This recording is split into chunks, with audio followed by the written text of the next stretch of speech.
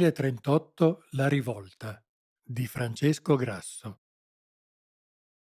Testo pubblicato per la prima volta nell'anno 2000 da Mondadori, nel numero 1403 della collana Urania. Si ringraziano l'autore e la casa editrice Mondadori per aver concesso i diritti di pubblicazione elettronica del testo. Lettura di Franco Sgrignoli.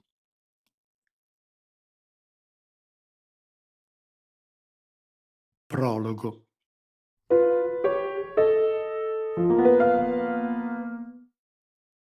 Napoli, creature vuttate in mezza navì, cresciute cu pippate cucaì, puggiuriale a rinto destì. 99 posse.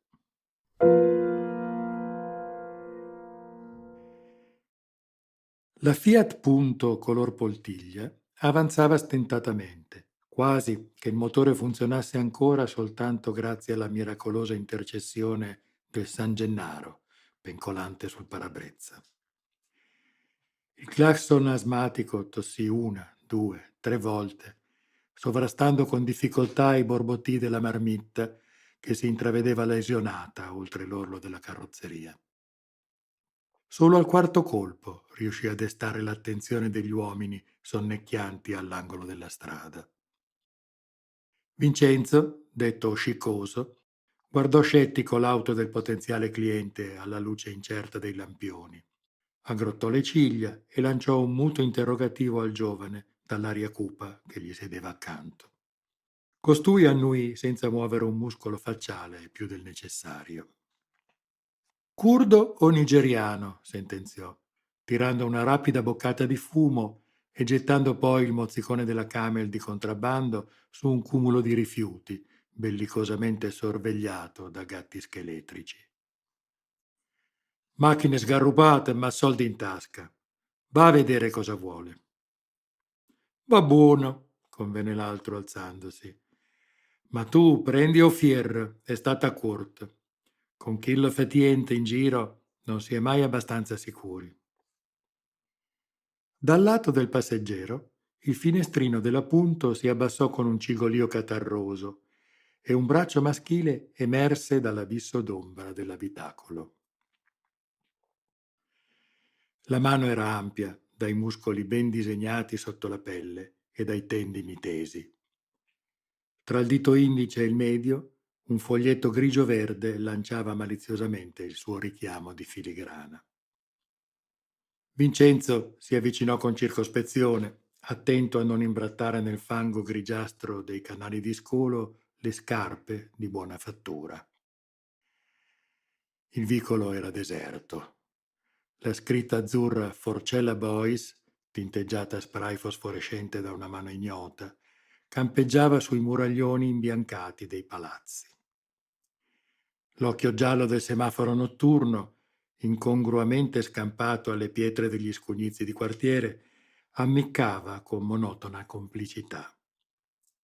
Una luna smorta occhieggiava negli squarci tra le nuvole, pennellando d'argento la lamiera color cattivi pensieri della Fiat, rivelando sulle sue fiancate un ammasso di sfregi, complessi e contorti come la tela di un ragno confuso. «Cosa, cugino?» biascicò Vincenzo.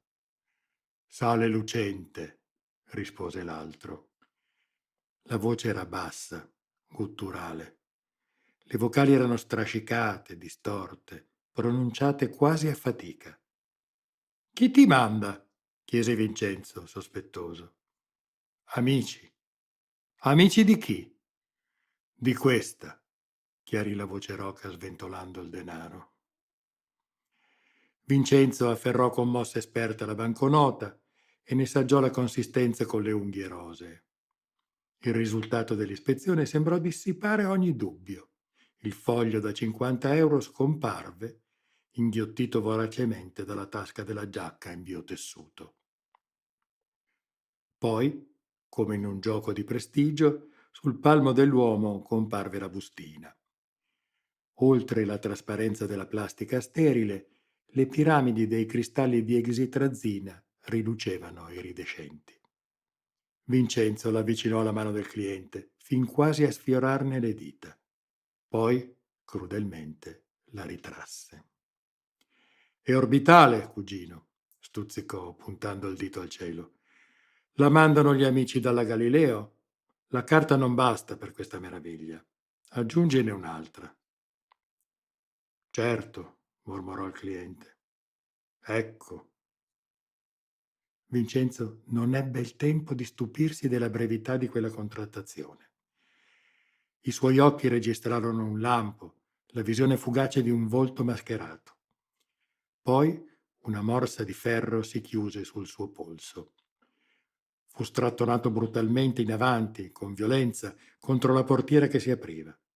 Il suo naso si ruppe nell'impatto, imbrattando di sangue e cartilagine la lamiera. Il braccio gli viene torto crudelmente all'indietro. L'osso del polso si ruppe col rumore di un guscio nello schiaccianoci. «Antò!» urlò accecato dal dolore. «Aiut!» Non riuscì a completare l'invocazione. Il suo avversario lo afferrò per la gola e strinse. Un istante dopo le sue vertebre cervicali si spezzarono. «Sanghi Maron!» gridò il giovane cupo, balzando in piedi e puntando nello stesso movimento la pistola. «Spara, infame!» L'altro non se lo fece ripetere. Premette il grilletto sputando tra i denti avanzi di bestemmia. Il colpo riverberò con fragore contro le facciate malmesse dei palazzi, echeggiando all'istante in 1000 luci di finestre aperte l'una dopo l'altra, come occhi curiosi. I gatti scheletrici schizzarono a rintanarsi sotto i cassonetti d'immondizia. Un barbone dalla pelle scura, che dormiva rannicchiato in un bozzolo di schiuma d'imballaggio all'angolo opposto della strada, scattò in piedi come se avesse sentito lo starter di una gara e corse via in cerca di riparo. Il giovane cupo strinse le palpebre abbagliato dal lampo dello sparo. Quando le riaprì, il passeggero della Fiat era in ginocchio, piegato in due, le mani a comprimere il ventre devastato dal proiettile. Gli si avvicinò cautamente, la pistola ancora puntata, il dito che si agitava nervosamente sul grilletto limato. «Togli chi la maschera, fetiente», ingiunse. «Toglila o...» Non lo vide neppure scattare. Un colpo al braccio, violento, e l'arma volò lontano.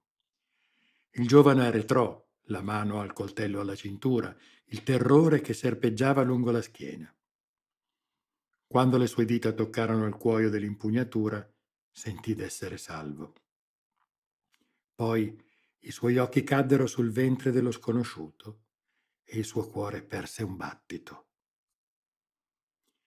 Oltre la stoffa strappata, il sangue, che un attimo prima scorreva a fiumi, si era arrestato e i fasci muscolari lacerati stavano ricrescendo. Tessuti nuovi si spingevano contro le labbra della ferita come una marea montante di carne.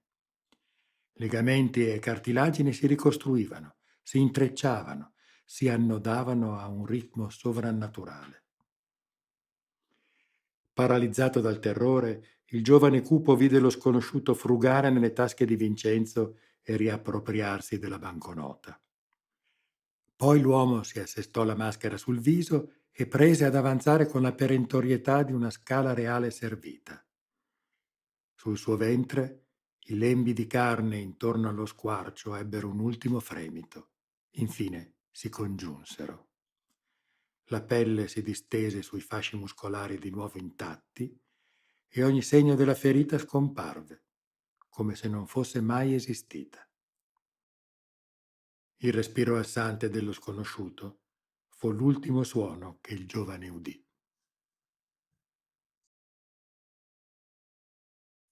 1. È di nuovo qui? Ma lei non si stanca mai? Lara sorrise con aria di sfida. Le riusciva particolarmente bene. Era una donna minuta e spigolosa, dai capelli dorati e sottili, gli occhi chiari e un incarnato da scottatura solare. Quel giorno aveva scelto di indossare un abito lungo, celeste, che le lasciava libere le braccia esili dai gomiti aguzzi. Dai lobi delle orecchie, due sfavillanti ciondoli d'argento pendevano come gocce di metallo fuso dal crogiolo. Spero che vi stanchiate prima voi, ribatté Serafica.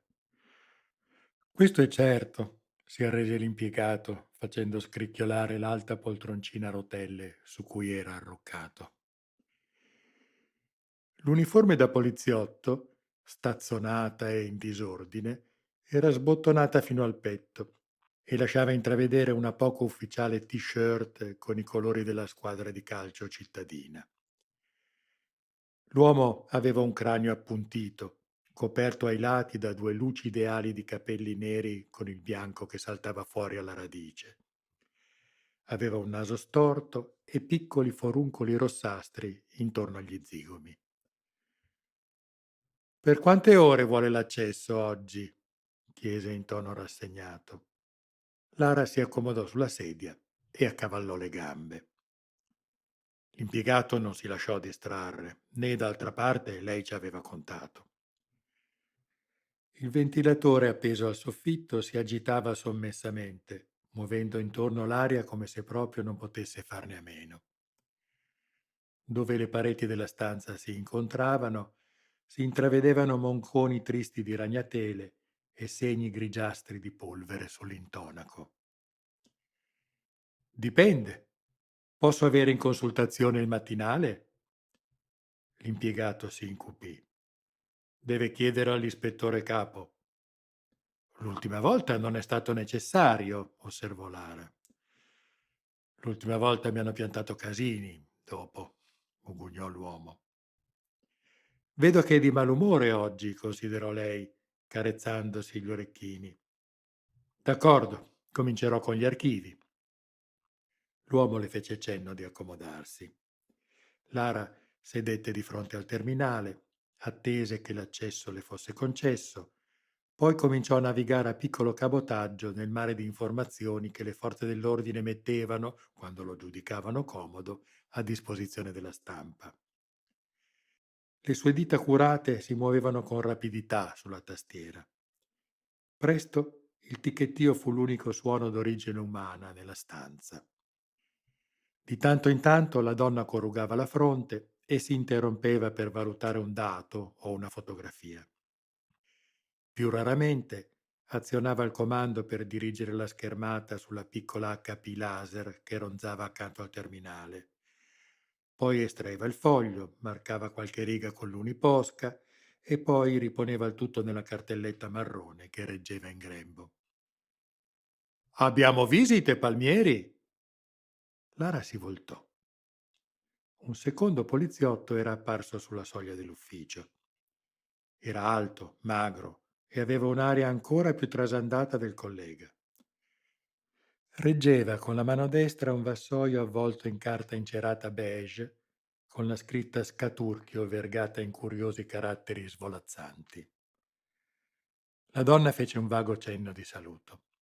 Il nuovo arrivato abbozzò un sorriso complice, poi posò il vassoio sulla scrivania del collega e l'apostrofò con una smorfia. Ti vedo male, Palmieri, ghignò. Hai un bel ciuffo di capelli bianchi tutto nuovo, lo sai? L'altro annuì con aria stanca. Stamattina mi sono guardato allo specchio e ho visto mio padre. Le frolle ti tireranno su, commentò lapidario il nuovo venuto. Poi si rivolse a Lara. Vuole una pastarella? No, grazie. È sicura? Lara inarcò un sopracciglio. Glielo assicuro. Non sa cosa perde. Lei è una giornalista, vero? Del mattino, confermò la donna senza staccare gli occhi dal terminale. Il poliziotto si avvicinò, vagamente interessato, ma non al punto da sforzarsi di decifrare da solo le scritte che correvano sullo schermo. Cosa sta cercando? Materiale per un'inchiesta del giornale. L'uomo si carezzò i baffi sottili e Lara capì che non sarebbe riuscito a toglierselo di torno. Inchiesta? Quale inchiesta? La donna sospirò. Alla fine si risolse ad alzare le dita dalla tastiera. Si volse verso l'uomo. L'alito di lui sapeva di caffè e di babà con la crema. Delitti nell'ambiente del traffico di droga. Omicidi irrisolti. Lara vide che Palmieri, alla scrivania, scuoteva la testa. Non vi badò. Mi sembra un po' vago, obiettò l'uomo alto. Lara riprese a navigare. Mi limito a raccogliere materiale su alcuni episodi particolarmente efferati. Efferati? Ripeté l'altro, perplesso. Con elementi morbosi o truculenti. Ah, fece l'altro, illuminandosi. Lei cerca lavori di macelleria. Lei scrollò le spalle sottili. Diciamo di sì, tra le altre cose. Il poliziotto le rivolse di nuovo il sorriso complice. Distinto, Lara rifiutò di trovarvi validi motivi di complicità, di ogni tipo. Credo di avere qualcosa che le piacerà in questo caso, sogghignò. Non credo proprio, pensò Lara, ma si trattenne dal dirlo. Non era giornalista da molto tempo, ma quella lezione l'aveva già imparata. Dov'è il rapporto di Puma 26, Palmieri? Il secondo poliziotto sembrò contrariato. Non certo nel database per la stampa, Luca Antoni, borbottò. Oh, che cazzim, tagliò corto l'uomo alto. Mangiati la sfogliatella e molla la parola d'accesso. Palmieri squadrò torvo il collega, ma poi, scuotendo la testa, bisbigliò qualcosa che Lara non afferrò. Se ti facessi meno problemi, Palmieri, camperesti meglio e di più, commentò l'uomo alto, carezzandosi i baffi. Poi si rivolse a Lara. Permette? La donna gli cedette il posto di fronte al terminale. L'altro si accomodò soddisfatto come un grosso gatto che si acciambellasse sulla poltrona buona. Lara vide sui calzoni della divisa di lui una grossa macchia di crema che ricordava la sagoma del Vesuvio. Un sorriso le salì alle labbra, ma lei lo represse prima che potesse affiorare. Il poliziotto tornò al menu principale di navigazione e impostò la nuova parola d'accesso. Con pochi colpi di mouse aprì una serie di schermate confidenziali. Guardi, queste sono state scattate stanotte da una volante, a Forcella. Lara gettò un'occhiata e impallidì. Mio Dio!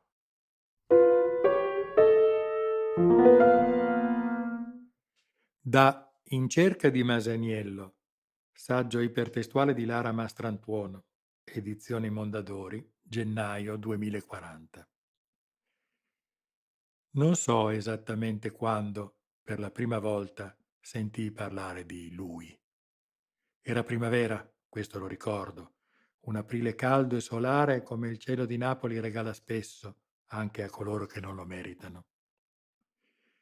In quei giorni, inviato dal giornale, frequentavo abitualmente gli archivi della questura, in cerca di indizi con la costanza e la caparbietà di un segugio a caccia della preda. Non era un compito insolito per un reporter. Al contrario, era una routine a volte tediosa che il caporedattore mi aveva assegnato, come soleva ripetere, per farmi le ossa. Eppure, quella primavera aveva un che di anormale. C'era una strana tensione nell'aria, un nervosismo palpabile tra i poliziotti con cui avevo occasione di dialogare, con cui bevevo il caffè alle macchinette automatiche negli incroci dei corridoi, che stressavo con continue interviste e richieste di informazioni più o meno riservate. Era lui. La sua esistenza non era riconosciuta da nessuno. Eppure aleggiava, come un puzzle ancora alla rinfusa, un mosaico il cui disegno prende forma poco a poco, lento, impercettibile, finché qualcuno non si alza in piedi all'improvviso e grida puntando il dito «Lo vedo!». Il mio puzzle aveva tessere di violenza, di reticenza, di mistero e di sangue. Io le collezionavo con cura, accrescendo ogni giorno di più la mia consapevolezza, finché non mi resi conto di essere sulle sue tracce. Non avevo ancora un nome per lui, anche se già davo al suo pronome, per il timore che inevitabilmente accompagna l'ignoto, la maiuscola. Non sapevo chi fosse, né cosa lo spingesse, ma sapevo che esisteva, creatura inquietante che dominava le zone d'ombra e gli spazi vuoti di questa città che vive ripiegata su se stessa e sul suo passato. E sapevo che, prima o poi, lo avrei trovato.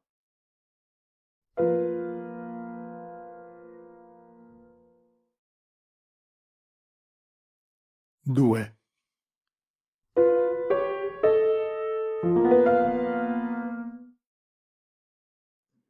Per credere nelle proprie ragioni non c'è bisogno di dimostrare che quelle degli altri sono sbagliate. Masaniello, pensieri all'ombra del vulcano.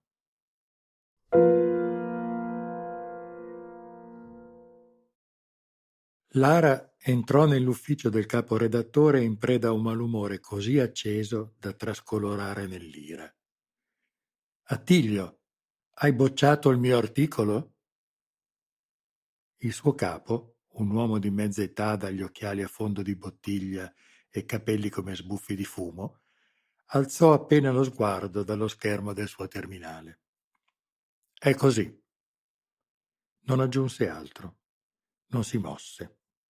La donna aspettò una reazione, ma lui rimase avvitato sulla sedia a dominare l'ufficio dalle grandi vetrate che era il suo regno. La giacca buttata pigramente sulla spalliera, la cravatta allentata, i polsini arrotolati sugli avambracci, un alone intorno alle ascelle. Lara pensò che doveva essere nato in quella posizione.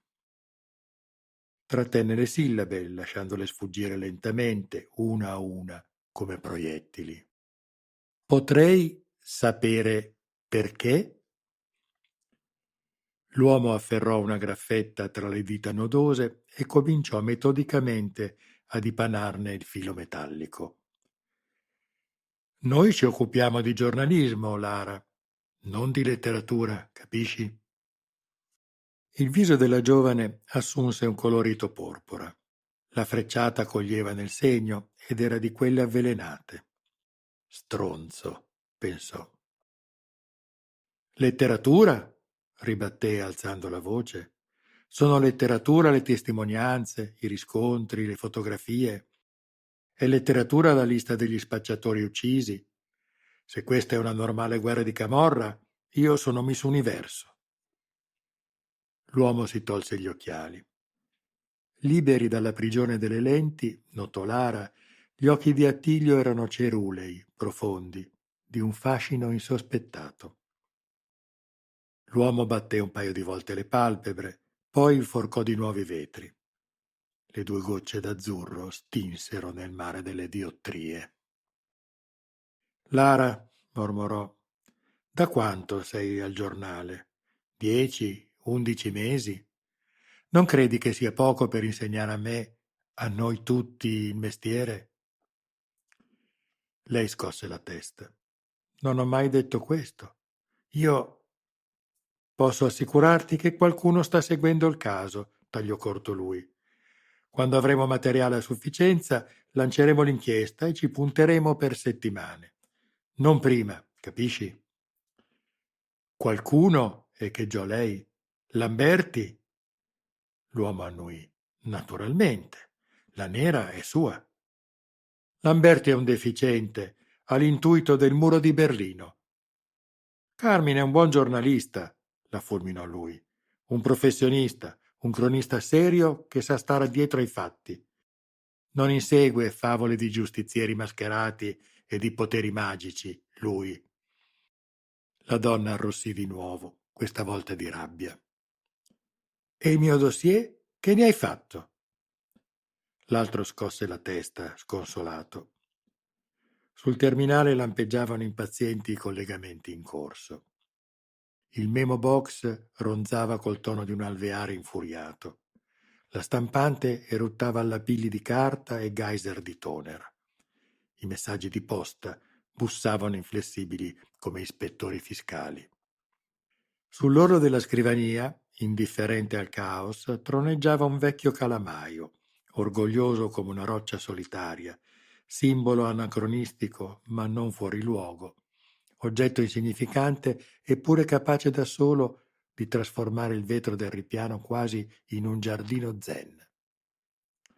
Ti prego, Lara, disse stancamente l'uomo. Pretendi che vada in cerca del tuo dischetto? Non vedi che sono affogato nel lavoro? Lei fece per battere il pugno sulla scrivania. Si trattenne solo all'ultimo istante. Smettila con le stronzate. Hai già passato i miei appunti a Lamberti, vero? Dimmelo in faccia almeno. Attilio sospirò, puntando i gomiti sul ripiano della scrivania. Lungo le pareti l'ufficio era gremito di anacronistici schedari e brutte stampe neoclassiche. Un calendario a cristalli liquidi, dalle batterie scariche, era appeso accanto alla porta, col display fermo su date di giorni ormai lontani. Un rampicante maltrattato chimicamente riempiva di tristezza l'angolo opposto della stanza. La moquette, dai disegni grigi e azzurri, gridava il suo bisogno d'un buon trattamento di pulizia. Un appendiabiti isostatico, di plastica bianca, era l'unica concessione al gusto moderno. Lara, chiocciò l'uomo, non c'è nessun complotto contro di te, credimi. Sei una ragazza intelligente e stai facendo una buona gavetta. Tra 2, forse 3 anni sarai in grado di occuparti di inchieste serie. È necessario un po' di tempo, capisci? Per il momento la donna aveva ascoltato troppe volte quel sermone per tollerarlo ancora. Fece dietrofront e uscì dall'ufficio senza una parola. Non sbatté la porta, ma solo perché il caporedattore aveva fatto montare appositamente un servomeccanismo che lo rendeva impossibile. Irritata oltre ogni misura, tornò alla propria scrivania, sedette e incrociò le braccia. I cassetti erano socchiusi. Nastri video, post-it e dischetti ne facevano capolino timidamente, come detenuti alla ricerca di una impossibile via di fuga. Lara li richiuse con cura uno dopo l'altro. Il primo, traboccante di appunti per i servizi di routine. Il secondo, saturo di materiale per le inchieste più impegnative. E il terzo, quello cui teneva di più, il magazzino dei suoi pezzi migliori, alcuni pubblicati, qualcuno respinto, altri soltanto tracce per lavori futuri. E mescolati a questi ultimi frammenti di racconti, diari di viaggio, polvere di fantasia raccolta su supporto magnetico. Da quel cassetto, ella ne era certa, un giorno sarebbe sbocciato il pezzo che l'avrebbe resa famosa. Fino a quel momento non aveva avuto l'occasione giusta, ma la vita era in debito con lei e prima o poi avrebbe dovuto saldare il conto. Ti ha cercato Lamberti, ragazza, l'informò Rita, la vicina di scrivania. Ha detto di richiamarlo al più presto. Ma davvero? Sibilò Lara, stuzzicandosi gli orecchini per dominare il nervosismo. Beh, aspetterà. Io devo andare. Andare? Dove? Lara scrollò le spalle e afferrò il soprabito leggero. Devo fare un servizio su... Sta accadendo qualcosa in città che tu sappia? Rita batté le palpebre, pesantemente velate da un rimmel color caramella. In città? Beh, c'è il sit-in dei disoccupati lungo la monorotaia, ma... Si accorse di parlare al vuoto. La porta dell'ufficio si era già chiusa.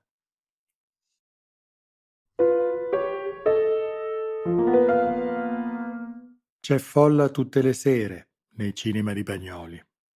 Edoardo Bennato.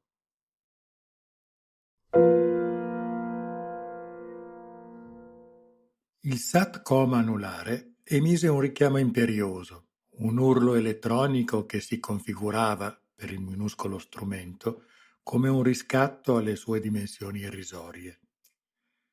Sarrese, sibilò l'uomo dagli occhiali a specchio. Siamo in posizione, signore. Molto bene.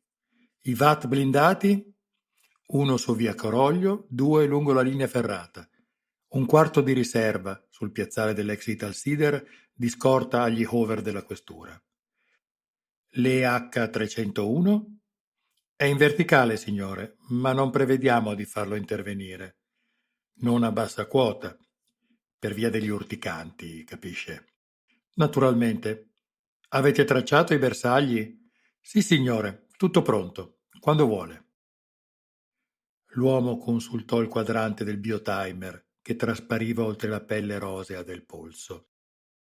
L'epidermide, regolare, priva di rughe, era di un candore quasi infantile.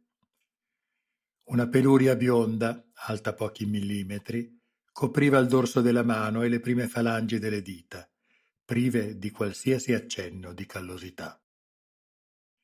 Le unghie erano linde e perfettamente sagomate.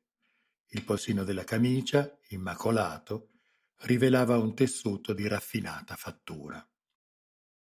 L'ultimatum del prefetto scade, meditò, visualizzando mentalmente il conto sul quadrante, tra poco più di 2 minuti. Faremo apprezzare a lui e al consulente di Eurobank la nostra puntualità. Sarrese rivolse gli occhiali a specchio, che nel lucore di quella brumosa serata primaverile risultavano troppo smaccati persino per essere un'ostentazione, verso la linea del fronte avversario, valutandone con occhio professionale l'impostazione e la consistenza. I destinatari dell'ultimatum erano attestati tra l'angolo settentrionale della stazione della monorotaia per Procida e l'edificio prospiciente il litorale. L'asfalto era una galassia luccicante di vetri infranti. Gli striscioni di protesta garrivano ancora ai refoli della brezza vespertina. Le mani percuotevano metodicamente i tamburi. I disperati, incatenati ai binari, sembravano davvero intenzionati a passare la notte sulle traversine, proprio come avevano minacciato. Sarrese pensò alle tronchesi a iperfilamento di cui erano dotati i suoi uomini e tuttavia concluse che un attacco in quel punto si sarebbe configurato come un errore tattico. Mentalmente cancellò l'opzione dal memo box integrato.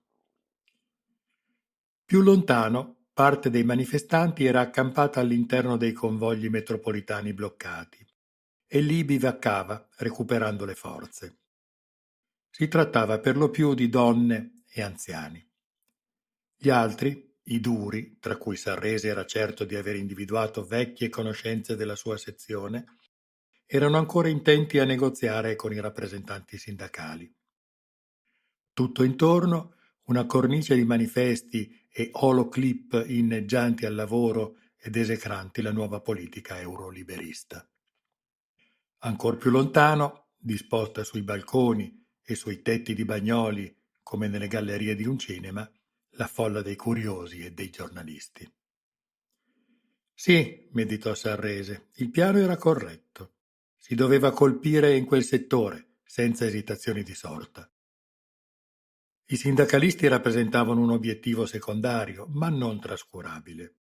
Nel caos dello scontro, qualcuno di loro sarebbe certamente finito in manette, rendendo il successo dell'operazione più completo. Se quegli idioti obbedissero a dovere, pensò sprezzante, senza che ci sia bisogno ogni volta di spaventarli.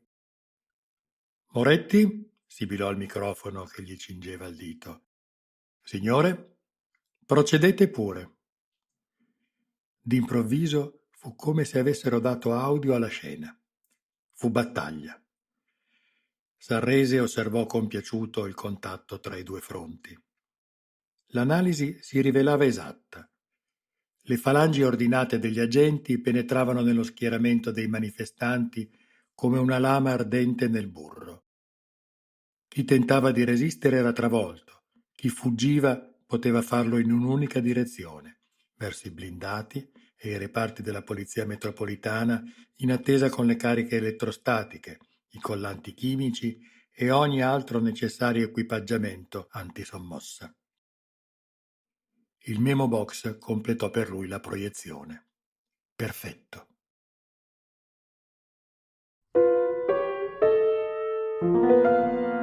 La compostezza di un esercito è la misura della collera dei cittadini.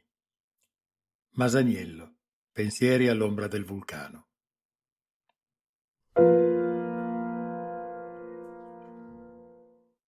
L'agente scelto Moretti chiuse la comunicazione, abbassò sugli occhi di un verde sciropposo la visiera della maschera antigas e fece un cenno al reparto alla sua destra. Il fup sordo dei lanciatori pneumatici echeggiò docilmente il suo ordine. Dal fronte avversario si levò un urlo corale, inumano, il verso di un leviatano ferito. Poi il ritmo dei tamburi scemò e la nuvola dei gas urticanti avvolse i binari. Era tempo di aprire le danze. Moretti brandì il pungolo elettrico, lo soppesò, ne esaminò il bilanciamento. Lo scudo monocristallino, valutò, era eccessivamente ingombrante. Sarrese aveva detto bene, in quello scenario tattico era solo un impiccio. Se ne liberò in fretta e vide che i suoi colleghi facevano altrettanto. Inghiottì in fretta le ultime pillole, assaporandone il gusto dolciastro. Sentì che il suo corpo reagiva con febbrili segnali d'eccitazione. «Carica!» gridò, lanciandosi avanti. Moretti parava e colpiva e parava. I sassi che si infrangevano sull'elmetto e sulla visiera monocristallina della sua maschera non lo preoccupavano. Quanto ai coltelli, non ne aveva ancora visto uno, ma aspettava ardentemente che si mostrassero, perché in quel momento, finalmente, avrebbe avuto l'autorizzazione a usare la pistola che fremeva nella sua fondina. Sotto la pressione della sua squadra, si rese conto, il fronte dei manifestanti aveva ormai perso qualsiasi forma di resistenza organizzata. Squatters, immigrati, bonghisti, studenti e disoccupati si battevano contro la schiera dei manganelli con movenze da marionette disarticolate, agitandosi caotici come frasi senza punteggiatura. Moretti pensò che la scena gli risultava familiare. Quante volte aveva già visto quegli sguardi pieni di prostrazione, quel dibattersi con stanchezza disperata, quel contorcersi in preda a un parossistico abbandono.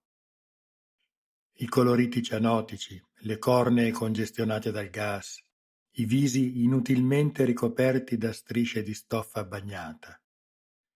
Quante volte li aveva scorti all'altro capo del suo manganello? 10? 20? Da anni ormai gli sembrava di picchiare sempre lo stesso uomo. Perché mai quella gente si ostinasse a inscenare manifestazioni e ad attentare al nuovo ordine europeo era un mistero che sfuggiva alla sua comprensione. Nonostante avesse grande allenamento, le braccia cominciavano a dolergli. Ma ormai il più era fatto. Gli sembrava quasi di udire in lontananza la sirena bitonale degli Hover e quella più acuta delle ambulanze, segno che la battaglia stava volgendo al termine. Moretti sognò il momento in cui un esausto appagamento avrebbe preso il posto dell'eccitazione, lasciandolo stanco ma soddisfatto in un surrogato non disprezzabile dell'orgasmo. Un uomo anziano dal viso paonazzo gli si gettò contro, gridando qualcosa di incomprensibile su una pensione cancellata e uno sfratto. Il senso della frase si perse nel caos generale, ma per Moretti non faceva differenza. Infastidito se lo scrollò di dosso e gli assestò un preciso colpo di pungolo sulla sommità del cranio. Il vecchio roteò gli occhi e si afflosciò al suolo, un rivolo roseo di sangue misto a saliva agli angoli della bocca. «Provaci con me, infame!» Moretti, sorpreso, vide uno sconosciuto piazzarsi a gambe larghe di fronte a lui, quasi invitandolo a colpire. Era scalzo, con indosso soltanto un paio di calzoni, che un tempo dovevano essere stati bianchi, e una camicia dello stesso colore mal rappezzata sul ventre, come se vi fosse rimasta impressa una lisca di pesce. Il volto dell'uomo, dalle labbra in su, era coperto da un cencio nero, una maschera che a malapena lasciava intravedere un occhio e il profilo di un naso adunco. La sua voce era roca, bassa, le parole strascicate. «E tu chi saresti?» ghignò l'agente scelto. «Pulcinella?» Per tutta risposta, lo sconosciuto gli sputò addosso. Lo scaracchio centrò l'elmetto del poliziotto e colò lentamente, ingiuriosamente, sulla visiera immacolata. «Va bene, pezzo di merda, l'hai voluto!» ringhiò Moretti furioso. Alzò il pungolo, regolato al massimo voltaggio, e lo calò contro il suo avversario. Colpì solo l'aria. «Dove?» esclamò. Con la coda dell'occhio vide che lo sconosciuto si trovava ora alla sua destra. «Nessuno può essere così veloce», pensò incredulo. «Prendetelo!» gridò ai colleghi che sopraggiungevano. Secondo l'addestramento, costoro ubbidirono prima di pensare. 2 uomini si gettarono sullo sconosciuto, un terzo lo colpì alle spalle col manganello. Un istante dopo, tutti e 3 erano a terra, privi di sensi. Moretti arretrò, spaventato. La sua mano a tentoni cercò la fondina. La raggiunse.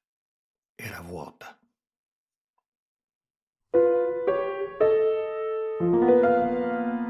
Chi guarda alle bandiere per scorgervi il futuro finisce per vedere in controluce il proprio passato. Masaniello, pensieri all'ombra del vulcano.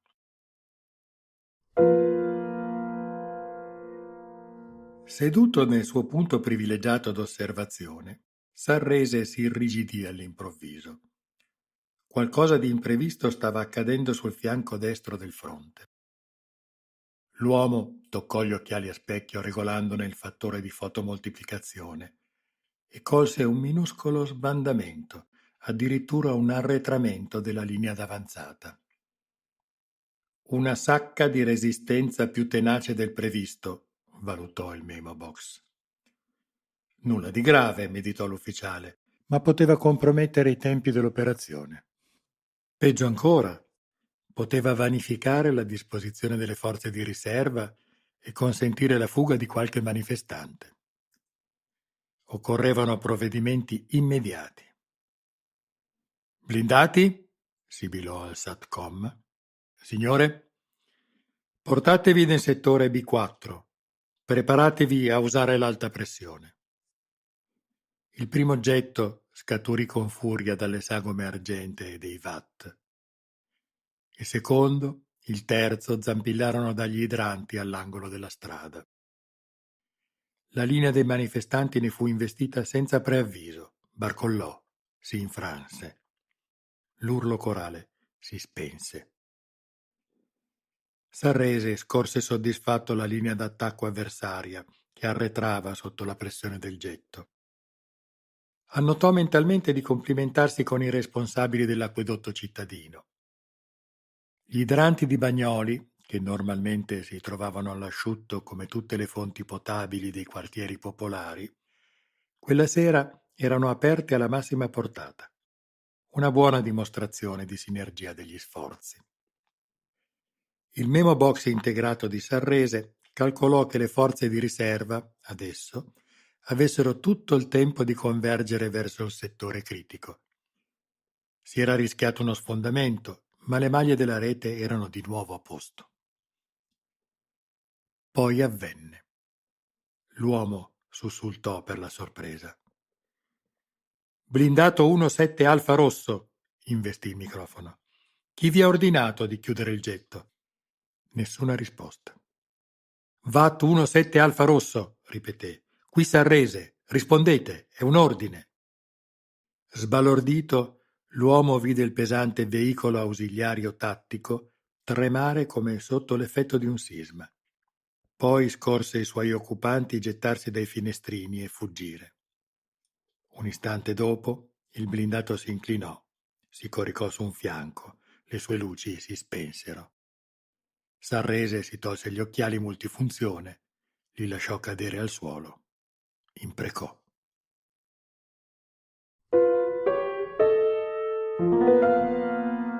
Pulcinella mia, come si cagnata. Sta maschera nera t'ha siloata. Facevi ridere e pazzià, mo t'arraggia e piensa a guerra. Pino Daniele.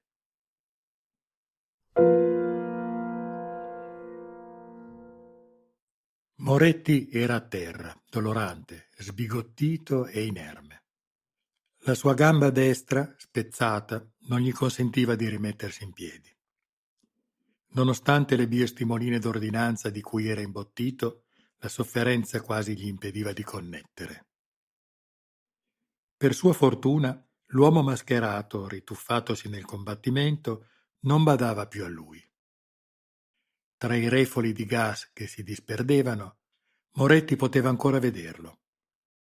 Avanzava come un incubo, lasciando dietro di sé una scia di agenti abbattuti.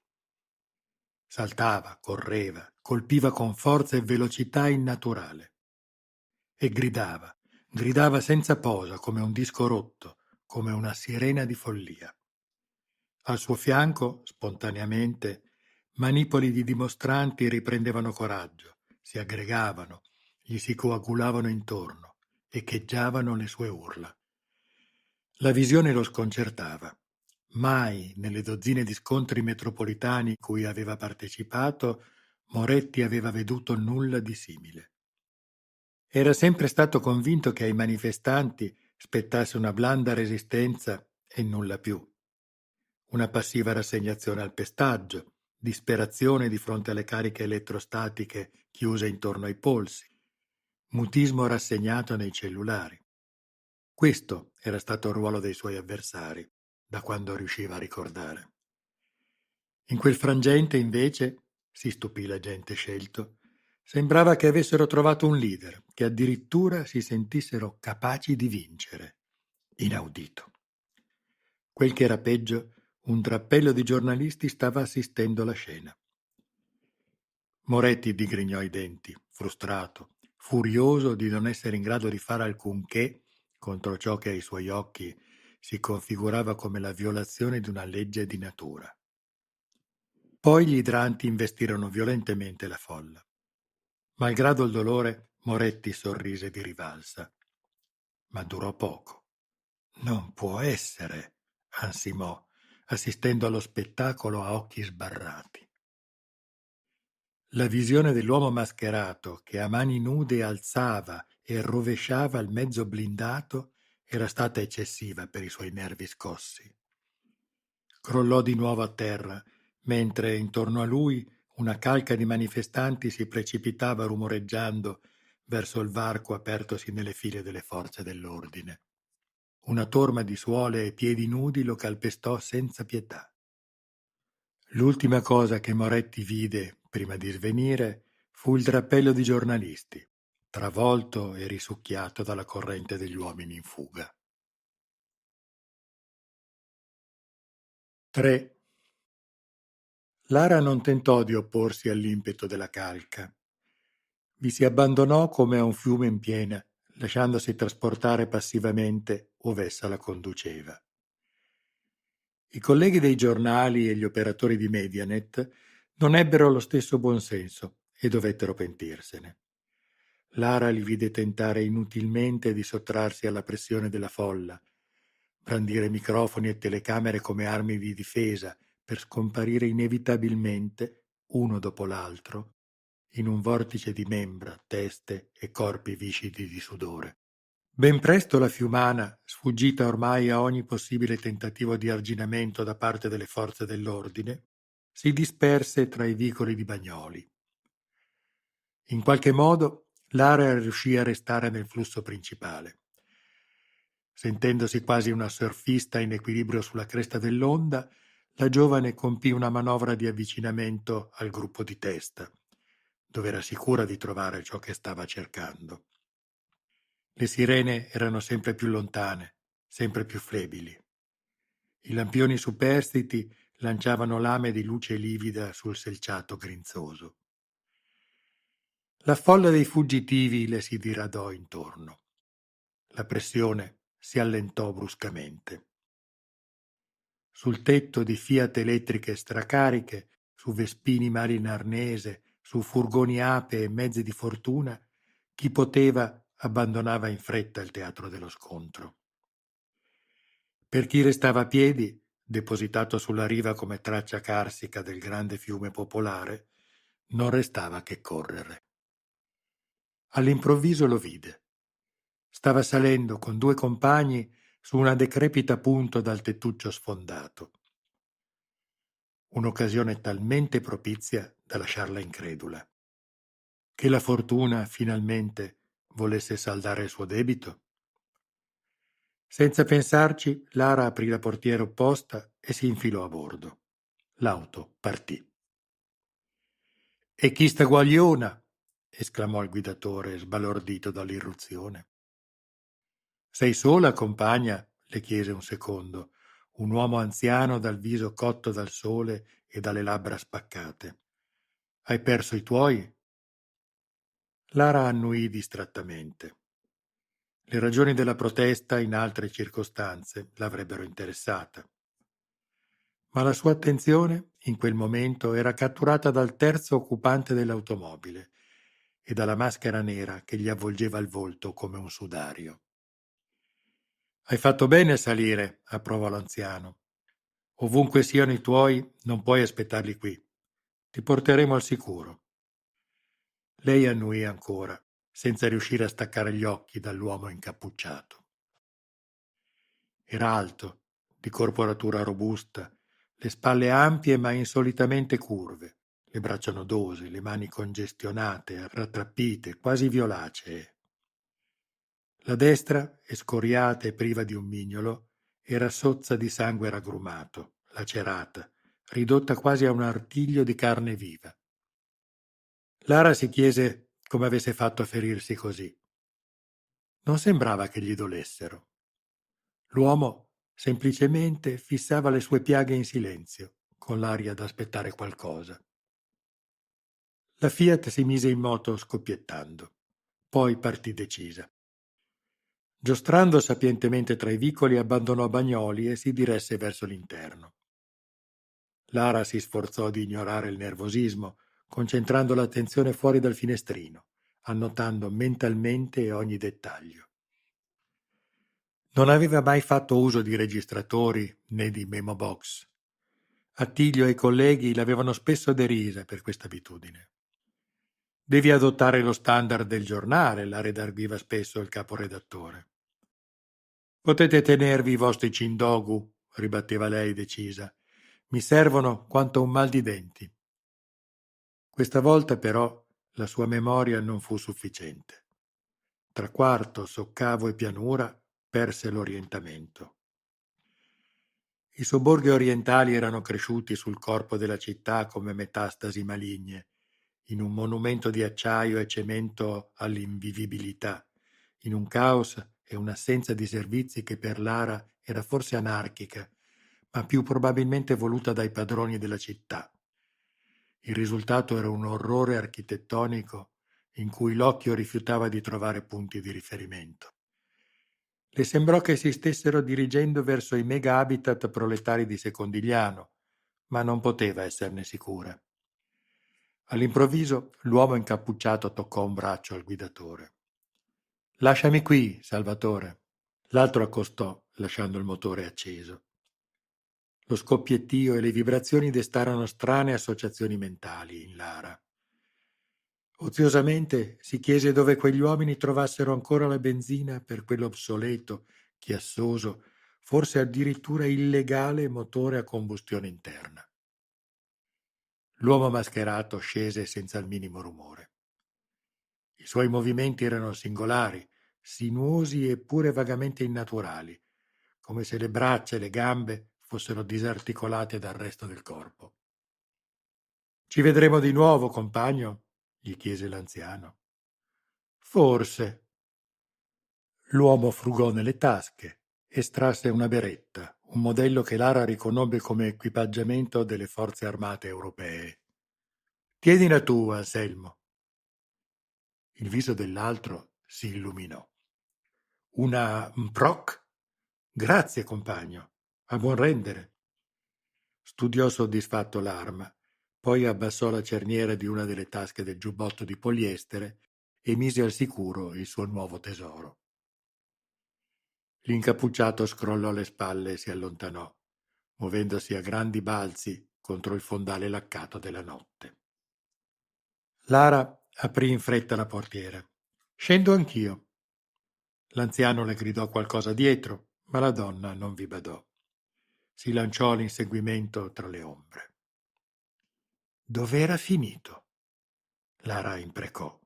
L'uomo era già lontano. Il marciapiede sbrecciato non le consentiva di reggere la sua velocità. Testarda, la donna si tolse i tacchi e prese a correre a piedi nudi. Inutilmente. Dopo un paio di isolati, capì che lo avrebbe perduto. La sagoma dell'incappucciato, già indistinta in quell'oscurità oleosa, presto non le fu più visibile. Continuò a correre nell'ultima direzione in cui lo aveva scorto, ma presto dovette fermarsi, delusa e ansimante. Si guardò intorno. Il paesaggio pietrificato dei palazzi incombeva su di lei.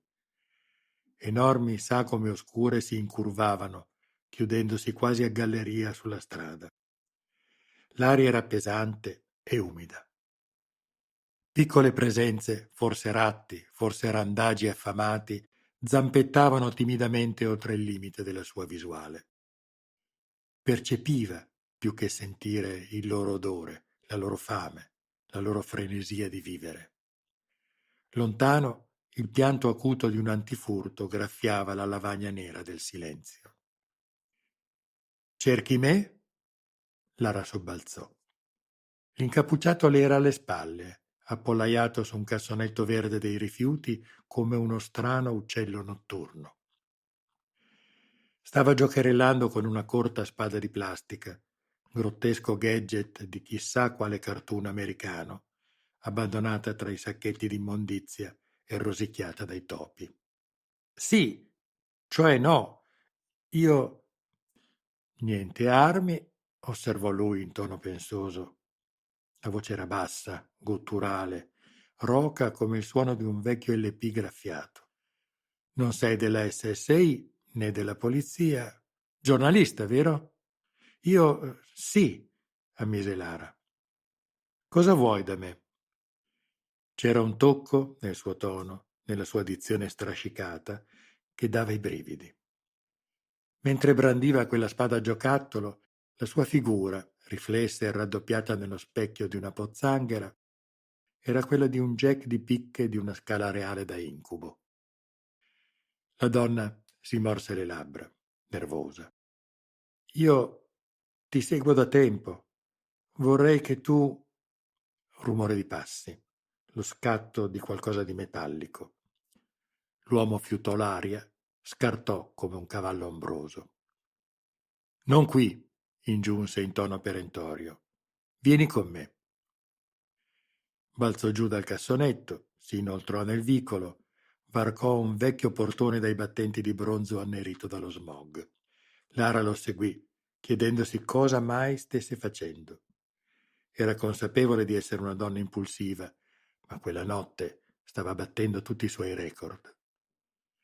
Oltre il portone vi era un piccolo cortile interno, infestato di erbacce e imbrattato di rifiuti, su cui si affacciavano pudicamente le finestre di alcuni bassi. L'uomo ne sfiorò una, aprì l'imposta, la varcò. Lara fece altrettanto. Si ritrovarono in un ambiente angusto, odoroso di sudore umano e greve di umidità. Le finestre erano vigilate da tendaggi scuri e tristi. Il pavimento, coperto da brutte piastrelle ornate da motivi geometrici, era sozzo e rigato da lunghi graffi scuri, come se qualcosa di pesante vi fosse stato trascinato sopra senza cura. Le pareti avevano l'intonaco sbrecciato ed esibivano piccole macchie di muffa intorno agli angoli, regolari e disposte in fila come puntini sospensivi. Su un mobile basso, in legno di noce e dagli sportelli laccati, Lara scorse oggetti di una quotidianità povera e dozzinale. Una caffettiera rugginosa, un lume di stoffa consunta, una bottiglia di Peroni vuota, un mazzo di carte logore. «È la tua casa?» chiese inquieta. «No, chi ci viveva è morto». L'incappucciato scrollò le spalle. «Storia lunga, orribile. Non vorresti sentirla». Lara rabbrividì, non per le parole dello sconosciuto, ma perché una ragnatela le aveva sfiorato il viso. Oltre la parete, il gocciolio nevrotico di un rubinetto guasto era l'unico suono che rompesse il silenzio. «Tu sei il giustiziere, vero?» azzardò. «Sei l'uomo mascherato in guerra contro la camorra, non è così?» L'uomo incrociò le braccia e sbuffò, senza altri commenti. «Si dice che tu abbia ucciso più di 30 spacciatori», insistette Lara. Lui rimase in silenzio per qualche istante, come se stesse meditando. «Era questo che volevi sapere?» chiese infine in tono deluso. «Certo», confermò la donna, vagamente sconcertata. «Ti sembra così strano?» L'uomo scrollò le spalle. «Ti sembra stupido?» Lui ripeté il gesto.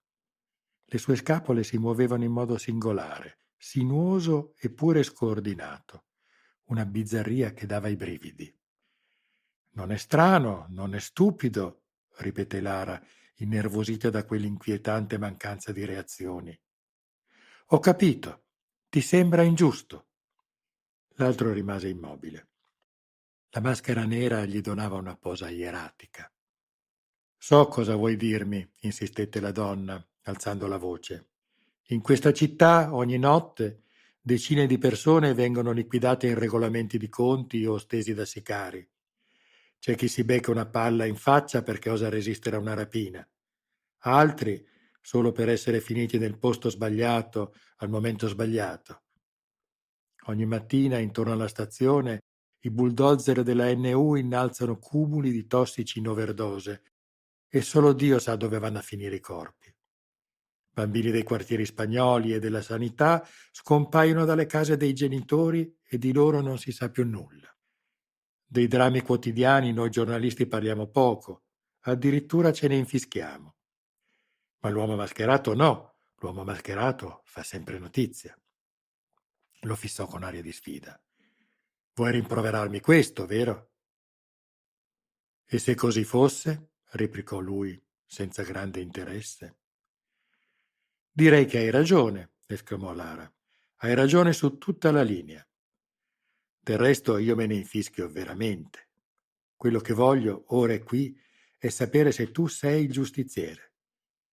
Ancora un istante di silenzio. Poi all'improvviso lui rise. Un suono aspro, irregolare, eppure, nonostante tutto, liberatorio. «Mi piace la tua grinta». L'uomo si lasciò cadere su una poltrona male in arnese, sollevando uno sbuffo di polvere grigiastra. «In vita mia non ho mai parlato con un giornalista», ammise. «Mi sono sempre chiesto di che pasta foste fatti. Allora, vuoi intervistarmi? E cosa vorresti chiedermi?» Lara tagliò corto. «Perché porti la maschera?» Lui smise subito di ridere. «Storia lunga, orribile. Non vorresti sentirla».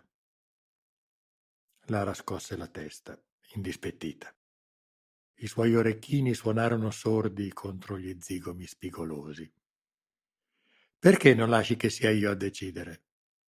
Ne resteresti delusa». «Non importa», insistette Lara. «D'accordo», disse lui. «Vediamo se sei veramente così dura». Si sporse dalla poltrona, accese il lume. Lara batté le palpebre alla luce improvvisa. Poi sobbalzò, accorgendosi che la mano destra dello sconosciuto era intatta, sporca ma non più ferita. e che il mignolo adesso era al suo posto, accanto alle altre dita, come un figliol prodigo tornato alla casa natia. Ma come? Balbettò, incredula. È presto per stupirsi, la canzonò lui. Manca il meglio. Si portò le mani al viso, sciolse i nodi che reggevano la stoffa, si tolse la maschera. Lara si morse le labbra per non urlare.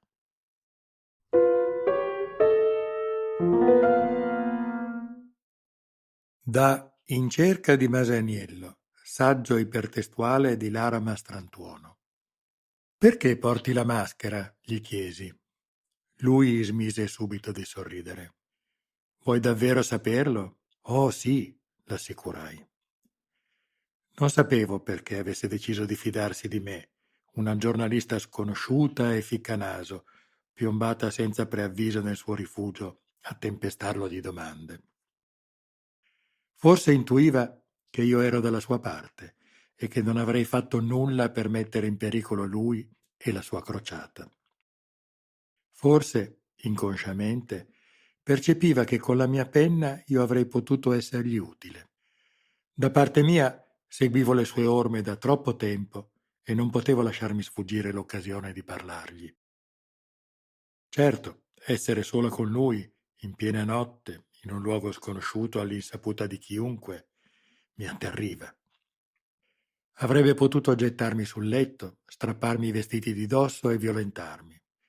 Avrebbe potuto uccidermi, far scomparire il mio corpo e mantenere così inviolati i suoi segreti. Ma dentro di me sapevo che non lo avrebbe fatto. La mia maschera è un simbolo, non un nascondiglio, spiegò. Mi bendo il viso quando sono in caccia per firmare le mie azioni. Mi svelo quando voglio svanire tra la folla. Metto la maschera per rivelarmi e la tolgo per nascondermi.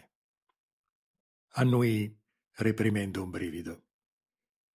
Rammentai gli zapatisti del Chiapas, i servizi letti sul loro sterminio a opera dei corpi speciali dell'esercito messicano spalleggiati dagli US SEALs. Erano passati 10 anni, ma il loro mito, il ricordo di come avevano retto il loro stato fantasma a dispetto del governo federale, resisteva ancora. Noi non moriremo mai, il messaggio d'addio del comandante Marcelo, era rimbalzato su internet per mesi. E oggi l'uomo che mi stava di fronte, questo gigante misterioso, questo eroe oscuro dei bassifondi napoletani, citava i ribelli delle Sierre messicane come in una vendetta postuma. Ne rimasi turbata. Il mio viso non ha importanza, proseguì. È il viso della gente, del popolo, di ogni abitante di questa città. Io sono uno di loro. Le mie mani sono le loro mani. La mia lotta è la loro lotta. Voglio che si riconoscano in me, che ciascun napoletano mi assegni la propria faccia. Potrei essere il tifoso nelle cupole del San Paolo, il venditore di taralli all'angolo di Chiaia, il garzone del bar di Bagnoli, il disoccupato che mendica sulla monorotaia delle isole, lo scognizzo di Forcella. E se un giorno qualcuno dei miei nemici, dei nostri nemici, fosse più veloce, un altro potrebbe indossare la maschera e prendere il mio posto. Io sono l'anima della città, non posso morire. Chi sei tu dunque? Chiesi. Come dobbiamo chiamarti? Me lo chiedi? Io sono Masaniello.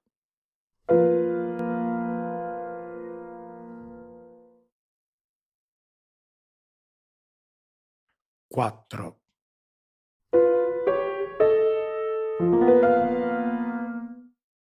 Masaniello è tornato. Pino Daniele.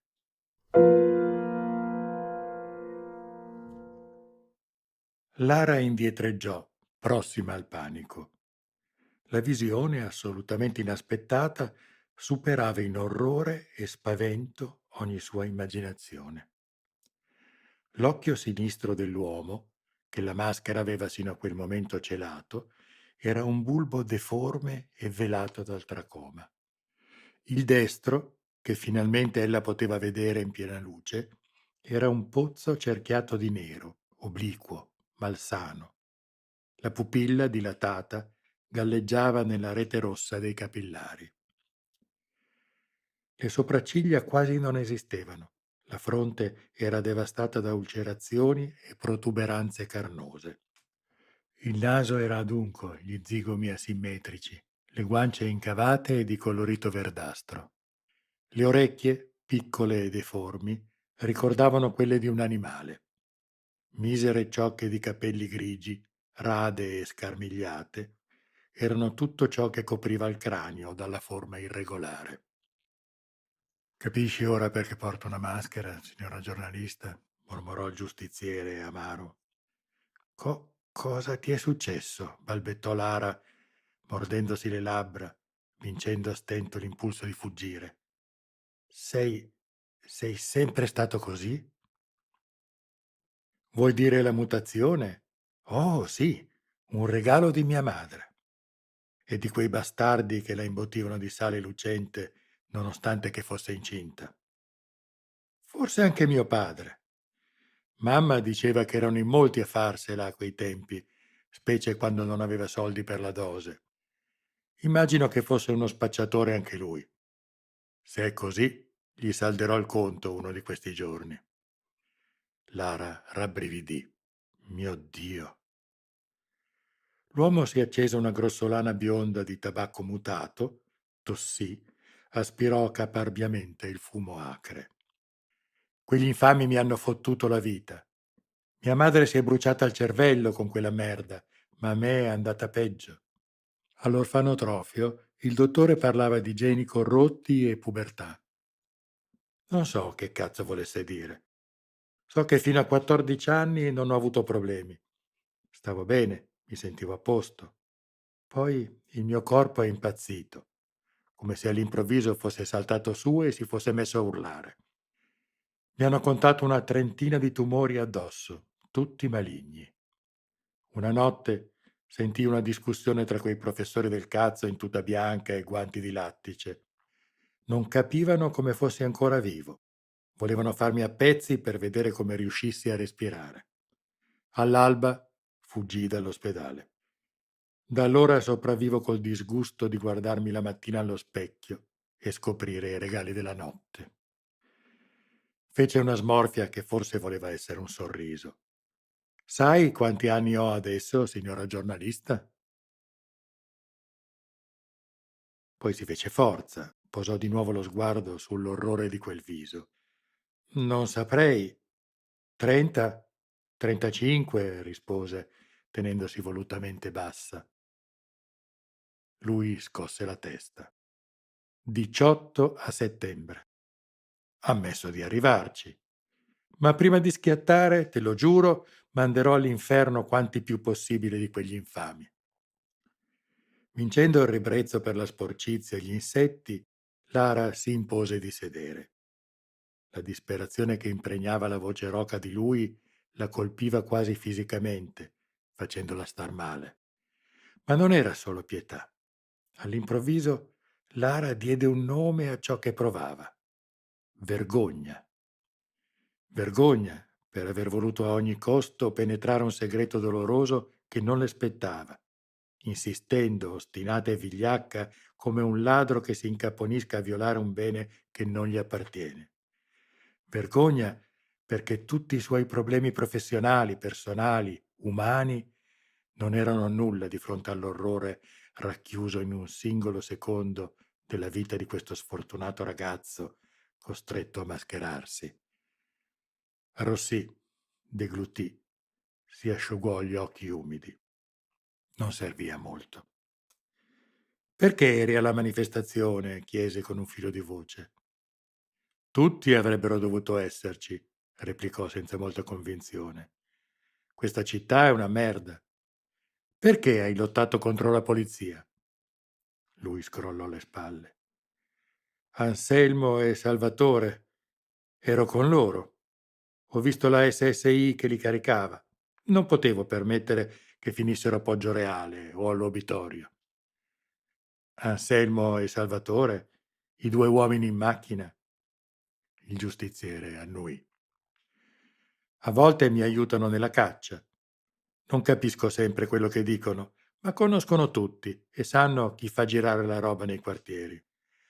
A loro piace portarmi dagli spacciatori e restare a guardare lo spettacolo. Tirò un'altra boccata di fumo, poi la sua voce si abbassò. Ho chiesto loro di cercare i depositi di sale lucente. So che ne esistono. Quegli infami la fanno arrivare in città e l'ammassano in posti sicuri prima di venderla. Io voglio trovarli, questi depositi, e distruggerli con le mie mani, uno dopo l'altro. Finché non ti uccideranno, pensò Lara. Ma è questo ciò che vuoi, vero? La tua sola via di fuga. L'assoluta noncuranza con cui lo sconosciuto lo stava mettendo a parte dei drammi più intimi della sua vita era ciò che più la turbava. Lara conosceva quel meccanismo mentale. Era la facilità con cui chi ha deciso di farla finita si libera di ogni suo avere. In quell'istante lei capì che la disperazione dell'altro aveva superato ogni limite e che solo la rabbia gli permetteva di sfuggire alla follia. Ed era tale quella disperazione da varcare la distanza che li separava e da coinvolgerla. Negli occhi umidi, nel groppo alla gola, nel brivido che avvertiva lungo la schiena, Lara all'improvviso riconobbe un sentimento che non riusciva a esprimere a parole, doloroso, incomunicabile e tuttavia autentico, quasi un'esperienza religiosa, un'irrazionale, assurda, assoluta fratellanza verso quel ragazzo sfortunato. E capì che, senza alcun dubbio, quella notte la sua vita sarebbe cambiata.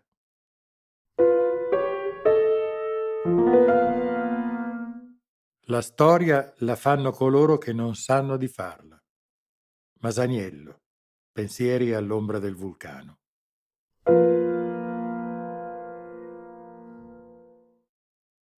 Lara osservava Carmine Lamberti passeggiare avanti e indietro, nervosamente, col viso ombroso, nel corridoio ornato di sempreverdi. L'uomo aveva bussato alla porta del caporedattore 4 volte nell'ultima mezz'ora e altrettante volte gli era stato risposto di attendere. Lara sorvegliava placidamente il suo andirivieni tormentato, con attenzione, ma badando che questi non si accorgesse di essere osservato. Non che fosse un bello spettacolo, pensò la donna. Lamberti era un uomo volgare e sovrappeso, di mezza età, le labbra carnose e tumide, i folti capelli grigi e un reticolo di capillari rotti sugli zigomi, come se sulle sue guance fosse stata stesa una calza di nylon. I suoi vestiti, dozzinali, erano di un paio di misure più piccole di quanto avrebbero dovuto e si battevano disperatamente sul fronte delle cuciture in un epico tentativo di arginare la valanga di grasso che tentava di tracimarne. Mezz'ora, borbottava, in conferenza RV da mezz'ora, e io qui ad aspettarlo. Al diavolo.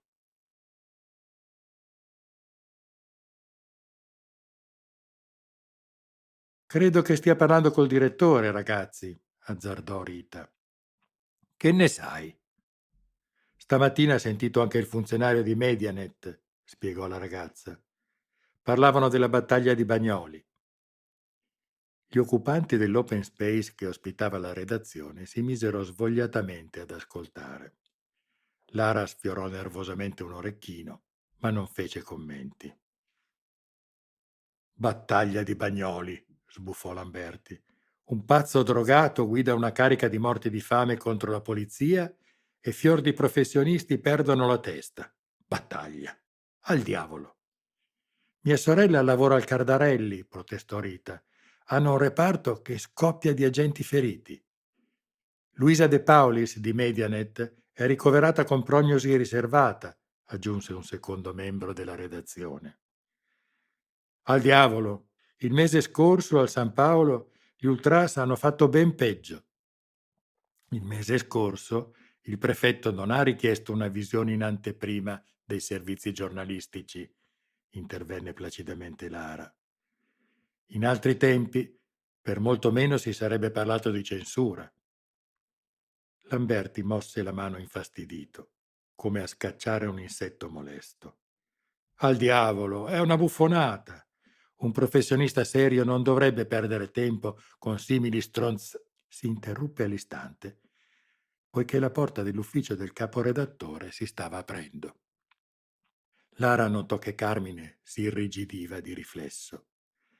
Le sembrò quasi di vedere le orecchie dell'uomo farsi puntute come quelle di un segugio che fiuti la preda. Attilio uscì dall'ufficio a larghi passi. Gocciolava sudore dalla punta del naso. La sua camicia vana era diventata grigiastra intorno alle ascelle. Sulle lenti dei suoi occhiali, notò oziosamente Lara, si era formato uno strato grigiastro di condensa. La cravatta era scomparsa. Carmine, bofonchiò, dobbiamo puntare sul caso Bagnoli. Ignoreremo le ingerenze del prefetto e di chi gli sta dietro. Poi abbassò la voce e assunse un registro circospetto. Il direttore pensa a un'edizione straordinaria, capisci? Io sono d'accordo e vorrei che te ne occupassi tu. Non ci sono problemi, vero? Naturalmente no, capo, confermò all'istante Lamberti, docile e scattante. Un'edizione straordinaria, certo. Io stesso volevo proporlo, capo. Mi sembra indispensabile. Molto bene, commentò Attilio soddisfatto. Sapevo di poter contare su di te. Mettiti al lavoro. Lo farò, capo. Grazie per l'incarico, capo. Lamberti restò rigido fin quando l'altro non fu rientrato nell'ufficio, chiudendosi la porta addosso come una coperta. Lara osservò la scena con interesse, incerta tra il disprezzo e l'ammirazione per le indiscutibili doti del collega. Com'era la storia del professionista serio, Carmine? Chiese dolcemente. Non ora, mastrantuono, ribatté lui sgarbato. Doveva essere proprio contrariato, pensò Lara, per ammettere di conoscere il suo cognome. In genere fingeva di ignorarlo. A proposito, cambiò discorso lei, ho il materiale che mi avevi chiesto l'altro giorno. Cosa?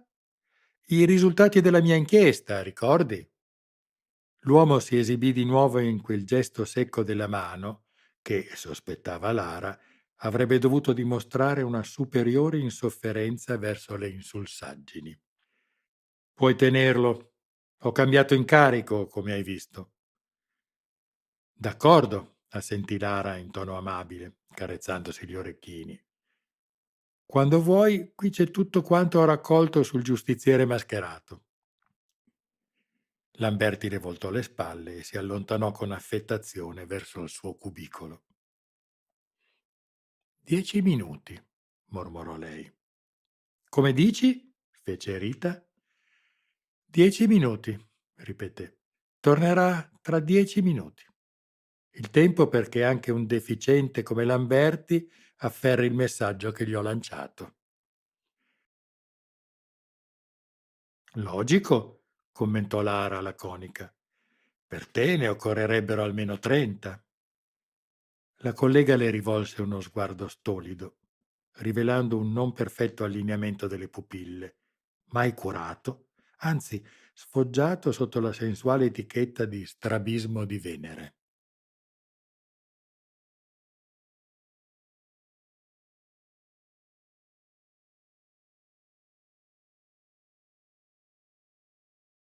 Lara controllò l'orologio, fiduciosa della propria previsione. Per ingannare l'attesa si dedicò a osservare il moncone di panorama cittadino reciso dalla cornice della finestra. L'ala opposta dell'edificio, che le chiudeva la visuale, aveva una facciata ingiuriata dal tempo, rifatta di stucco e tinteggiata di un verde menta, dominata dalla scritta Mattino di Napoli a grosse lettere nere.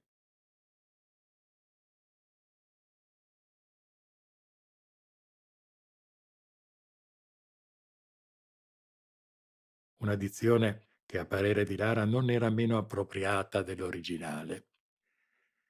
Oltre l'angolo, con qualche difficoltà, ella riusciva a scorgere uno scorcio di cielo color tarocco, un brandello di golfo e un ammasso di brutti edifici che nuotavano nel caldo di quel giugno precocemente afoso. La cupola iridescente del centro direzionale sembrava una bolla di sapone gonfiatasi tutto intorno ai grattacieli. Il nastro d'acciaio della monorotaia, che scintillava a 30 metri dal suolo, ricordava una falce in procinto di decapitare i palazzi. Lara pensò che, pur avendo ereditato il ruolo della vecchia funicolare, non ne aveva serbato il fascino. Poi il suo sguardo corse giù, per le strade, nel brulichio della folla mattutina.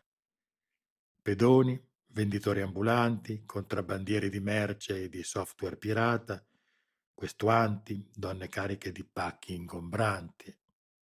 Oziosamente pensò alla miriade di storie, di personaggi, di spunti e situazioni che scorrevano sotto i suoi occhi.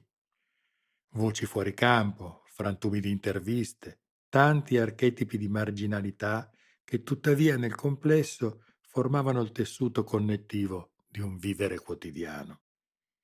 La Napoli dei suoi tempi, come aveva vergato in tanti appunti, era una città surreale, allo stesso tempo gaia e disperata, mite e cruenta, comica e rabbiosa.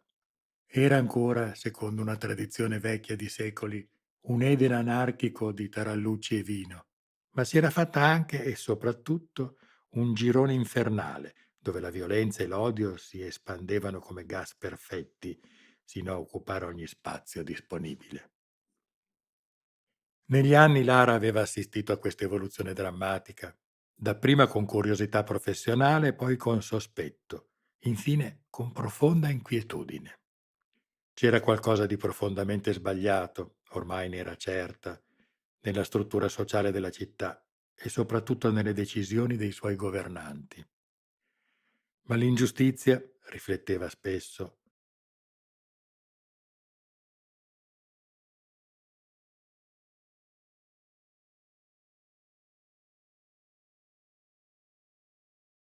oltre il fragile baluardo della sua finestra. Allo scadere dei 10 minuti la donna distolse la sua attenzione da quei pensieri oziosi e vide che Lamberti era di ritorno. All'altezza degli occhi di Lara, l'adipe dell'uomo caracollava lungo il corridoio, avvicinandosi alla sua scrivania come una nave da cabotaggio alla banchina di un porto. Hai dimenticato qualcosa? Si informò lei, gentilmente. Ho avuto un'idea, considerò l'altro, illuminandosi di un buon senso vanitoso. Davvero? Replicò lei, incoraggiante. Lui annuì. Diavolo, forse c'è una relazione tra gli spacciatori uccisi e quel pazzo che ha picchiato la polizia. Addirittura c'è la possibilità che il tuo giustiziere e questo capo rivolta siano la stessa persona. Il tuo intuito è geniale, mormorò Lara, caricando le parole di tutta l'ammirazione che riusciva a mettere insieme senza cadere vittima della nausea. È una fortuna averti come collega. Bisogna sapermi apprezzare, approvò lui in tono lusingato. Le cuciture dei suoi pantaloni scricchiolarono minacciosamente. In effetti, credo di averci pensato anch'io. Lui corrugò la fronte, come a farne defluire i pensieri. Davvero? Era realmente così stupido? Si chiese Lara. Sì, concluse, lo era senza alcun dubbio. Non compiutamente come hai fatto tu, lo rassicurò con un sorriso docile. Però ho buttato giù qualche riga su quest'ipotesi. Ah! Esclamò lui, incerto. Ecco, prendi, gli disse Lara porgendogli un disco ottico. Sono i risultati della mia inchiesta e anche un elenco dei riferimenti sulla rete. Sono certa che tu saprai adoperare queste informazioni molto meglio di me. Uh, naturalmente, bofonchiò Lamberti, interdetto. Stava quasi per aggiungere un grazie, notò Lara, segno inequivocabile di quanto fosse rimasto confuso, ma seppe trattenersi e mentre si allontanava aveva già riacquistato il suo consueto incedere tronfio. E adesso aspettiamo che la ruota cominci a muoversi, mormorò la donna, tamburellando pensosa le dita sulla scrivania.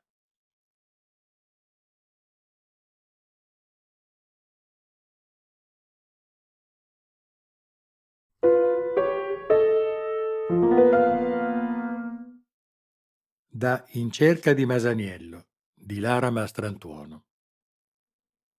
Nei giorni che seguirono quel primo incontro, la mia principale preoccupazione fu di non espormi. Certo, sarebbe stato facile ottenere un'esclusiva sulle dichiarazioni di Masaniello, addirittura arrogarmi il ruolo di suo portavoce verso i media. Tuttavia, mi sentivo troppo coinvolta, troppo turbata e affascinata dalla storia che intravedevo dietro la maschera nera per essere in grado di svolgere anche quel semplice ruolo con la dovuta professionalità. Così lasciai che i miei colleghi lanciassero inchieste, che gli opinionisti azzardassero congetture, che i talk show in RTV e i chat sulla rete sviscerassero l'argomento, calamitando a dovere l'attenzione dell'opinione pubblica. A tempo debito, pensavo, sarei entrata anch'io in partita. Per il momento potevo rimanere in panchina. Non ultimo, c'era il pensiero della mia sicurezza personale. Quella in cui stavo per schierarmi a fianco di Masaniello era una guerra. E in guerra, si sa, le pallottole non fanno distinzioni tra soldati e cronisti. Delegare ad altri l'onore e l'onere di firmare i primi articoli era anche un modo di minimizzare il rischio che sapevo esistere. E non sbagliavo.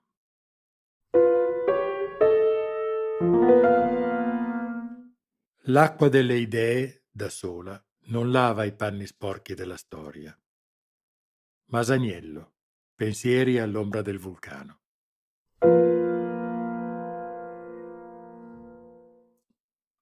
Avvenne in un istante, nella frazione di secondo tra la sorpresa e l'attivazione degli istinti di reazione. Un attimo prima Lara era in strada, nella luce stanca del giorno che muore, diretta come ogni sera alla fermata della monorotaia, intenta a destreggiarsi tra la folla dei bambini questuanti e degli assillanti venditori di merce rubata. Un attimo dopo aveva un cappuccio calcato sulla testa e una legione di mani che la stringevano, la strattonavano, le negavano qualsiasi via di scampo. Aprì la bocca per gridare aiuto. Gola e narici le si colmarono del gusto dolciastro e crudele dell'anestetico. Perse i sensi. Si risvegliò in una stanza in penombra, dal soffitto basso e il pavimento di piastrelle sconnesse. Polvere e ruggine galleggiavano nell'aria. La testa le doleva e le orecchie si rifiutavano di restituirle più che strani suoni ovattati, come se lì intorno qualcuno stesse accordando un quartetto di bizzarri strumenti musicali.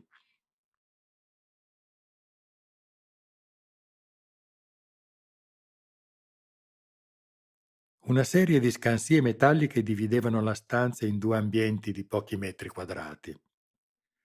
Lampadine nude pendevano dal soffitto e spandevano una luce bluastra che pennellava di realtà gli oggetti. Carcasse metalliche arrugginite, tubi catodici sfondati, vecchie tastiere e frantumi di circuiti elettrici giacevano alla rinfusa in grosse scatole di cartone, dando a Lara l'impressione di essere finita nella bottega di un Robivecchi. Una porticina, in lamiera sommariamente verniciata di bianco, sembrava essere l'unica via d'uscita, ed era chiusa. Non era sola. Un paio di sedie malmesse, simili a quella su cui si trovava, ospitavano due uomini che la fissavano con intensità inquietante. «Ma io vi conosco!» esclamò Lara. «Anche noi ti conosciamo, compagna. O devo dire giornalista?» replicò Anselmo. Il viso del vecchio, notò Lara, Sembrava ancor più cotto dal sole dell'ultima volta che lo aveva veduto. Poteva avere 70 anni, forse qualcosa in più. Aveva labbra arse e una fronte solcata dalle rughe. I suoi capelli radi e la barba irregolare erano come stoppie in un campo di terra nera. «Cos'è questo?» sbottò la donna. «Un rapimento?» «Stata zitta, guagliona!» l'aggredì il secondo uomo balzando in piedi. Era un tipo tarchiato dal viso cartilaginoso, i capelli lunghi legati a coda di cavallo e un pizzo argenteo sul mento aguzzo. Odorava di tabacco. Entrambi gli uomini indossavano gli stessi abiti con cui Lara ricordava di averli visti 3 notti prima. Jeans e giubbotto di poliestere il vecchio, camicia a quadri e calzoni chiari larghi alle caviglie l'altro. «Simo nui che facimmi domande», bofonchiò ancora quest'ultimo. «Lasciami fare, Salvatore», lo redarguì Anselmo. Poi si rivolse nuovamente a Lara. «Sta tranquilla, giornalista. Non abbiamo intenzione di farti del male. Vogliamo solo capire cosa hai in mente». «Che significa?» «Ci hai preso bene in giro l'altra sera, ma noi non siamo stupidi e come vedi non ci è stato difficile rintracciarti». «Noi non siamo avessi», approvò con gravità Salvatore. Lara si mosse nervosamente sulla sedia. La sua mano corse agli orecchini, istintivamente confortata che i gioielli non fossero spariti. «Non capisco. Cosa volete da me?» «Oh, sì che capisci!» Anselmo batté col palmo della mano sullo schermo di un vetusto terminale di rete che si accese con qualche scarica di troppo. «È opera tua, vero?» inquisì il vecchio, puntando allo schermo e alla pagina del Mattino che vi appariva. Lara scorse i titoli. La notizia più in risalto era la battaglia di Bagnoli. La firma era quella di Lamberti. Non aveva ancora potuto leggere il pezzo e ne colse l'occasione. Con compiacimento si rese conto che era stilato esattamente secondo la falsariga che lei stessa aveva velatamente suggerito al collega, inclusa la descrizione del leader della rivolta, che ovviamente glissava su ciò che si celava dietro la maschera. Il Mattino, a quanto sembrava, questa volta aveva battuto tutti. «Non perdiamo tempo. Sappiamo quel che hai fatto l'altra sera e quel che lui ti ha detto». Anselmo si chinò in avanti, si avvicinò a Lara entrando nel cono d'ombra prodotto dal corpo di lei. La luce livida brillava sull'arco delle sue sopracciglia. Il volto e la barba erano inghiottiti dal buio. «Perciò te lo chiedo di nuovo e questa volta bada di non farmi incazzare. Cosa hai in mente?»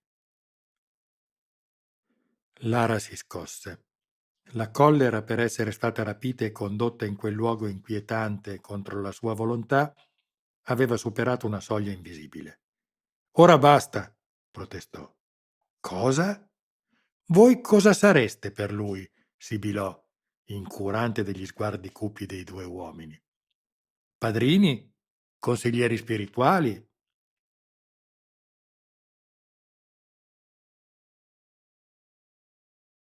«E tu piantala con questa lingua da sceneggiata», replicò Lara esasperata. «Non sei capace di parlare italiano?» L'uomo fece per alzarsi nuovamente dalla sedia, ma Anselmo fu lesto a intervenire. Pose una mano sulla spalla del compagno, con forza, e la tenne lì finché non fu certo che questi fosse in grado di controllare la sua rabbia. «Va bene?» chiese. «Lasciami». «Va bene?» ripeté a voce più alta. Salvatore scrollò le spalle. «Va buono». Anselmo si rivolse a Lara. «Sta attenta con le parole, giornalista», la redarguì. «Altrimenti cosa? Mi taglierete la faccia? Mi stuprerete?» Il vecchio strinse i denti e rimase immobile per un lungo istante. Poi sospirò con aria stanca. «Potresti essere mia figlia», lo sentì mormorare Lara. distinguendo appena le parole, al punto che pensò d'essersi sbagliata. Anselmo si alzò, andò alla vicina scansia, prese una bottiglia colma di un liquido ambrato, ne versò generosamente il contenuto in 3 bicchieri. Credo che dovremmo calmarci, tutti quanti, disse. Prendi, giornalista. Lara scrutò con sospetto l'alcolico. Poi, vedendo che i 2 compari bevevano con tranquillità, si risolse a portarlo alle labbra. Il vino era corposo e sapeva di selvatico, ma tutto sommato ne sentiva il bisogno. Mandò giù l'intero bicchiere. Anselmo tornò a riempirlo in gesto distensivo. Dovrebbe esserci anche qualcosa da mangiare, mormorò. Ne vuoi? Quel che vorrei è tornare a casa, replicò la donna, stringendosi nell'abito sgualcito. Con sorpresa di Lara, i 2 uomini rimasero tranquilli. Si era aspettato un nuovo scoppio d'ira, invece nessuno dei 2 batté ciglio. Constatandolo, anche la sua collera si affievolì. Controvoglia accettò il tramezzino che Anselmo le stava porgendo. Lo fissò incerta, tentando di decifrarne il contenuto. Infine ne addentò un angolino, cauta. Rispetta di più il cibo, giornalista, la bacchettò il vecchio. Non tutti in questa città possono permettersi di disprezzarlo. Lei ignorò il rimprovero. Dove siamo? Pomigliano, rispose secco Anselmo. Cos'è questo posto? Un vecchio magazzino, disse di malumore l'altro. Magazzino? Ripeté la donna. C'era uno stabilimento della legna qui sopra, anni fa. Lara riprese coraggio. Non mi avete risposto. Chi siete voi per lui? Sta attenta con lui, giornalista, l'ammonì Anselmo. Lui non è come noi, è diverso. Quell'accenno bastò a sgonfiare all'istante ciò che restava dell'aggressività di Lara. Il senso di colpa tornò a dominarla. Sì, lo so, assentì in tono grave, mordendosi le labbra. Ho visto il suo viso, il suo corpo, ciò che riesce a fare. Non hai visto nulla, mormorò il vecchio, scuotendo la testa. Kill è diverso qua, aggiunse Salvatore, puntandosi un dito alla tempia. Lara sussultò. Vuoi dire che è pazzo? Forse, mormorò ancora Anselmo, pensoso. Forse qualcosa di peggio. Lui non è un uomo come gli altri, è come se gli mancasse qualcosa. Che significa? Esclamò Lara confusa. Lui non ha paura. Il vecchio allargò le braccia, fissò il compagno, ne ottenne un cenno di consenso, proseguì.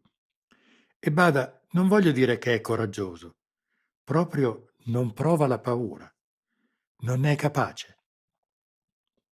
Non sente il dolore, aggiunse Salvatore, passando finalmente a un linguaggio che Lara riusciva a comprendere. Non ha mai fame, sete, stanchezza. Kill non è un uomo, concluse lapidario, tornando al dialetto. Anselmo annuì. Sì, e soprattutto non ha limiti. Che significa? Il vecchio mosse le mani nell'aria, in un gesto vago. L'altra sera è stato gentile con te, ha risposto alle tue domande, non è così? Beh, sì. Lui. Anselmo la zittì con uno sguardo serio. Credimi, col medesimo umore avrebbe potuto ucciderti a mani nude e poi divertirsi a bruciare il tuo cadavere. Oppure avrebbe potuto spezzarti braccia e gambe, strapparti la carne a morsi e mangiarla davanti ai tuoi occhi ancora coscienti. L'ho visto farlo, confermò Salvatore, laconico. Lara sussultò. Il suo primo pensiero fu rifiutare quelle rivelazioni. Poi ricordò le foto della polizia, i rapporti leggendo i quali aveva cominciato a interessarsi al giustiziere. Si parlava di mutilazioni, di corpi sventrati, di siringhe incandescenti nelle cornee, di segni di unghie e denti sui cadaveri. Ripensò al suo incontro con il ragazzo incappucciato.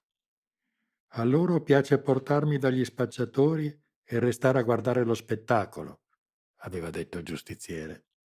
Rabbrividì. Se mi state dicendo la verità, azzardò, se veramente è un pazzo, perché lo aiutate? Anselmo e Salvatore si guardarono negli occhi. A Lara sembrò quasi di cogliere nell'aria stantia di quella stanza polverosa i lunghi messaggi che i due uomini si scambiavano senza parole. Che male può farci, Anselmo? Considerò alla fine l'uomo tarchiato. Dille tutto.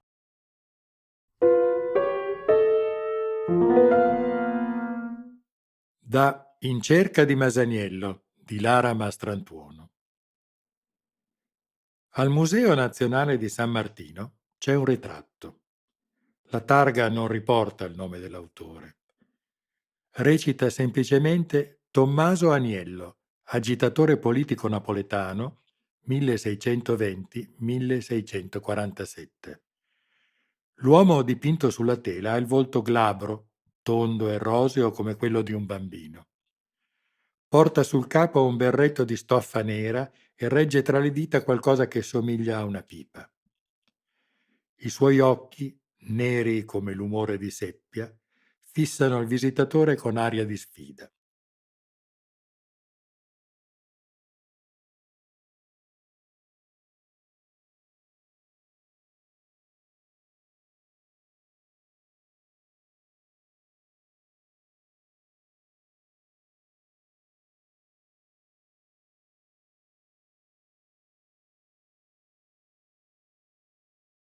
Capitano generale del fedelissimo popolo.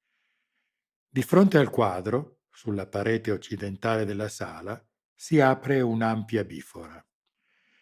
Il visitatore che vi si affacciasse noterebbe come l'antica abbazia, oggi museo, domini la città e il golfo. Ad attrarre l'occhio il bastione turrito del maschio angioino, dal candore della pietra tufacea annerito dai secoli. Il sanguigno Castel dell'Ovo, dalla triste sagoma di vascello arenato sugli scogli.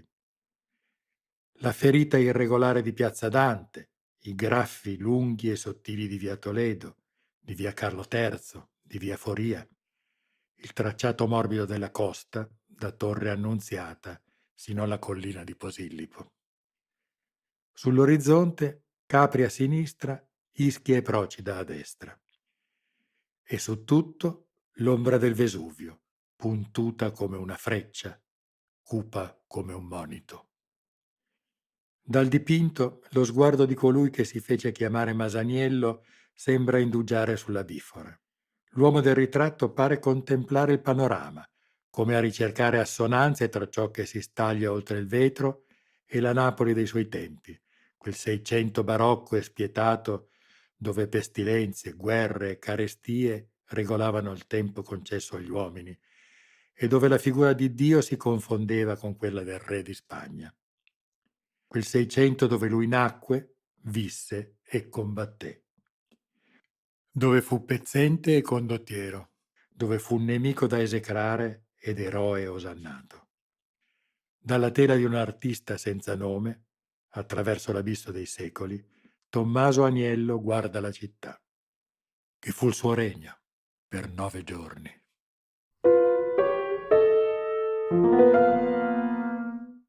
C'è sempre un momento per la verità e alla verità basta un momento. Masaniello, pensieri all'ombra del vulcano.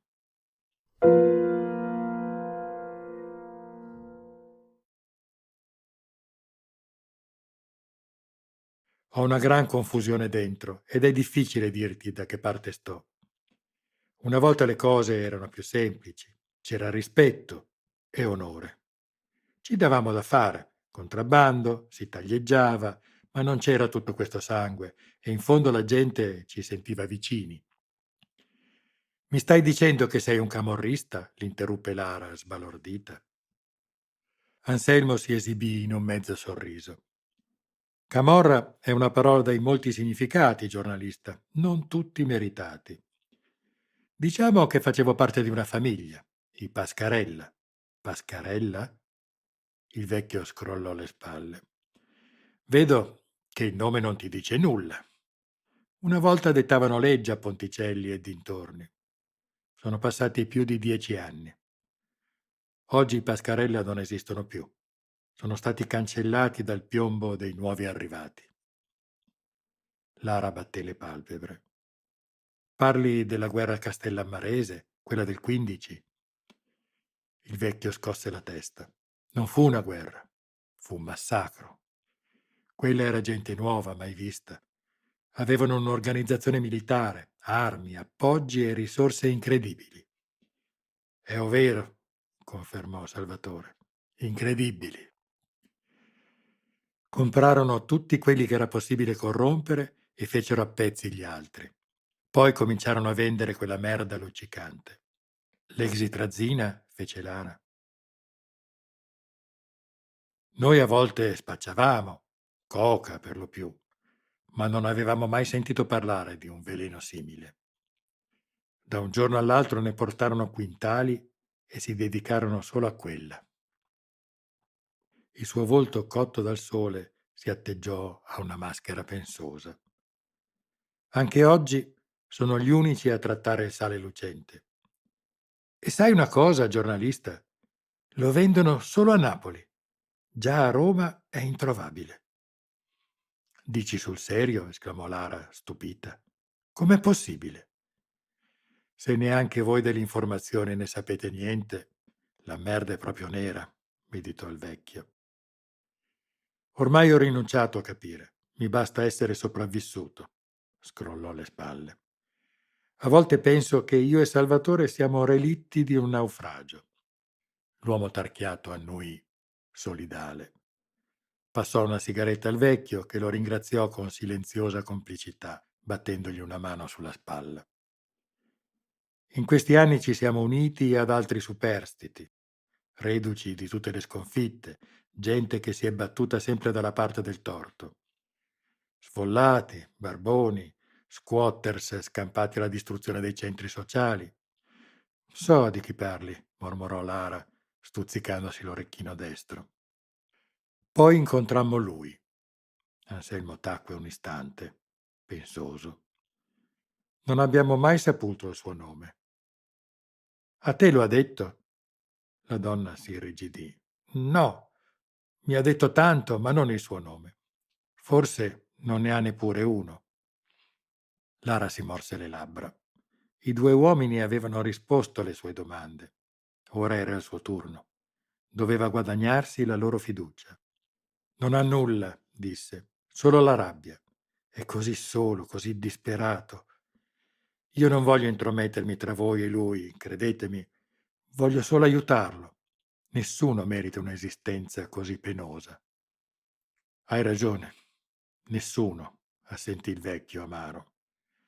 A volte mi fa troppo schifo vivere così. Poi sembrò riprendere il controllo.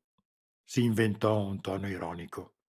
E come vorresti aiutarlo, giornalista? Gli offrirai un lavoro? Un posto al circo?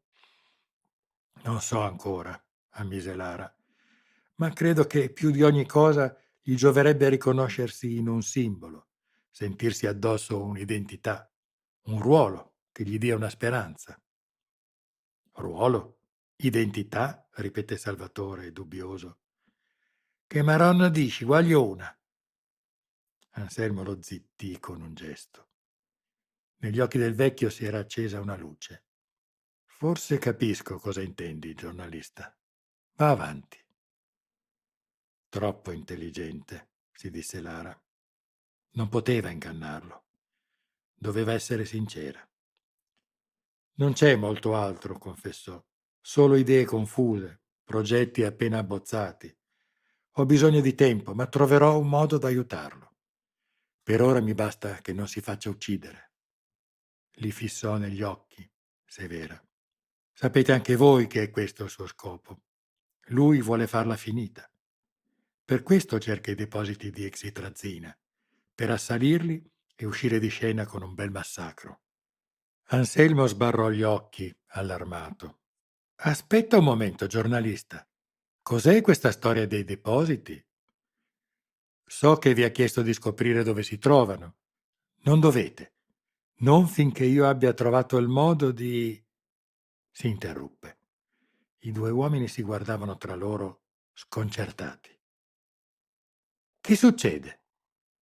Temo, temo sia troppo tardi, giornalista. 5.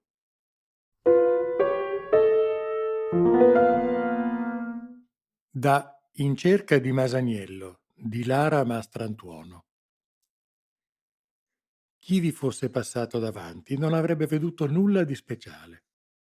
Una cancellata anonima, bruna di ruggine, larga quel tanto che bastava per permettere il passaggio di un'automobile, muri sbrecciati, ingrigiti dallo smog e intrisi degli odori grevi del vicino mercato di Sant'Anastasia. Un'aria di messa.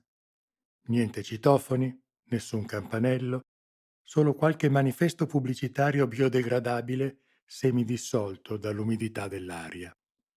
Le sbarre, saldamente piantate alle finestre del pian terreno, non avrebbero attratto l'attenzione. Nessun edificio cittadino ne era privo. Le imposte eternamente serrate, forse, avrebbero potuto incuriosire qualcuno, ma neppure quelle erano una rarità. No, chiunque fosse passato dinanzi all'edificio non lo avrebbe degnato di una seconda occhiata. Chi avesse potuto varcare il cancello, però, avrebbe finito col cambiare idea. Il piccolo cortile interno era chiuso da due pareti in muratura e da una terza di roccia, costituita dal fianco di un rialzo del terreno, sagomato a guisa d'anfiteatro, che poco lontano si congiungeva ai contrafforti del Vesuvio. Il cortile terminava con una brusca rientranza, invisibile dal cancello. Qui, scavata nella parete di tufo, vi era una rampa che portava, con forte inclinazione, a una decina di metri nel sottosuolo. Al termine della rampa si trovava una serie di ambienti a temperatura e umidità controllate, in cui il livello di polvere nell'aria era mantenuto costante da un sistema integrato di filtri e servomeccanismi. Gli ambienti disponevano di ogni comfort, compresi giacigli, saune, alcolici, videolettori e terminali di rete, ed erano adatti a fungere sia da deposito, da armi, esplosivo e droga, che da rifugio. Di fatto erano stati pensati per accogliere latitanti con necessità di rendersi irreperibili per lunghi periodi. Altre gallerie, perfettamente aerate e illuminate, costituivano vie di fuga verso i tunnel della circonvesuviana e i condotti fognari. Montacarichi pneumatici collegavano i sotterranei con i piani superiori dell'edificio, adibiti agli incontri con gli spacciatori al dettaglio. Le pareti erano insonorizzate, le imposte a prova di proiettile. Il sistema di sicurezza del covo era basato più sulla prevenzione che sulla punizione. La rete neurale che gestiva i sensori e le telecamere disposte intorno al perimetro era un prodotto militare cinese, serie TZU 2000. La sua programmazione era impostata perseguendo uno scopo ben preciso: scoraggiare gli intrusi prima di arrivare allo scontro ed evitare quanto più possibile l'uso di armi che potessero svelare l'esistenza del rifugio. Il suo timer interno segnava 5, 01 e 32 quando lo sconosciuto entrò nel raggio di interdizione. La prima linea dei sensori, interrati pochi millimetri sotto l'asfalto stradale, lanciò l'allarme fornendo tutti i dati in suo possesso. L'intruso era alto 1,92 m, pesava, con la sacca sulle spalle, 105 kg. La sua temperatura corporea era di 37,2 gradi centigradi. La sua pelle aveva un pH di 5,3 e una resistenza elettrica di 26,5 megaohm. Era a piedi nudi e una maschera nera gli copriva il viso.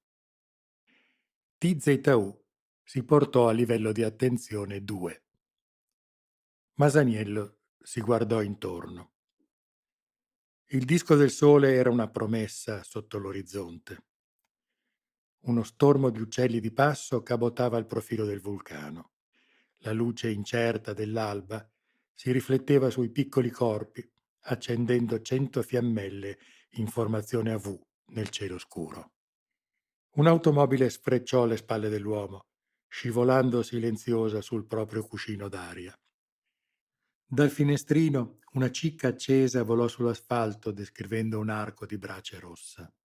Poi rimbalzò, spezzandosi in una minuscola fontana, breve e ardente come una pioggia di lapilli. Il giustiziere si avvicinò al cancello rugginoso, sembrò annusare l'aria.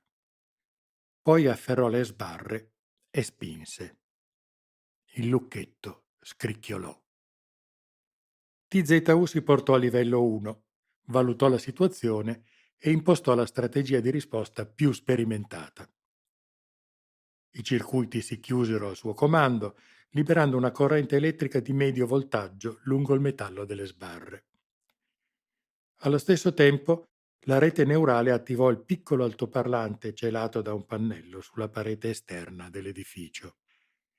Attenzione, scandì con voce gentile. Lei sta violando una proprietà privata. La preghiamo di allontanarsi. Continuò a stringere le sbarre, aumentando anzi la sua pressione. I cardini cominciarono a cigolare, mentre una pioggia di intonaco si staccava dalle pareti. TZU non cambiò strategia. Nella sua banca dati tattica erano presenti ben 6 situazioni analoghe che la RN usò come riferimento. L'intruso, valutò, era senz'altro ubriaco o drogato, talmente privo di lucidità da ignorare la scossa d'avvertimento. Raddoppiò quindi il voltaggio e aumentò con moderazione il volume dell'altoparlante. Gentile signore, la informo che in questo momento il suo tentativo di effrazione viene ripreso da una microcamera. La prego di desistere e di allontanarsi immediatamente. In caso contrario mi vedrò costretto a inoltrare una richiesta di intervento alle forze dell'ordine. Le dita di Masaniello cominciarono a sfrigolare. La pelle dei polpastrelli si arrossò, si gonfiò in bolle, si lacerò.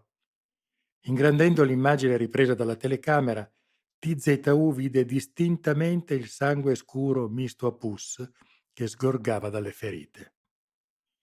Ma il giustiziere non lasciò la presa. Al contrario, strinse i denti e piantò le gambe sul terreno, larghe, spingendo con forza. La RN ricevette un nuovo segnale d'allarme. La pressione sul cancello aveva raggiunto il limite di resistenza del metallo. Se fosse aumentata di un solo chilogrammo per centimetro quadrato, il cardine avrebbe ceduto. TZU ricercò freneticamente nella sua banca dati, ma non trovò alcuna spiegazione. Secondo la sua base di conoscenze, nessun essere umano disponeva di una simile forza e capacità di resistenza al dolore. Questo è l'ultimo avvertimento, signore, disse in tono ancora cerimonioso. Sto portando il voltaggio oltre il livello tollerabile da forme viventi. Se non lascia immediatamente la sua presa, morirà. Nessuna reazione. TZU portò al massimo il voltaggio. Lampi bluastri avvolsero la sagoma di Masaniello. L'odore di ozono e di stoffa bruciata saturò l'aria.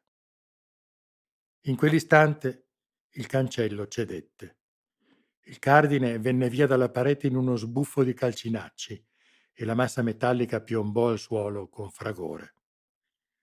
L'intruso, apparentemente illeso, balzò oltre il varco e si inoltrò correndo nel cortile interno.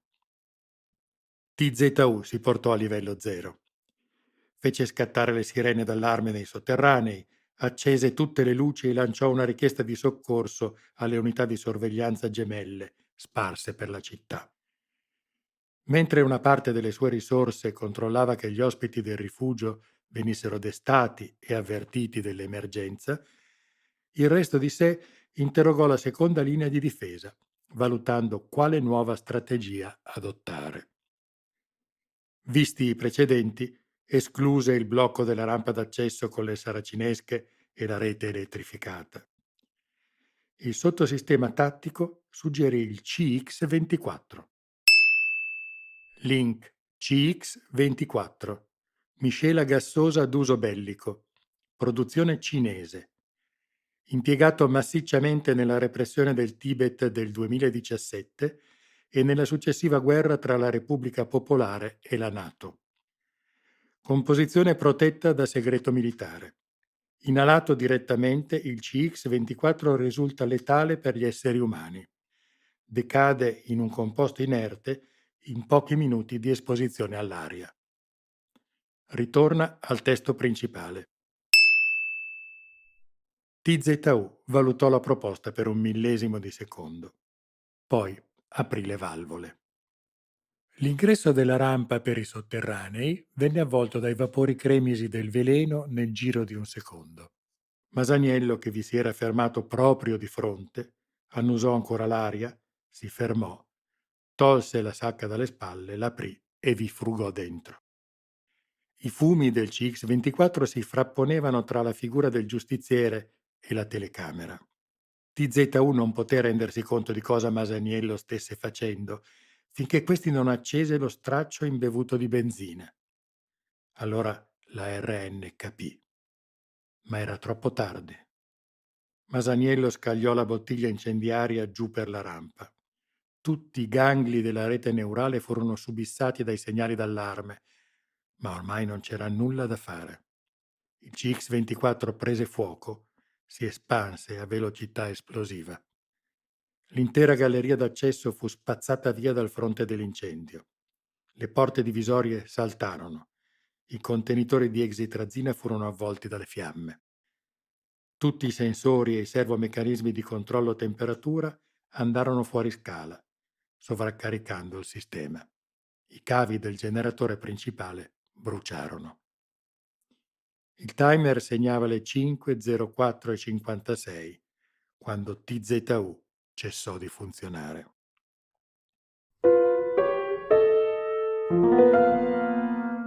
Se conosci il tuo nemico, non temerai il risultato di 100 battaglie. Masaniello, pensieri all'ombra del vulcano.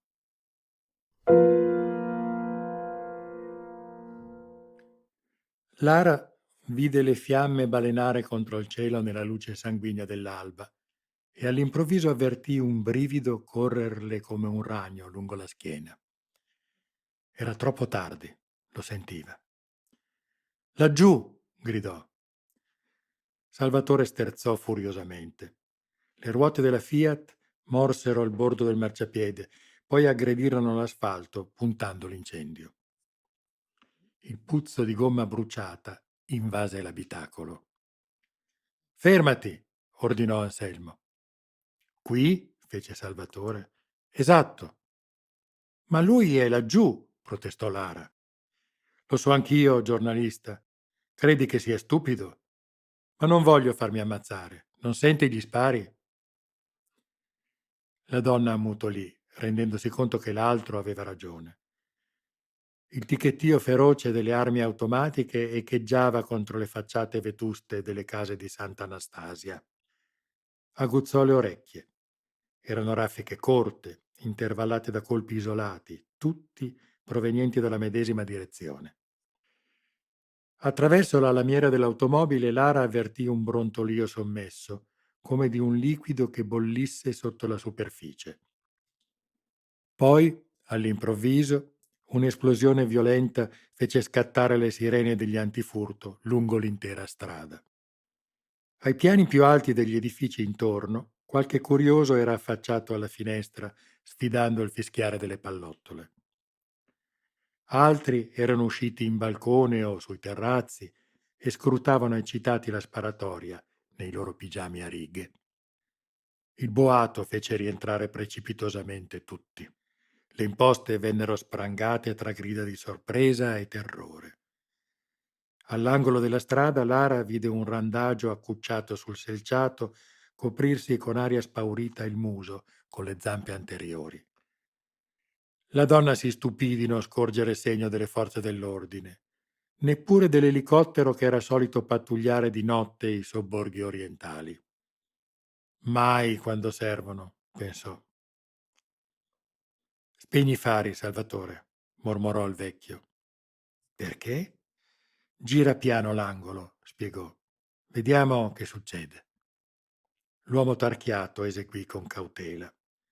La scena si svelò poco a poco ai loro occhi, senza per questo apparire meno drammatica. Il ragazzo dal volto mascherato era fermo sulla strada, stagliato contro il fondale cremisi dell'incendio. Era piantato a gambe larghe, come avesse messo radici sull'asfalto. Con la testa gettata arrogantemente all'indietro, rideva di scherno all'indirizzo dei suoi avversari. Sparate, infami! Urlava a squarciagola. La sua voce gutturale era arrocchita dallo sforzo. Cosa aspettate? Intorno a lui regnava il caos. Uomini armati si gettavano alla cieca dalle finestre dell'edificio in fiamme, si rotolavano al suolo, battevano frenetici i propri abiti per spegnere le lingue di fuoco, bestemmiavano, gridavano per le ustioni e sparavano per rabbia e per terrore contro le ombre, contro il nulla, persino contro se stessi. Sono qui, infami! Urlava al loro indirizzo il ragazzo mascherato. Qui! Finalmente i camorristi si accorsero della sua presenza. Le armi automatiche crepitarono. I colpi lo colsero al petto, all'addome, alle braccia.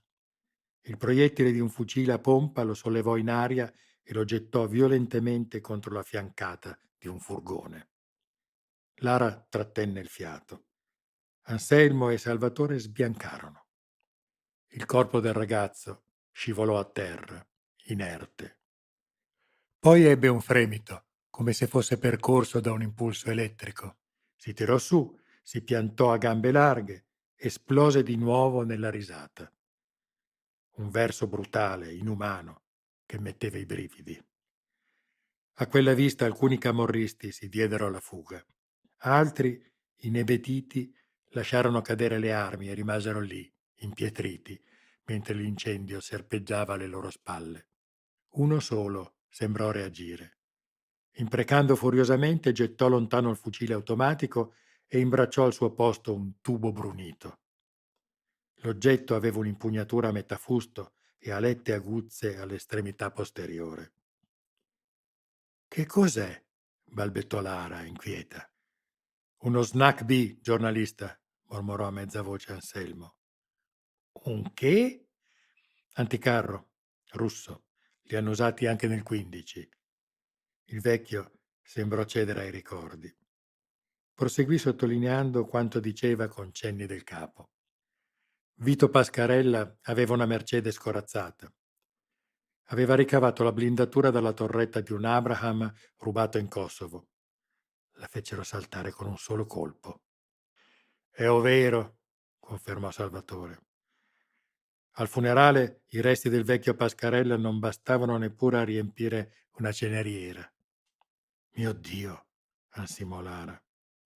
Con sgomento vide che il camorrista era intento a puntare l'arma e che il ragazzo con la maschera sul viso non accennava neppure a cercare riparo. Restava lì a sfidare il fuoco avversario con un ghigno malato, una smorfia che sembrava di soddisfazione, stampata sulle labbra deformi. Fallo! Gridava, ormai quasi senza voce. Fallo ora, infame! Il camorrista parve annuire. Il suo dito sfiorò il grilletto. Il pennello vermiglio del laser di puntamento si accese, illuminando il petto del giustiziere. Lui non si mosse. Lara avrebbe giurato che stesse sorridendo. Poi la testa del camorrista esplose. Alla donna, orripilata, sembrò che avvenisse con una lentezza innaturale. Un fiore rossastro di sangue, schegge d'osso e materia cerebrale sbocciò nell'aria, si allargò, sfiorì, spargendo i suoi macabri petali al vento. Il corpo decapitato rimase ancora in piedi per qualche interminabile istante. Poi si agitò come un manichino disarticolato, cedette, si afflosciò al suolo.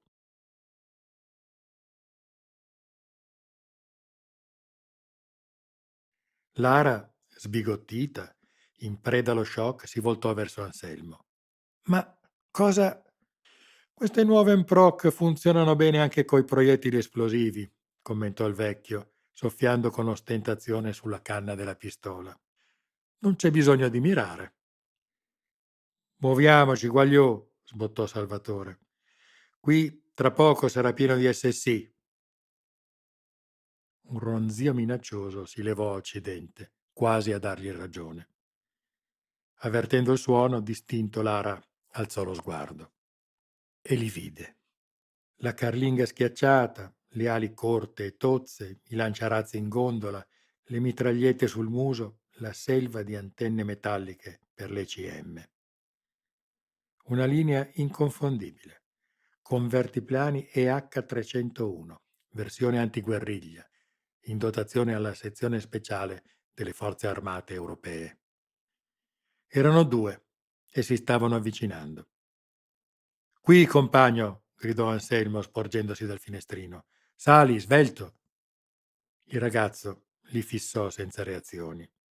In quel momento agli occhi di Lara era di nuovo il principe nero di una scala reale da incubo. Avanti, ringhiò Salvatore. Chi la gricchi malamente ci sta addosso. Si guardava intorno, come se non riuscisse a capacitarsi che fosse tutto finito, e non compiva un solo passo in direzione dell'automobile.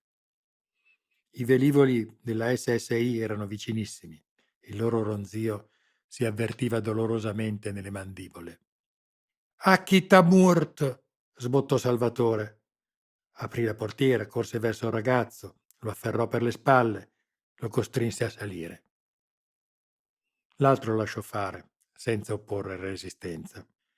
Era cosciente, ma sembrava che nulla di ciò che accadeva lo riguardasse. Vai, esortò il vecchio. Salvatore schiacciò il pedale. L'automobile sfrecciò per i vicoli, lasciandosi alle spalle l'edificio ancora in preda alle fiamme. Un'ultima esplosione squassò il fondo stradale, aprendo un cratere proprio dove il giustiziere si trovava qualche istante prima. Lara si volse indietro, a fissare impressionata le macerie fumanti. La testa le girava. Non poteva credere che tutto questo capitasse proprio a lei. Non era un film, non era un'animazione in RV, non era un videoclip. Era una guerra vera e lei l'aveva vissuta in prima linea, assaporandone tutto l'orrore. Mio Dio, è un inferno! Esclamò in un tono che tradiva tutto il suo sconcerto, la sua incredulità, la sua paura. Ma cosa hai fatto lì dentro? Il ragazzo restò impassibile. Storia lunga, orribile. Non vorresti sentirla. E tacque. La donna lo fissò allibita. Naturalmente, balbettò alla fine. Mi chiedevo.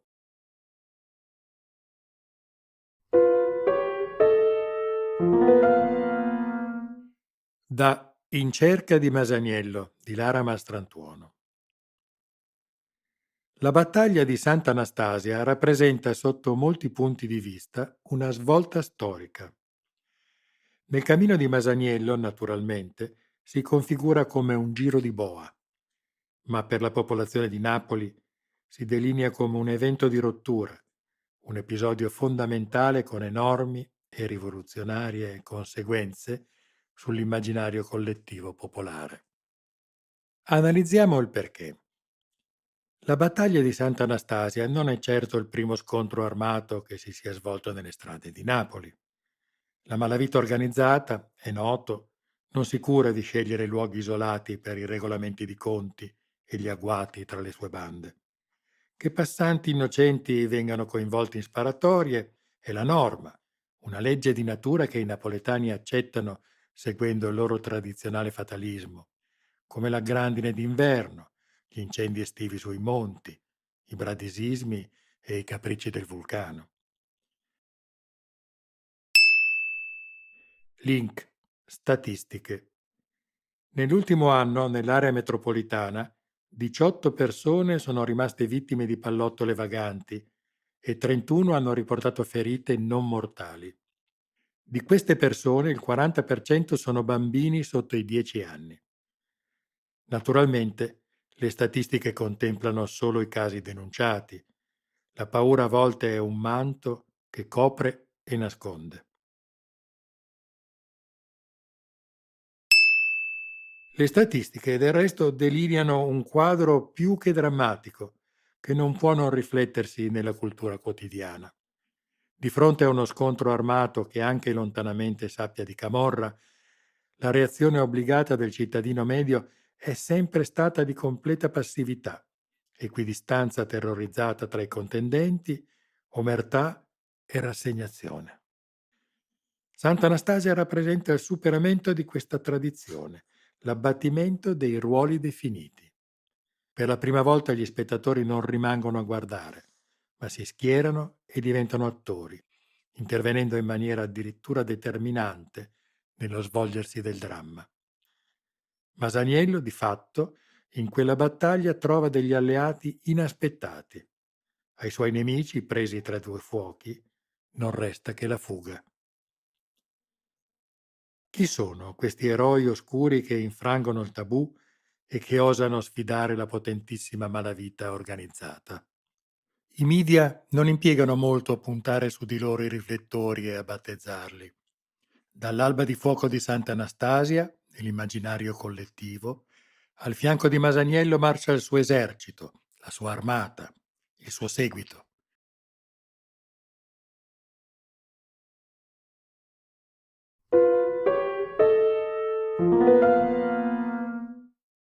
A Napoli si mora tarallucce e vino, 99 posse.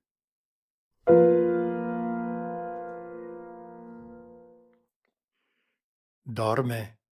Il vecchio annuì. Ha beccato più di 20 proiettili.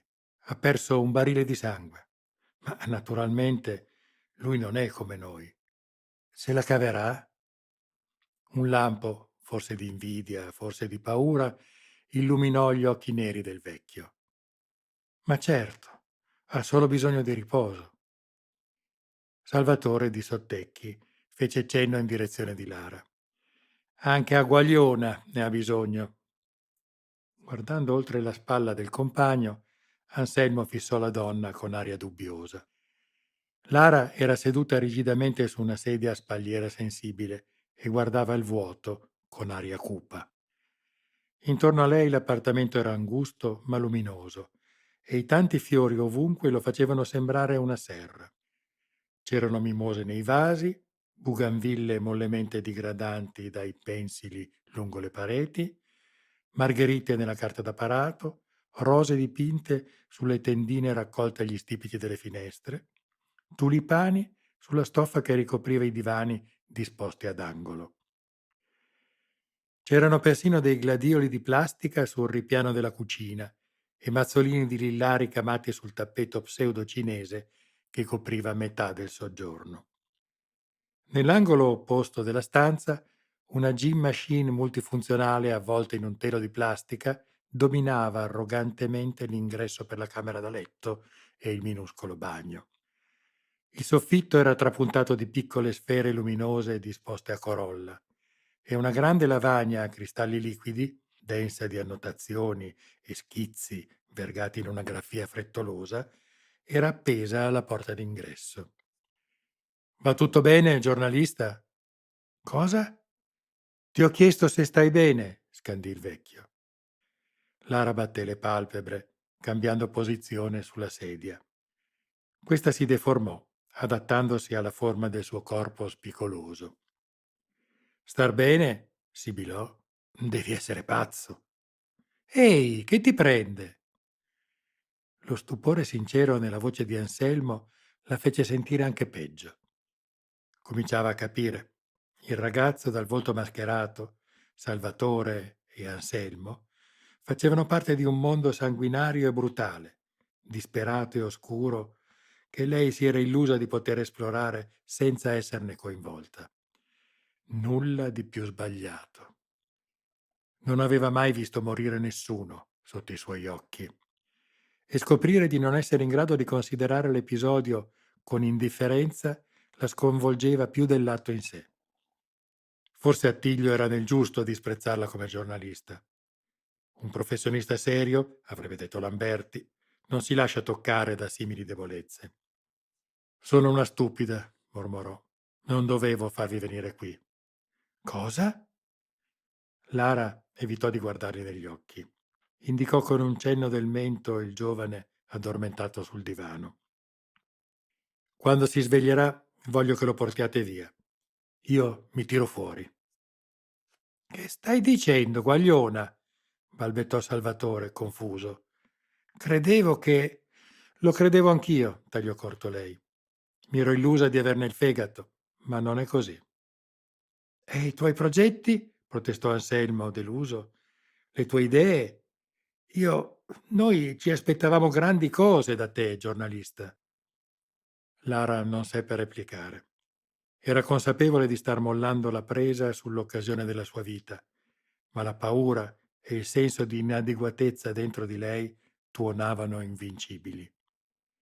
I particolari della battaglia che il ragazzo incappucciato aveva narrato prima di cedere alla stanchezza, il gas, la rete neurale, le armi anticarro assurdamente in mano a semplici spacciatori di droga, avevano inferto il colpo di grazia al suo coraggio. A volte, pensò, le occasioni sono troppo grandi e le persone troppo piccole. Va bene, cedette il vecchio, se è questo ciò che vuoi. Non è la tua guerra, in fondo. E tacque. Il silenzio avvolse la stanza e solo il ronzio improvviso del terminale impedì che diventasse troppo pesante. Meccanicamente Lara andò all'apparecchio e accettò la chiamata in arrivo. Solo all'ultimo istante, in un guizzo di lucidità, ruotò la micro Zeiss in modo che non potesse inquadrare i suoi ospiti. Il viso rotondo e paffuto di sua madre invase lo schermo. Mancava solo questa, pensò cupamente Lara. Tesoro! Esclamò gioviale la matrona. Era una donna corpulenta, con i capelli tinti di un improbabile turchese e gli occhi dello stesso colore. Il viso era pesantemente truccato. Intorno al collo spiccava un monile di vistosissimi cristalli orbitali, ciascuno sagomato nella foggia di un segno zodiacale.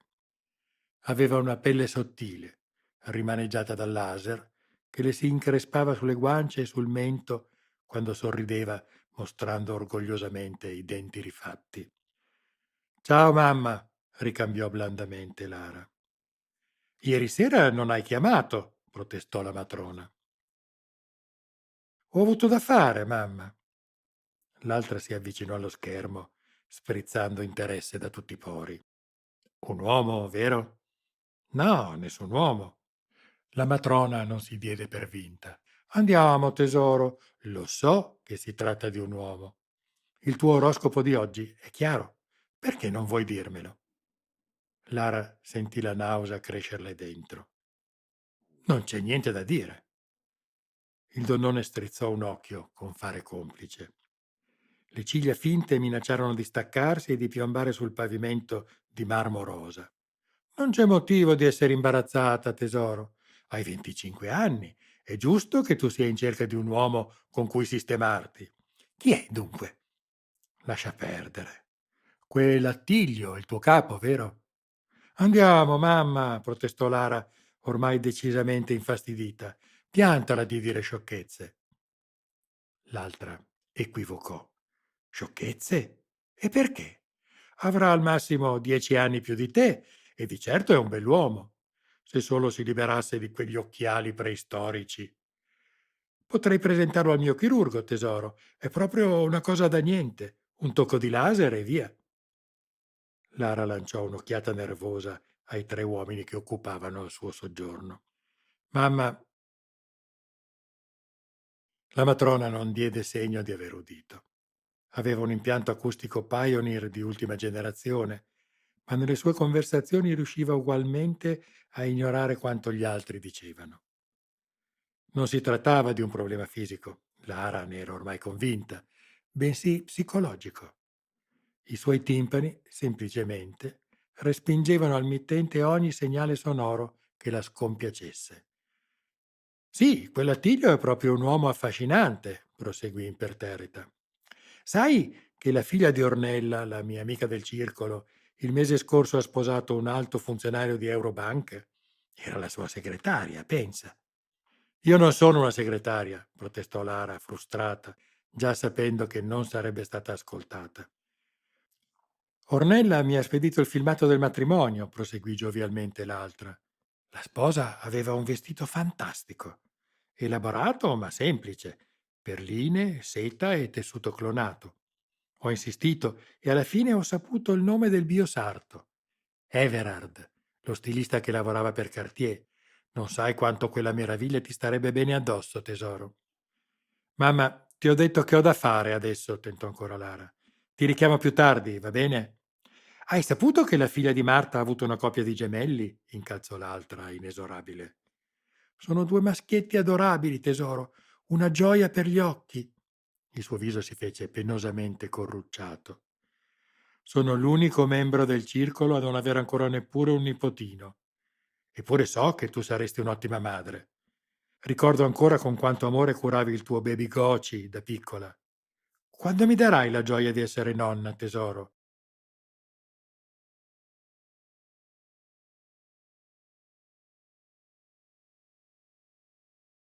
Far da moglie il suo principale e da fattrice di nipoti per sua madre affinché potesse sfoggiarli in effigie al circolo della canasta. Era quello il suo ruolo. Lo era sempre stato e lo sarebbe stato sempre. Nel trascolorare dei ricordi forse aveva voluto dimenticare, ma sua madre era sempre stata lì, negli anni, a indicarle il cammino, a mostrarle esattamente il corretto compito di una figlia conforme e giudiziosa e a spiegarle come lei avrebbe dovuto agire per adempiervi. All'improvviso, Lara ebbe un terribile attacco di panico. Era veramente questo ciò che voleva dalla vita? Un vestito di perline e tessuto cangiante? Una torta con sopra due pupazzi e olografie da mostrare a turno a uno stuolo di parenti annoiati? E poi battesimi, biberon da scaldare alle 6 del mattino, pannolini sporchi, aspirapolvere sulla moquetta e servizio buono da lustrare la domenica pomeriggio? Lenzuola da lavare a 60 gradi e ricette dettate alla RTV per piatti elaborati, destinati comunque a finire nel colon? E poi la vecchiaia, i lifting e la parrucca turchese, il cerone sul viso e un circolo di arteriosclerotiche cui mostrare il filmino dei nipoti. Era tutto qui? Non c'era davvero nient'altro? Aveva avuto un'occasione per imboccare una strada diversa, per vivere un'avventura, per sfuggire al futuro e al ruolo incisi nella pietra delle convenzioni borghesi, ma la stava gettando al vento. Poteva veramente permetterselo? Negli anni che sarebbero venuti avrebbe sopportato il rimpianto? In un momento di lucidità estrema, Lara si chiese se davvero il sangue e la guerra fossero l'orrore più grande cui poteva pensare. Chiuse la comunicazione. Il terminale guizzò un'ultima volta, poi si spense. Anselmo e Salvatore erano ancora lì, come li aveva lasciati. Il vecchio la fissava gravemente, una Marlboro accesa tra le dita ossute. L'uomo tarchiato si baloccava con dei pezzi di focaccia che aveva trovato in cucina, indeciso se chiedere o meno il permesso di addentarli. Il ragazzo dal volto bendato era ancora sul divano, immerso in un sonno agitato. 6. Proclama. Popolo mio, ho combattuto al tuo fianco nella battaglia di Bagnoli. Mi hai visto lanciarmi avanti, spezzare il cerchio dei nemici e condurre chi mi seguiva alla libertà. A te e a coloro che ancora non mi conoscono, rivolgo il mio grido. Svegliati, popolo mio, apri gli occhi, combatti. Ci hanno coperto di catene, ci hanno vessato, corrotto, umiliato. Ma è giunto il giorno di dire basta, di liberarci dalla schiavitù. Io questo lo grido e anche tu devi urlarlo forte, insieme a me e a tutti i compagni, finché il fragore delle nostre grida e della nostra giusta ira, come una tempesta, sommergerà chi ci opprime. La schiavitù è una serpe dalle 1000 teste, popolo mio, e la più velenosa tra queste si chiama droga. Io ho deciso che sconfiggerò, che schiaccerò questa bestia strisciante e comincerò tagliandole la testa che più ti avvelena. Ho cominciato a farlo a Sant'Anastasia e continuerò fino alla vittoria. Questo ti prometto, popolo mio, e quando lo manterrò, tu crederai in me. Oggi, 29 giugno 2038, sono nato di nuovo. Masaniello. Che ne dici? Anselmo socchiuse gli occhi, scorrendo per l'ennesima volta quelle poche righe. Giunto in fondo, storse la bocca in una smorfia dubbiosa. Molto pretenzioso, giornalista. È una critica? Si informò Lara. Forse. In realtà non lo so, ammise l'altro. E allora che ti prende? È piuttosto diverso da ciò che avevo in mente. Mi chiedo se... Cosa? Mi domando se non stiamo pretendendo troppo dalle nostre capacità. Anselmo rivolse lo sguardo al divano. O dalle sue. Lara si carezzò l'orecchino con aria combattuta. Cosa stava facendo, si chiese, a quel povero ragazzo vestito di stracci, defraudato di una faccia da mostrare alla gente, privo persino di un paio di scarpe. Cos'era il suo? Un tentativo di organizzare una rivoluzione a tavolino? C'era indubbiamente del marcio nell'edificio sociale della metropoli, lo aveva sempre pensato, ma chi le dava il diritto, lei, semplice giornalista priva d'ogni preparazione politica, di criticare, di sfidare l'ordine? No, si rispose. Lei era nel giusto. Senza il suo intervento, ne era certa, Anselmo e Salvatore avrebbero fatto del ragazzo mascherato il golem della loro vendetta privata contro i nuovi signori della camorra. Lei stava cercando di donargli uno scopo più nobile, un traguardo più alto. Del resto, ricordava bene la loro prima conversazione. La rabbia e l'amarezza che aveva colto nelle parole di lui erano le tracce carsiche di un risentimento popolare, spicciolo, ancora senza forma, ma che aspettava solo un nome per concretizzarsi. Sì, lei non era nulla più di una madrina di battesimo. Doveva solo convincersene. Perché Masaniello? Chiese Salvatore. Domani è l'anniversario della nascita, spiegò. Una coincidenza davvero appropriata, non credi? Hai gusto per le trovate drammatiche, giornalista, osservò Anselmo. È il mio lavoro. Naturalmente, concesse il vecchio. E il resto?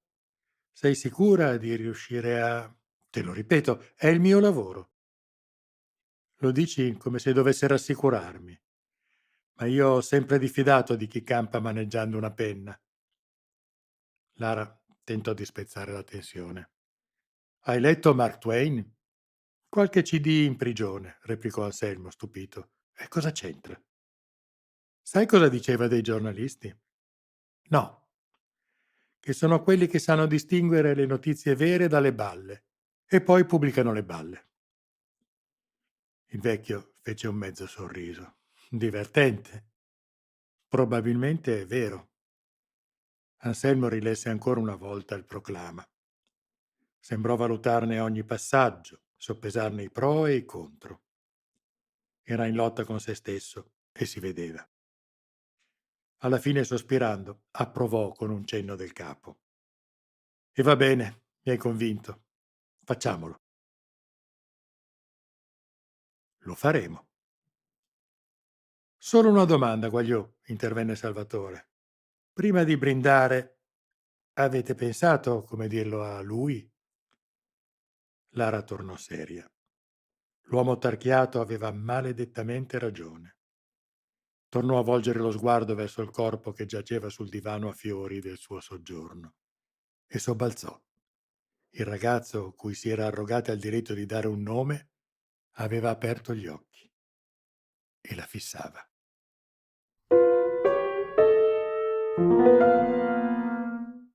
Da In cerca di Masaniello di Lara Mastrantuono.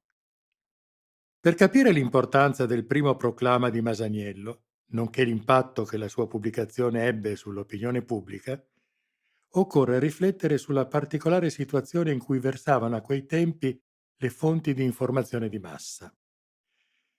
Esse vivevano infatti un delicato momento di transizione. Solo qualche anno prima l'esploit mediatico di Masaniello non sarebbe stato tecnicamente possibile. Appena 6 mesi dopo, a causa della nuova normativa, il decreto europeo Le Cherche-Brandt, non sarebbe stato più realizzabile. Il quotidiano di Napoli, Il Mattino, non costituiva un'eccezione al panorama del servizio informativo all'alba del terzo millennio. Link. Servizio informativo all'alba del terzo millennio. Già negli ultimi anni del XX secolo, il proliferare delle easy-ins era stato segnalato con preoccupazione dagli analisti del settore. Allo scoccare del nuovo millennio, il livello qualitativo delle riviste amatoriali sulla rete divenne paragonabile a quello delle testate di informazione professionali, grazie all'enorme larghezza di banda offerta dalle nuove connessioni in fibra multifase, il crollo dei prezzi dei dispositivi audio-video, il caos e i ritardi in campo legale. I vecchi equilibri ne furono sconvolti. La prima a crollare fu l'editoria tradizionale. Già nel 2015 la produzione mondiale di testi cartacei poteva dirsi virtualmente cessata. Tra il costo della cellulosa, le spese di produzione e quelle di distribuzione, semplicemente le case editrici non potevano reggere la concorrenza. Ma anche l'industria cinematografica tradizionale dovette affrontare una crisi drammatica. A partire dagli anni '20, qualunque privato fu in grado di realizzare in computer graphic film di livello professionale e di rendere i prodotti finali disponibili a tutto il mondo tramite la rete. I software per la simulazione di attori famosi, contemporanei e del passato, fecero il resto. Perché il pubblico avrebbe dovuto continuare a pagare ciò che poteva ricevere gratis dalla rete? Il mercato dell'home video crollò definitivamente tra il 2018 e il 2019. Il circuito delle sale cinematografiche tradizionali resistette ancora qualche anno, ma alla fine seguì lo stesso destino. A tali sconvolgimenti non sfuggì il mondo dei notiziari. Grazie alle nuove tecnologie, chiunque avesse un'opinione da esprimere, un punto di vista da supportare, una storia da raccontare, adesso aveva la possibilità di rivolgersi a platee sterminate. E lo fece. Il dilagare di notiziari fatti in casa, stilati senza il minimo controllo, basati sull'eccesso e sullo scandalo quali unici mezzi per emergere nel mare dell'informazione offerta online, portò a una drammatica perdita di affidabilità dei media. La verifica delle fonti, difatti, non preoccupava nessuno di questi ineffabili Orson Welles della domenica. Se andare in cerca delle notizie risultava troppo gravoso, bastava inventarsele. Culmine di questo fenomeno il caso Jackson Holloway. Link. Caso Jackson Holloway. Nel settembre del 2014, Martin Luther Jackson, primo uomo di colore mai giunto alla Casa Bianca, venne accusato di violenza sessuale da una stagista, una giovane bianca di nome Melissa Holloway. Alcune reti indipendenti diffusero su internet un filmato amatoriale che si disse ripreso da una microcamera nascosta dalla stessa Holloway. Tale video, della durata di un paio di minuti, riprendeva il presidente Jackson intento a strappare i vestiti di dosso alla stagista e a brutalizzarla sul pavimento della sala ovale. La reazione del pubblico, specie di quello strato della popolazione esponente di una cultura ancora ben lungi dall'essere scomparsa, fu violentissima. Inutilmente i tecnici dell'FBI dimostrarono che si trattava di un falso. Il filmato, benché sequestrato, rimbalzò sulle migliaia di siti non ufficiali di informazione e fece nascere una vigorosissima leggenda metropolitana. Nonostante fosse innocente, ritorna al testo principale. I giornali professionali poterono rispondere in un solo modo all'offensiva dei dilettanti dell'informazione, con la serietà e la correttezza, screditando gli avversari e dimostrando il proprio rigore. Solo la politica della certificazione della notizia permise ad alcuni grandi quotidiani e a reti come la CNN di sopravvivere. Come fu detto, in quei giorni nessun direttore avrebbe pubblicato una notizia di cui non fosse sicuro quanto e più della propria moglie. Ritorna al testo principale. Il quotidiano di Napoli, Il Mattino, non costituiva un'eccezione al panorama del servizio informativo all'alba del terzo millennio ed era perciò anch'esso grandemente vulnerabile. E Masaniello lo colpì proprio al cuore, costringendolo, pena la sua stessa sopravvivenza come pubblicazione professionale, a stare al suo gioco.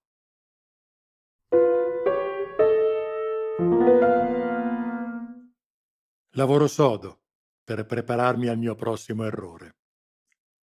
Masaniello. Pensieri all'ombra del vulcano.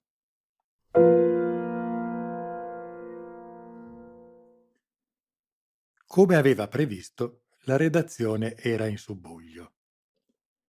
Senza curarsi del caos, Lara attraversò il corridoio, raggiunse la scrivania, appese la borsetta al gancio dell'appendiabiti, sistemò le pieghe della gonna e sedette con la massima tranquillità, poggiando i gomiti spigolosi sul ripiano plastico, intrecciando le dita e adagiandovi sopra il mento sottile.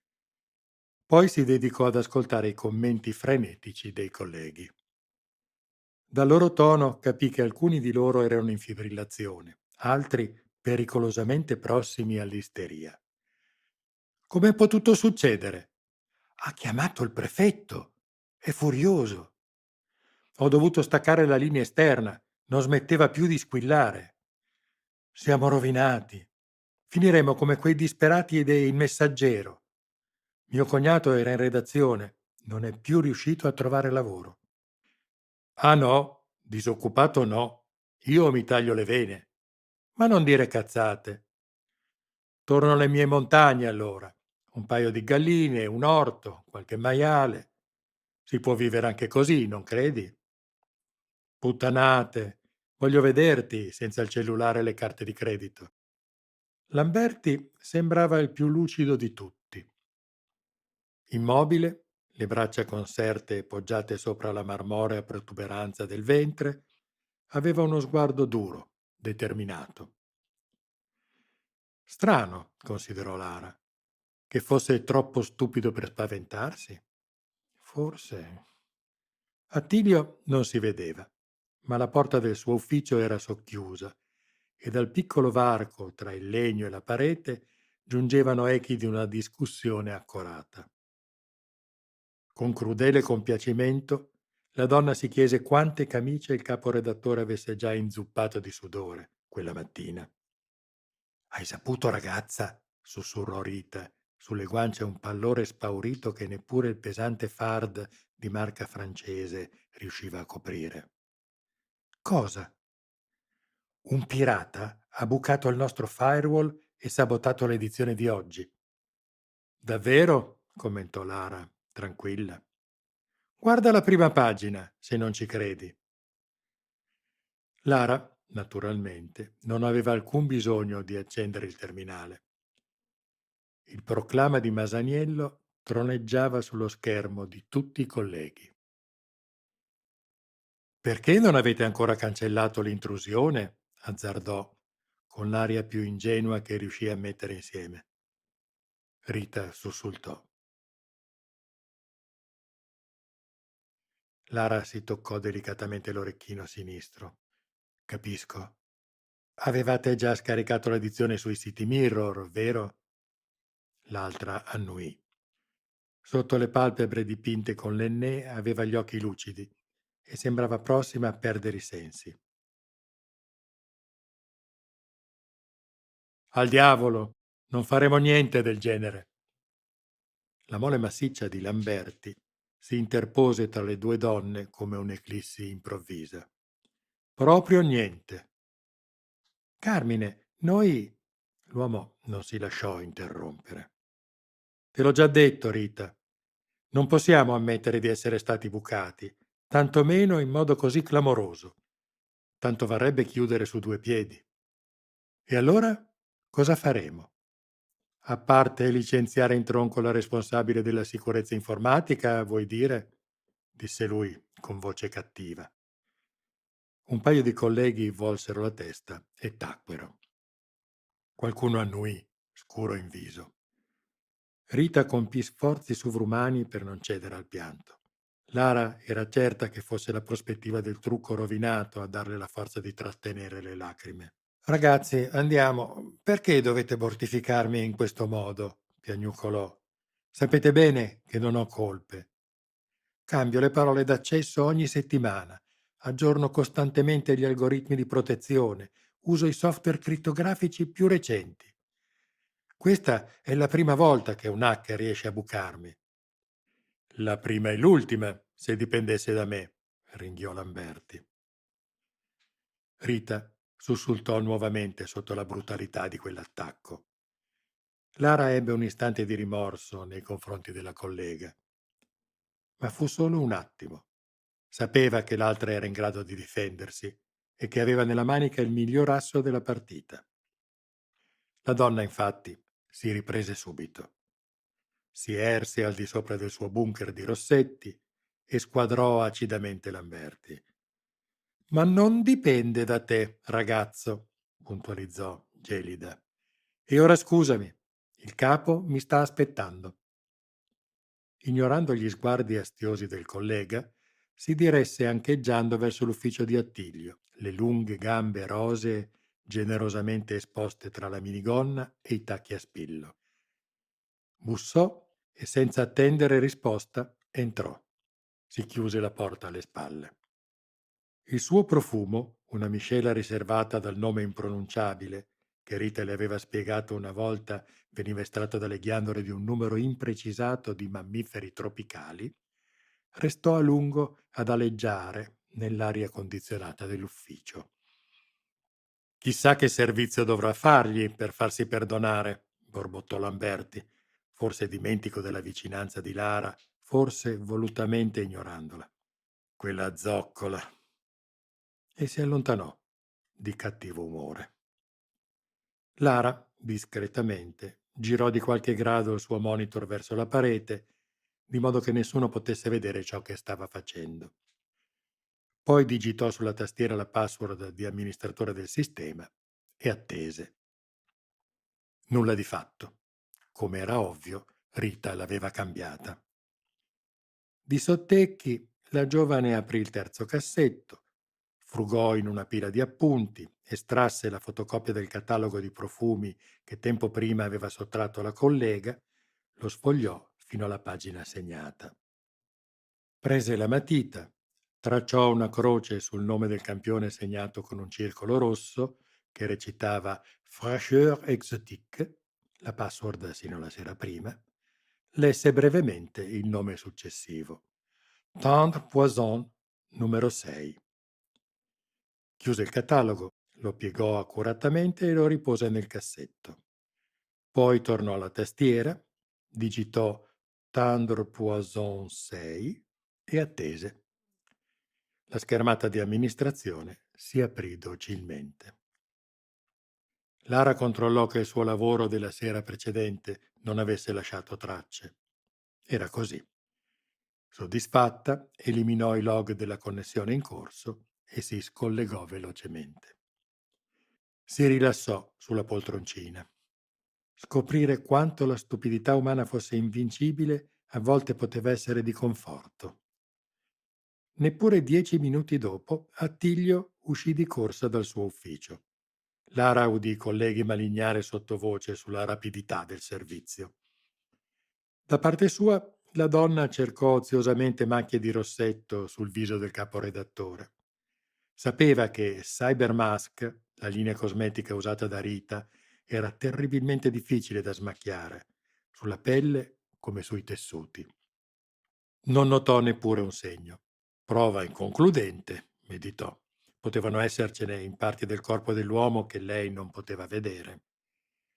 La camicia Havana di Attilio, come si aspettava, dava tutto un nuovo significato al termine sudore. La cravatta era in condizioni penose. I suoi capelli sembravano più che mai sbuffi di fumo. Lamberti gli si fece subito incontro. Definirlo servizievole sarebbe stato pleonastico. Lara non si sarebbe sorpresa di vederlo scodinzolare. Il direttore è furibondo, sibilò Attilio. Sì, capo, assentì l'altro. Il prefetto gli sta addosso, capisci? Sì, capo. Anche i suoi capi corrente a Strasburgo vogliono spiegazioni. È un brutto momento. Strasburgo? Fece eco Lamberti. È tutto un gioco politico, capisci? La corrente di Jean Lecherche si sta battendo per un controllo più stretto sui giornali locali. Non appena saprà di questa storia, lui non terminò la frase. Non ce n'era bisogno. L'altro si appoggiò alla parete. Le cuciture del vestito scricchiolarono in modo sinistro. Che cosa facciamo?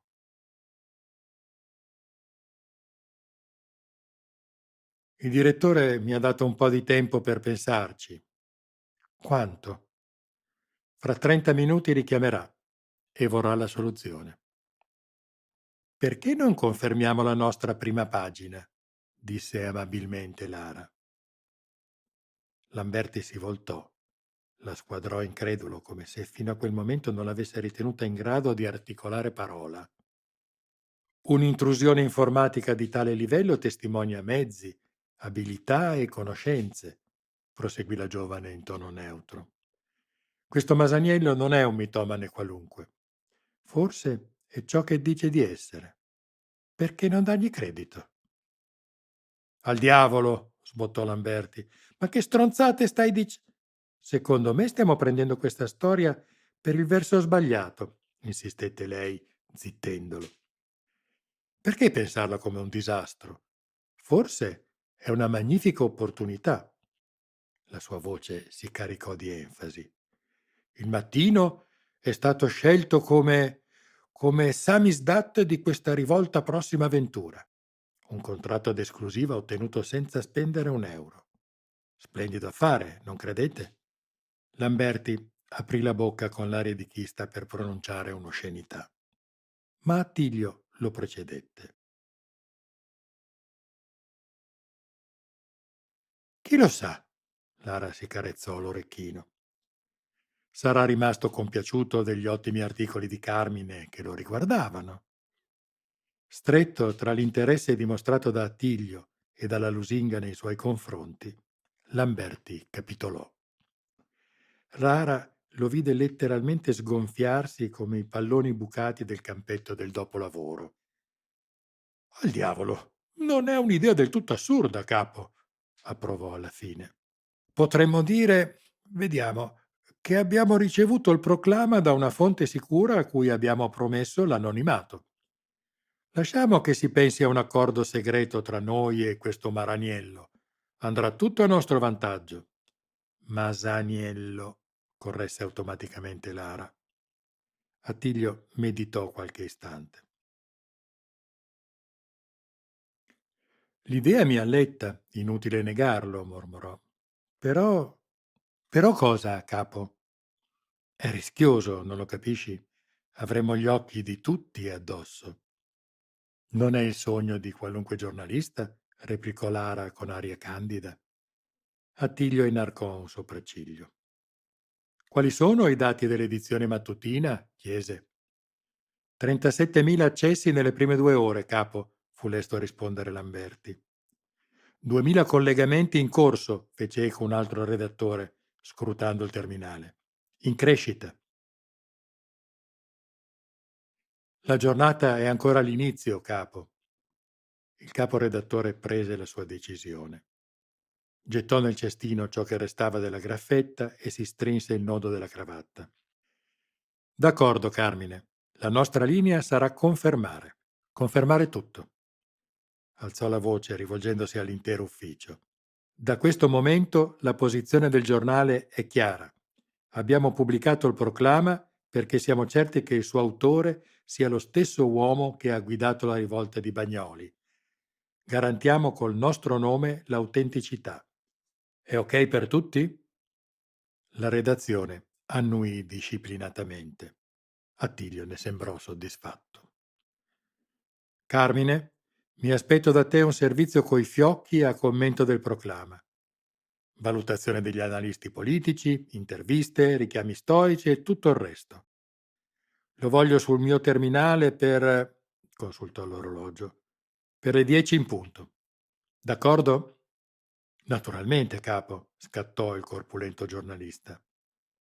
Lara dubitò che avesse realmente ascoltato quanto gli era stato chiesto. Poi Attilio si volse verso di lei.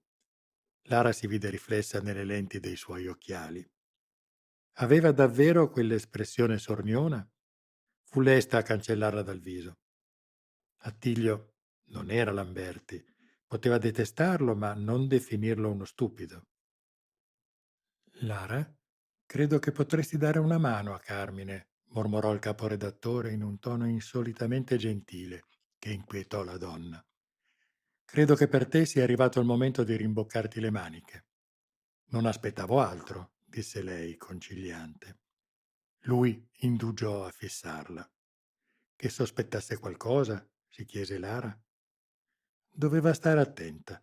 Era una dilettante in quel gioco e stava giostrando forse su troppi fronti. Ne ero certo, concesse alla fine l'uomo, sorridendo lievemente. Buon lavoro. Altrettanto, capo, leccò fino in fondo Lamberti. Il grassone guardò la porta dell'ufficio di Attilio richiudersi, borbottò ancora qualcosa di maligno a commento del prolungarsi dell'assenza di Rita, poi rimase a ciondolare, l'immenso deretano puntellato contro il basso divisorio dell'open space. A Lara sembrò di poter scorgere sul viso carnoso del collega i segni dei torpidi processi mentali in corso.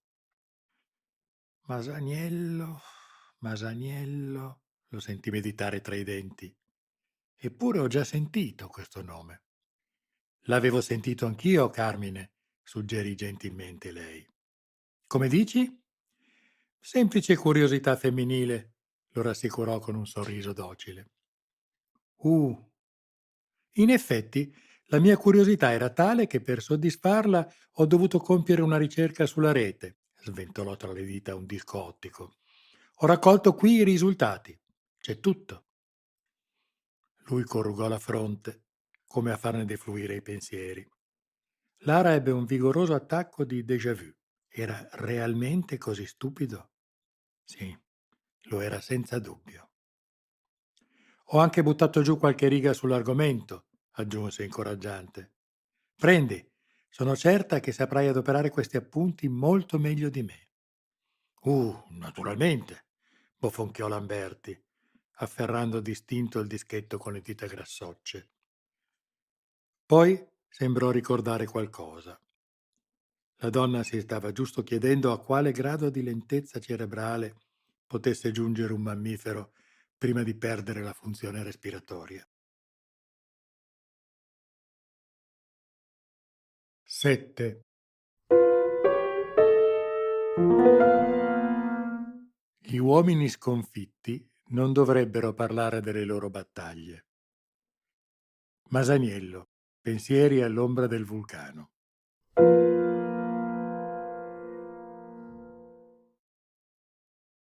Moretti ne aveva abbastanza dell'ospedale. Le 2 lunghe operazioni con cui i chirurghi gli avevano rimesso insieme, a mo' di mosaico, la gamba destra e la clavicola devastata, lo avevano prostrato. La microsonda che gli drenava quotidianamente il pus dai polmoni intossicati dall'urticante era divenuta, nei suoi pensieri rancorosi, un'aspide che gli mordeva le carni. Ad abbatterlo definitivamente, ne era consapevole, era stata però l'astinenza forzata dalle biostimoline, astinenza che si prolungava ormai da oltre una settimana. I sintomi della privazione erano ogni giorno più forti e l'agente scelto non sapeva per quanto ancora sarebbe riuscito a tollerarli. Si sentiva fiacco, svuotato di ogni forza, di ogni aggressività. Il suo corpo gli appariva vergognosamente fragile, inadeguato, orribilmente limitato in forza e resistenza al dolore. Non si era mai sentito così debole e odiava tale sensazione. Ma ancor di più del decadimento fisico era la progressiva corruzione del suo raziocinio a spaventarlo. Moretti avrebbe dato un braccio per provare di nuovo l'abbraccio obliante di sicurezza, di verità assolute delle stimoline. Priva della dose quotidiana, la sua mente, una volta serena, al sicuro da ogni dubbio, si era ritrovata vuota, indifesa, spaurita. Battaglioni di interrogativi inquietanti lo avevano vigliaccamente assalito alle spalle. Pattuglie di scrupoli lo avevano circondato, lui vagolante nella steppa nebbiosa delle colpe, e lo avevano portato, somma di ogni orrore, a riflettere senza alcuna certezza definita. Forse era stato ciò che aveva visto a Bagnoli a scatenare il processo. Non lo sapeva. Di certo, quando chiudeva gli occhi, rivedeva ancora quella scena da incubo e dentro di sé gridava. Solo e senza altra possibilità, aveva cominciato a interrogarsi. Idee balzane gli erano ronzate in testa come con vertiplani in picchiata. Punti di vista differenti, addirittura contrari a ciò che gli era stato inculcato durante l'addestramento, gli erano balenati agli occhi. Lui allora aveva trasalito, cercando di ricacciarli indietro, ma non vi era riuscito del tutto. L'agente scelto teneva duro, ma si sentiva sempre più teso, sempre più irritabile. Sapeva che se qualcuno non lo avesse tirato fuori in fretta da quella stanza silenziosa, dipinta di bianco, ben presto sarebbe crollato. Signor Moretti? Sì? C'è una visita per lei. L'agente scelto squadrò acidamente l'infermiera. Era una ragazza graziosa, vivace, dagli occhi d'inchiostro e i movimenti aggraziati. Una bellezza tipicamente napoletana, mora, verace, carnalmente sensuale. Moretti lo odiava. Non voglio visite, sibilò. Voglio le mie razioni. Lei scosse la testa con un sorriso dolce. Ha sentito il dottore? Niente stimolanti, replicò con l'aria di scusarsi. Non finché è sotto drenaggio. Lui non si lasciò convincere dall'apparente rammarico della ragazza. Puttanella sovversiva, ringhiò in silenzio. Ne ho viste tante come te. Quando mi toglieranno i tiranti faremo i conti. Su questo stesso letto. La sua visita, signore, insistette l'infermiera, controllando con professionalità il display degli strumenti di monitoraggio. Posso farla entrare? Chi è? Chiese lui, sgarbato. Una giornalista del mattino. Che vada all'inferno. È autorizzata, replicò la ragazza, picchiettando leggermente sul tubicino della flebo. Che diavolo vuole da me? La ragazza scrollò graziosamente le spalle. Intervistarla, credo. A proposito della battaglia di Bagnoli, a quanto dice. Moretti cambiò espressione. Non gli piaceva parlare di quell'episodio, ma c'erano anche delle domande, nel plotone di dubbi che lo tormentava, di cui in un modo o nell'altro voleva la risposta. Va bene, sbottò, falla entrare e poi sparisci. Fino all'ora dell'iniezione, concesse la ragazza, imperturbabile. All'inferno. Moretti tentò di mettersi a sedere sul letto, ma rinunciò dopo aver conquistato a stento una dozzina di centimetri. Imprecò silenziosamente. Poi si scosse. La giornalista era di fronte a lui. Buongiorno, esordì la donna. Come si sente? Signora, Moretti lesse il nome sul NOS appuntato sulla camicetta di Lara. Lamberti? Mi chiami Lara? Fu pronta a replicare lei, sorridendo pudicamente, grata che il lettore di cibi identificativi del Cardarelli fosse eternamente fuori uso. Signora Lara, ripeté Moretti in torvo, ho staffe d'accrescimento imbullonate nelle ossa. Il mio ginocchio è sotto vetro al reparto patologia e mi hanno infilato su per il naso un tubo largo come la monorotaia per Procida. Come crede che mi senta? Non saprei, ammise la donna, azzardando un'aria svanita. Magnificamente? Stupida oca, pensò Moretti. Poi la guardò attentamente. Il risultato dell'ispezione parve deluderlo. Magra da far paura, chiacchierona e senza dubbio vergine, considerò. Ma certo, a chi verrebbe mai in mente di farsi un chiodo del genere? Sembrerebbe di scoparsi un'antenna Yagi. Permette qualche domanda? No, replicò seccamente Moretti. Lara lo ignorò tranquillamente. Lei fa parte della sezione speciali interni delle forze armate europee, agente? Chiese accomodandosi garbatamente sulla sedia che affiancava il bilanciere per la trazione. No, dei Boy Scout, bofonchiò lui. Davvero? Fece lei candidamente. Credevo che fossero stati disciolti. Non ancora, ghignò lui. Prima aboliremo l'ordine dei giornalisti. D'un tratto Moretti decise di averne abbastanza di quella schermaglia. Nelle dispute meramente verbali non si era mai divertito troppo. Guardi, disse agitando il piede sinistro, nudo, sino a farlo sporgere grottescamente oltre l'orlo affilato del lenzuolo useggetta. Lara, incuriosita, obbedì. Sull'esterno del piede, all'altezza della caviglia, un piccolo tatuaggio contornava il rigonfiamento dell'articolazione. La donna socchiuse gli occhi, distinguendo sorpresa il cerchio di stelle dell'Unione Europea, seguito da un simbolo che non conosceva, d'aspetto vagamente orientale e da una lunga sequenza di linee parallele di vario spessore. Lì c'è il mio curriculum, disse Moretti in tono ancora sgarbato. Grado, matricola, gruppo sanguigno, allergie, addestramento specifico. Capisco, considerò lei colpita. In effetti credo che i Boy Scout non abbiano nulla del genere.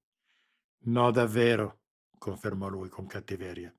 È un'esclusiva della sezione. Lara assunse un'espressione innocente. Mi spiace, non sono capace di leggere i codici a barre, confessò, attenta a dosare il sarcasmo. Le dispiace dirmi semplicemente il suo nome? Jacques Xavier Moretti, disse lui asciutto. Nato a Nizza il 29 gennaio 2009. Qualifica agente scelto. Gruppo sanguigno AB, RH positivo. Molto gentile, ringraziò placidamente Lara. Moretti si agitò indispettito, per quanto gli consentivano i tiranti cui era appeso. Durerà ancora molto questa intervista? Solo poche domande, assicurò la donna carezzandosi l'orecchino. Sarà meglio. Lara decise di venire al punto. Mi dica, come mai la SSI presidiava la manifestazione di Bagnoli? Che significa? Non era un compito più adatto alla polizia locale? Lui scosse la testa. Sospettavamo la presenza di sovversivi e avevamo ragione. All'improvviso l'uomo sembrò irrigidirsi. Comunque, di chi fosse la competenza non è un mio problema. La sezione speciale interviene dove le viene ordinato. Capisco. Lara si sporse in avanti sulla sedia, puntellando i gomiti sulle cosce. La sua voce si fece tesa, allusiva. E chi dà ordini alla sezione speciale, agente? Lui batté gli occhi di un verde sciropposo, indignato. Quella giornalistucola stava esagerando. In altre circostanze avrebbe troncato su due piedi l'intervista, l'avrebbe addirittura minacciata di arresto. Ma con sorpresa, in quel frangente scoprì di non esserne in grado. In quel momento, appeso al gancio come un quarto di bue, prostrato fisicamente e intellettualmente, Moretti realizzò che la domanda della donna era più che valida.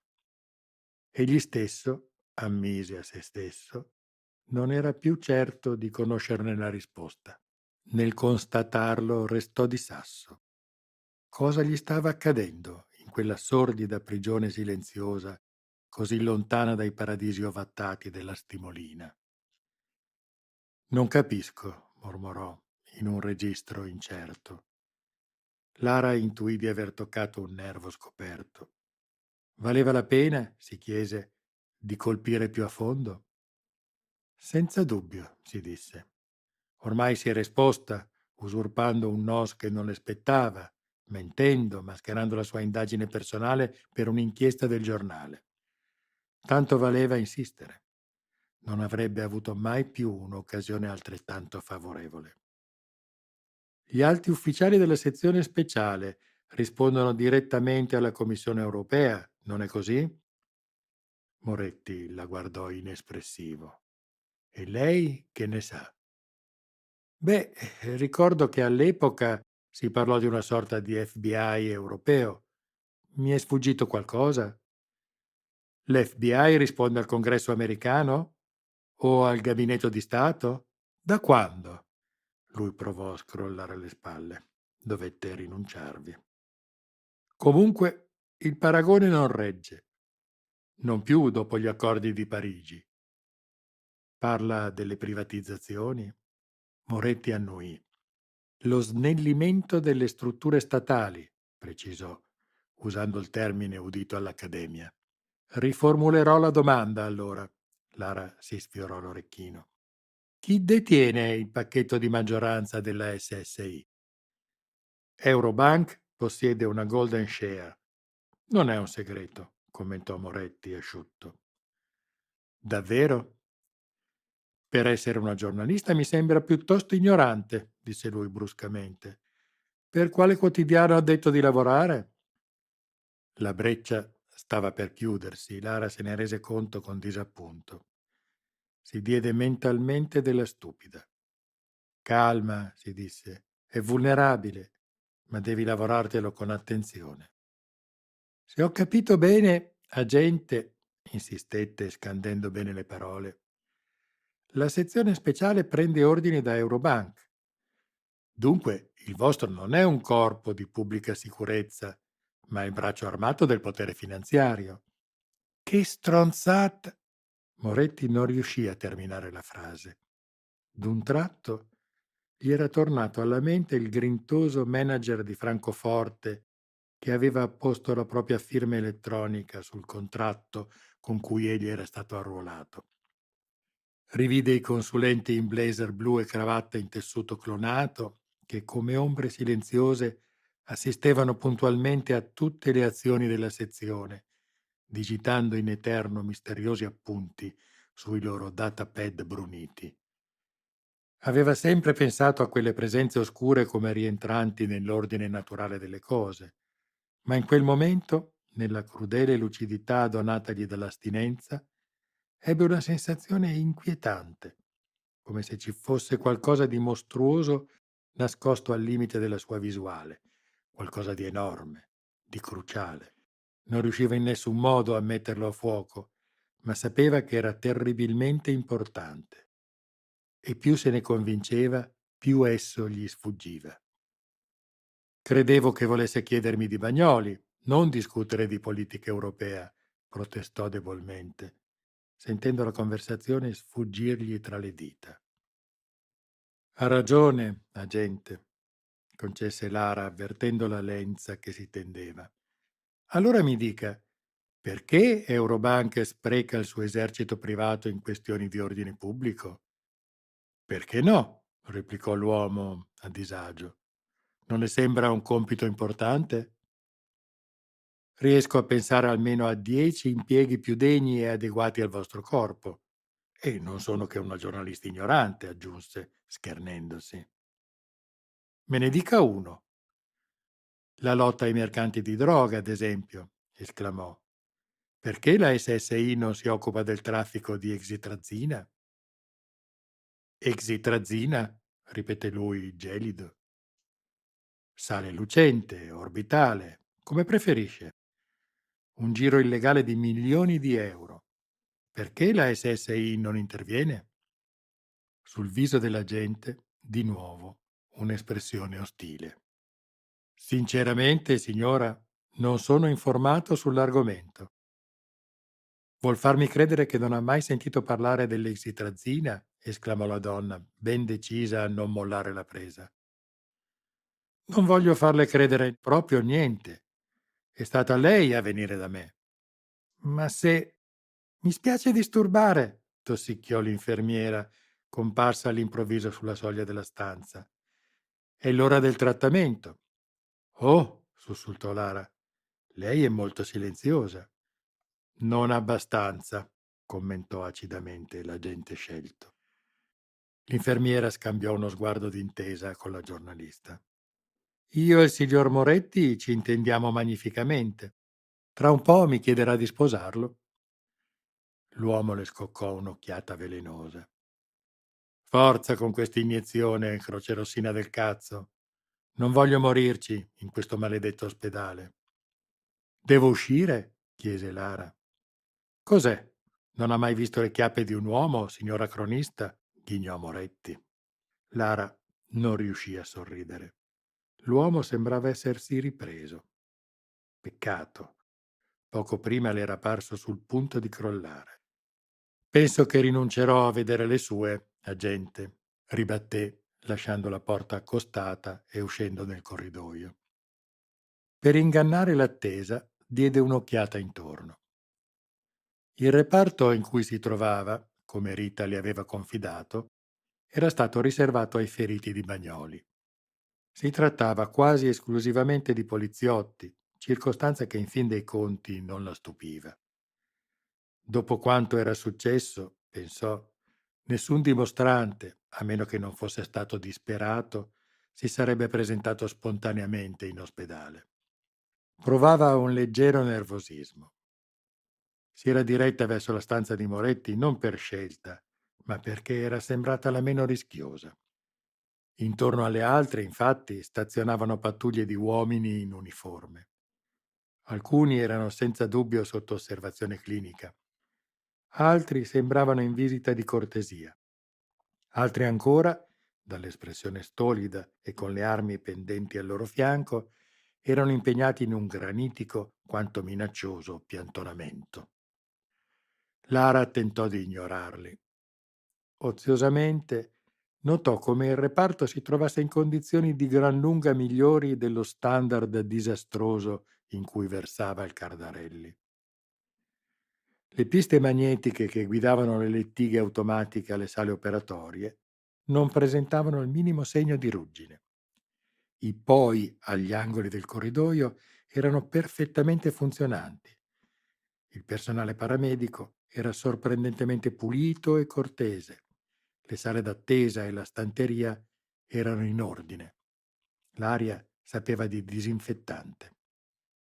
I vetri insonorizzati, lindi e accuratamente chiusi, ricacciavano indietro l'eterno frastuono dei questuanti e le geremiadi degli ex mutuati in lista d'attesa che bivaccavano prostrati nel cortile esterno.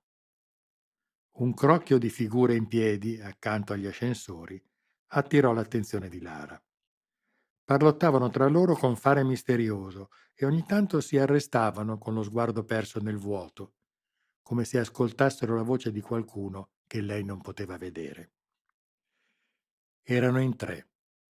Uno indossava la divisa della sezione speciale, grigio cenere e giallo nicotina. Portava sulle spalline dei gradi che lei non sapeva interpretare e dissertava a spezzoni, pesantemente, lasciando cadere le sillabe come cadaveri. Il secondo sembrava un medico. Non aveva il camice, ma dava ugualmente l'impressione di un chirurgo, forse per l'aria disinvolta con cui sembrava dominare la scena, forse per i riflessi di sangue che si scorgevano nelle sue pupille. Aveva il volto affilato, i capelli bianchi, e parlava descrivendo con le dita ampi gesti nell'aria asettica, come un direttore d'orchestra nel pieno di un'esibizione. Ma era soprattutto il terzo uomo ad attrarre lo sguardo di Lara. Era alto, portava un completo antracite di cui anche a distanza si indovinava la buona fattura. I suoi capelli, biondi, erano tagliati a spazzola. Le sopracciglia erano sottili, chiarissime, al pari della peluria che gli copriva il dorso delle mani. La sua pelle era rosea, di un candore quasi infantile. Portava dei minuscoli occhiali a specchio e taceva. Più che ascoltare sembrava assorbire a livello epidermico quanto gli altri andavano esponendo. Lara non sapeva cosa fosse ad attrarla in lui. Forse la gravità del suo viso perfetto, forse il senso di potere che emanava dalla sua persona. Quando lui voltò la testa e la fissò, lei sussultò e distinto fece un passo indietro. Stia attenta, l'ammonì l'infermiera, in quel momento comparsa sulla soglia della stanza di Moretti. Lara riprese l'equilibrio. Aveva rischiato di investire una lettiga automatica che, silenziosa come un agguato, era uscita da una delle porte che davano sul corridoio e adesso era immobile, in sospensione giroscopica, in attesa che i suoi sensori le segnalassero il via libera. Mi spiace, si scusò la giornalista, stavo per caderci sopra. Non le sarebbe piaciuto, commentò la ragazza, seria in viso. Perché? Oh! Lara d'improvviso realizzò cosa la lettiga trasportasse e impallidì. Il lenzuolo era spesso, scuro, ma al di là della stoffa si intravedeva ugualmente la sagoma del corpo. L'infermiera picchiettò sui comandi della lettiga. Questi cindogu costano migliaia di euro e si impuntano come muli. Ecco qui. Patologia legale, digitò. Forza bella, cammina. Chi era? Chiese Lara, spostando a disagio il peso da un piede all'altro. Non sapeva cosa fare delle mani e distinto le portò entrambe a sfiorare gli orecchini. Lui, rispose l'infermiera, indicando il cadavere. L'occupante della 302. Linea piatta un paio d'ore fa. Poveraccio. Sentivo che non ce l'avrebbe fatta. Cosa aveva? Ustioni sul 70% del corpo, polmoni andati, fratture multiple, blocco renale. I dottori l'avevano intubato e gli avevano sparato in corpo decine di nanomed, ma un incidente? Interruppe Lara deglutendo. Incendio, scontro a fuoco la notte scorsa. L'avrà sicuramente sentito. La ragazza sorrise, imbarazzata. Sono proprio una stupida. Lei è una giornalista del mattino, no? Saprà certo meglio di me quel che è successo a Sant'Anastasia. Lara impallidì ancor di più, pentendosi di aver posto la domanda. Non aveva documenti addosso, disse ancora la giovane infermiera. Non sappiamo neppure che nome digitare sul registro dell'obitorio. Solo e sconosciuto. È veramente terribile andarsene così, non trova? Sarà stato anche un camorrista, ma nessuno merita una morte tanto brutta. Conosce un modo bello per andarsene? Mormorò Lara, seria. Ne ho visti di migliori, ribatté la ragazza. Poi sorrise. Ecco, finalmente funziona. La lettiga vibrò, cigolò e con qualche sforzo riprese la sua corsa ferale. L'improvviso spostarsi del baricentro fece scivolare via di qualche centimetro il lenzuolo, rivelando come in un macabro scherzo il lembo di un piede. Non deve concludere l'intervista, suggerì l'infermiera in tono ingenuamente malizioso. Il signor Moretti adesso è tutto per lei. Lara non l'ascoltava.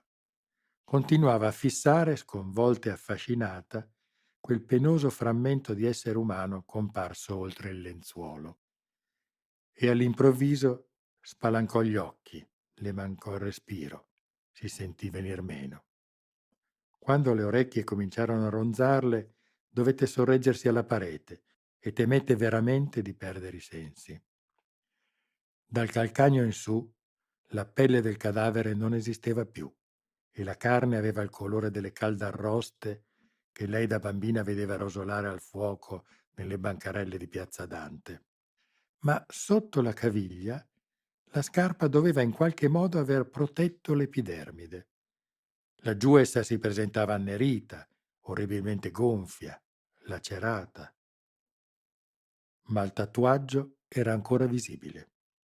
Piccole stelle superstiti di un cerchio europeo morso dal fuoco, quel simbolo così simile a un ideogramma cinese, e poi le linee scure ormai illeggibili del codice a barre, come pezzi del domino in fila sulla pelle di cenere. Si sente bene? Mormorò l'infermiera. Lara, sotto lo sguardo attonito della ragazza, corse giù per le scale a perdifiato, con la realtà che le crollava a pezzi intorno.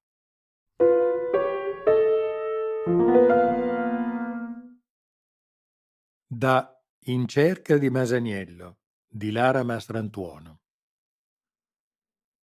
Se Lazzaro di Masaniello fosse un titolo nobiliare, il primo uomo cui assegnerei il diritto di fregiarsene sarebbe senza dubbio Anselmo. Il vecchio Anselmo. Non ho mai saputo il suo cognome. Forse neanche lui lo ricordava più. Dalla prima volta che lo incontrai e poi per tutti i mesi che vissi con il folle, grottesco e a suo modo eroico esercito di Masaniello, lo udì chiamare solo Anselmo, vecchio, al massimo compagno. No, non mi rivelò mai il suo cognome, ma mi narrò la storia della sua vita, senza pudori e senza reticenze. E io ascoltai, affascinata e attenta. Ascoltai, colma di quel desiderio osceno, come lo definiva Hemingway, di conoscere i segreti e i conflitti della gente per farne poi letteratura. Anselmo, quando lo conobbi, aveva quasi il doppio degli anni del nuovo secolo. Era nato a Gragnano, un paesino sospeso tra l'Ardesia dei Monti Sorrentini e il cobalto acceso del Golfo. Non aveva avuto un'infanzia felice. Il padre, Giuseppe, non riusciva a ottenere un lavoro stabile. Come si diceva, e si dice tuttora da quelle parti, si arrangiava, tentando di sbarcare il lunario con 1000 attività, poche delle quali pulite. Mentre il piccolo Anselmo cresceva, lui si dedicava a entrare e uscire dal carcere, riservando i suoi sempre più caduchi periodi di libertà al precipuo compito di donare nuovi fratelli e sorelle al primogenito. Nonostante i lati spiacevoli dell'esistenza, la famiglia si ingrandiva e tirava avanti. I veri guai iniziarono quando Giuseppe partì per la Germania, inseguendo, come lasciò scritto ai familiari, la grande occasione. Fu arrestato quasi subito e questa volta gli vennero affibbiati 10 anni, da scontare senza possibilità di appello nel penitenziario di Dortmund. Le redini della famiglia passarono nelle mani della madre. Era una donna ancora giovane e, malgrado le numerose gravidanze, piacente. Non impiegò molto a trovare qualcuno che le risparmiasse la solitudine.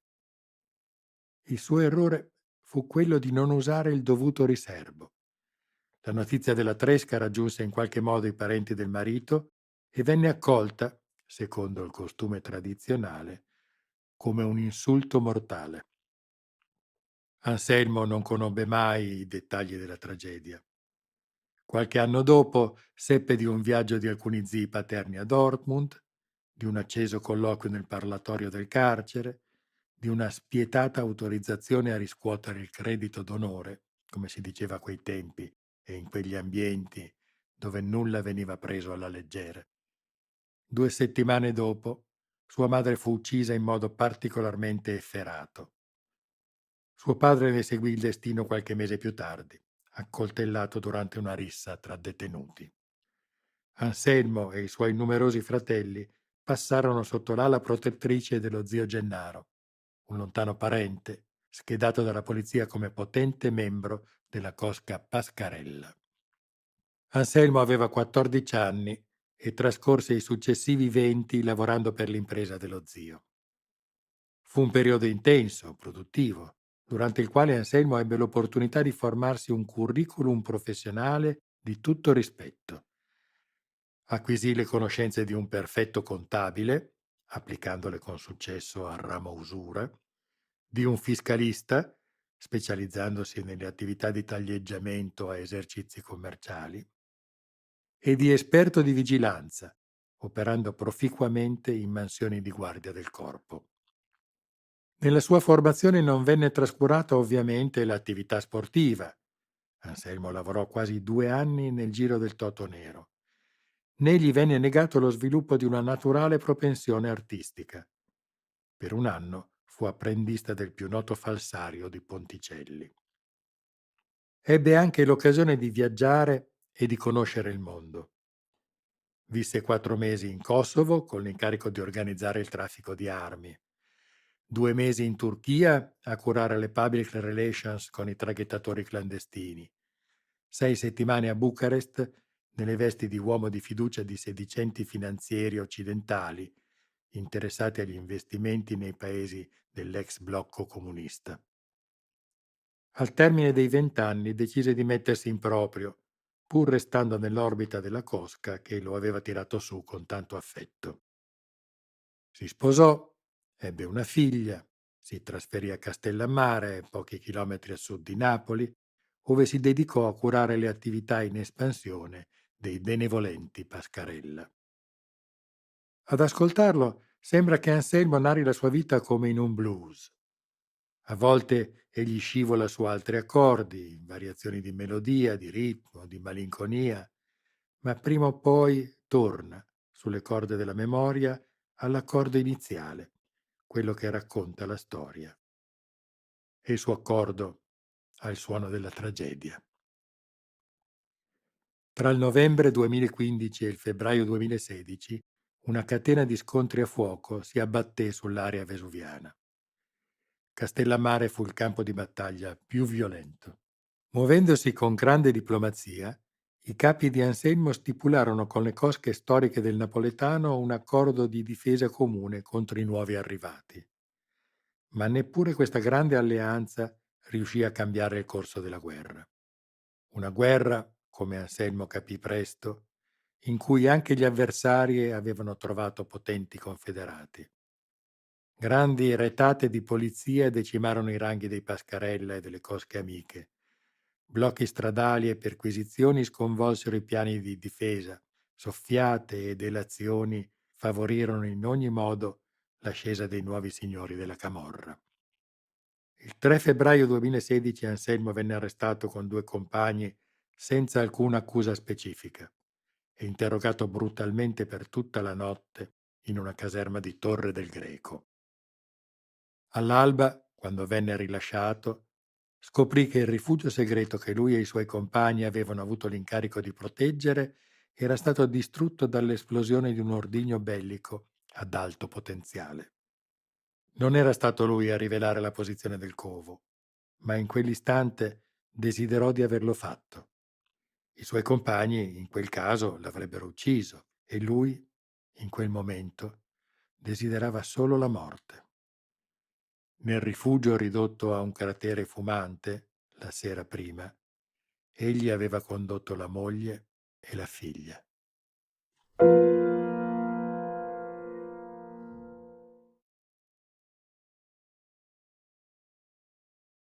8.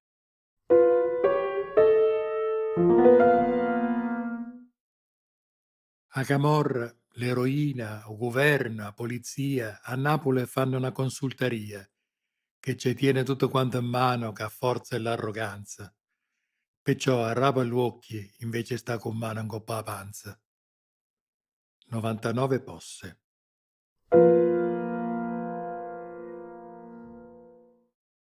Lara aveva sempre visto l'ingresso de Il Mattino come un lascito immeritato di tempi ormai lontani.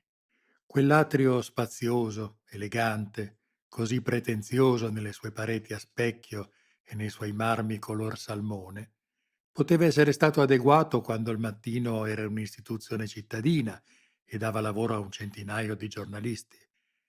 Adesso, con la redazione ridotta a un pugno di persone e la reputazione del giornale sotto assedio da parte delle reti informative semiprofessionali, quella hall era platealmente sovradimensionata e si ammantava di un'ironia architettonica che non mancava mai di farla sorridere quando lei ne varcava la soglia.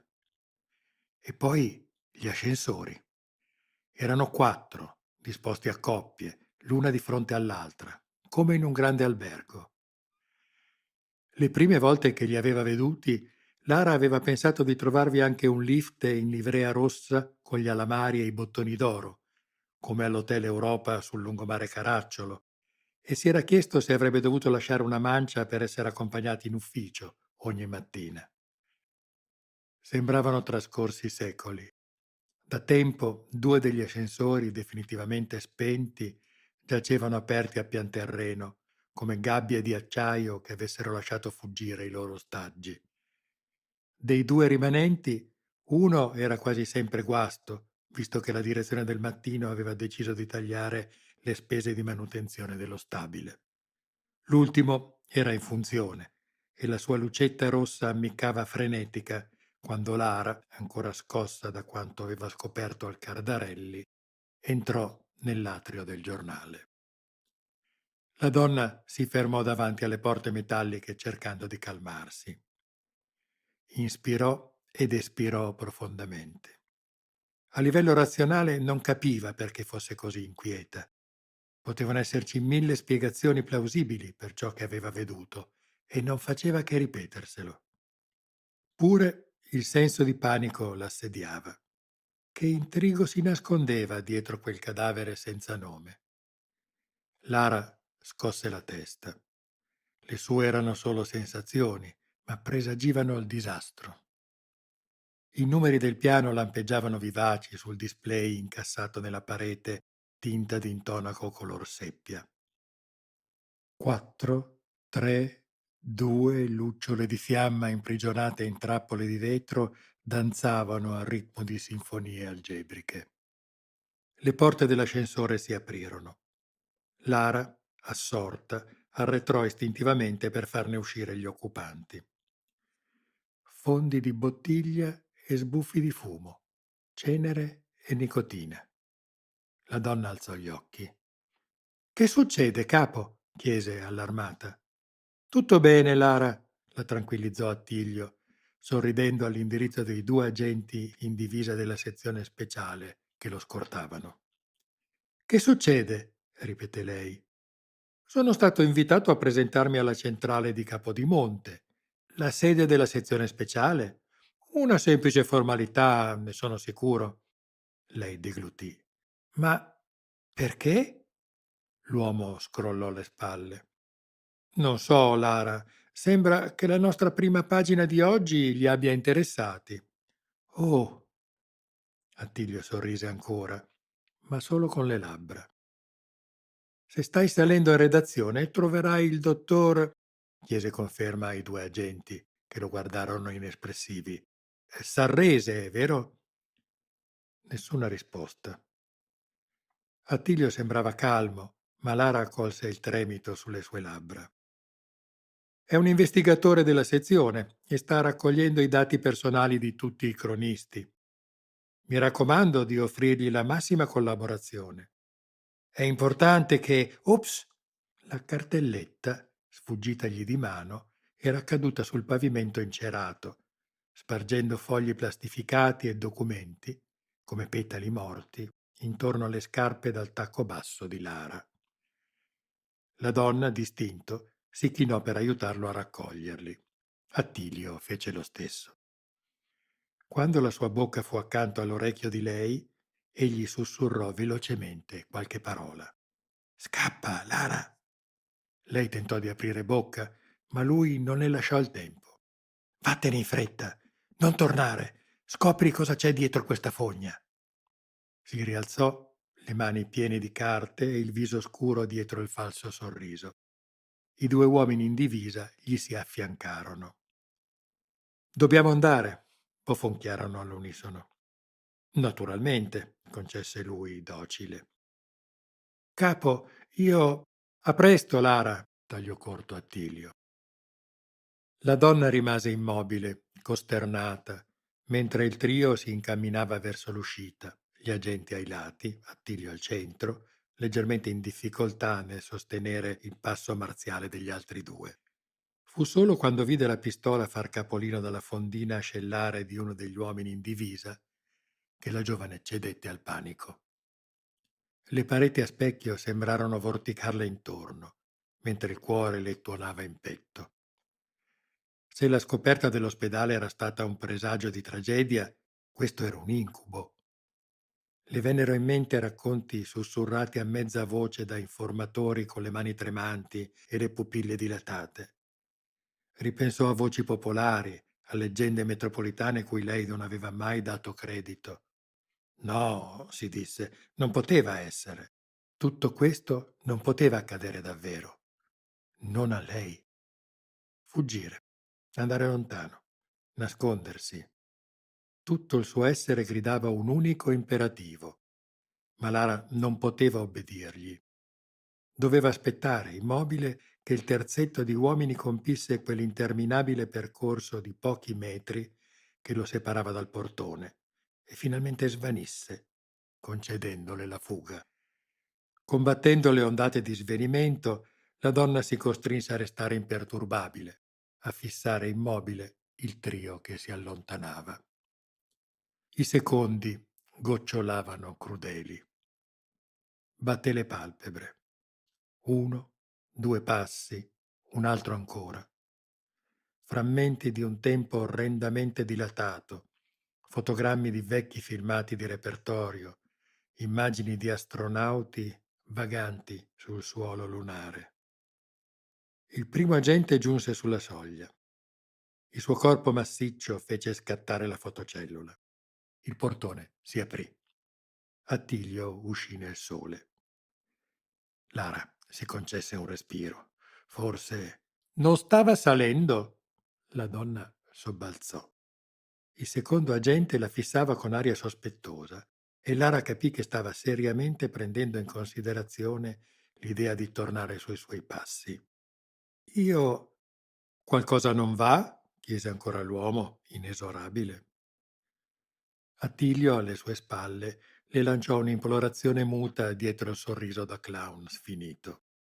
Nulla, agente, si costrinse a rispondere. Poi entrò nell'ascensore e premette il pulsante dell'ultimo piano. Le porte si chiusero con lentezza esasperante e Lara sentì per tutto il tempo lo sguardo inquisitore dell'uomo in divisa che le frugava dentro. Finalmente la scatola di metallo si mosse, portandola lontano e, pregò silenziosamente Lara, al sicuro. E lei si avvolse addosso quell'acciaio come una corazza contro gli artigli del panico, finché la belva non parve quietarsi, smettere di ringhiare e rinunciare esausta a ghermirla. La donna respirò a fondo, riordinando i pensieri. Calmati, si impose. Non devi far altro che tornar giù e uscire in strada. Nessuno ti sta aspettando. Il ping dell'ascensore l'informò che era giunta a fine corsa. Lara premette velocemente il pulsante del pian terreno e portò le dita, perché smettessero di tremarle, agli orecchini. Ma all'ultimo istante qualcuno impedì che la porta si chiudesse. Va giù? Interloquì una voce decisa, scandendo le sillabe in tono da constatazione più che da domanda. Io... Scendiamo con lei, se non le dispiace. Lara arretrò verso la parete dell'ascensore, mentre i nuovi arrivati invadevano a passi risoluti quel piccolo ambiente. La prima a entrare fu una donna, robusta, alta, una vera gigantessa, zigomi pronunciati e mento volitivo. cenere e nicotina. Con un sussulto, Lara capì che si trattava ancora di un agente della sezione speciale. La fronte le si imperlò di sudore. Ma il colpo peggiore fu l'apparizione del secondo arrivato. Capelli biondi a spazzola, pelle rosea e perfetta, occhiali a specchio. L'uomo dell'ospedale. Quando lui la fissò, Lara sentì il sangue arrestarsi nelle vene. «Signore?» mormorò la gigantessa in tono servile. «Sì?» replicò l'uomo dagli occhiali a specchio. «Vuole che le chiami l'elicottero?» «No». «Desidera la sua macchina, allora? Posso ordinare che...» «Va bene, Cerruti», approvò lui, condiscendente, ma con una traccia di irritazione appena avvertibile nella sua voce. La gigantessa avvicinò il satcom alle labbra e prese a parlottare nel microfono. Lara si addossò alla parete in preda al panico.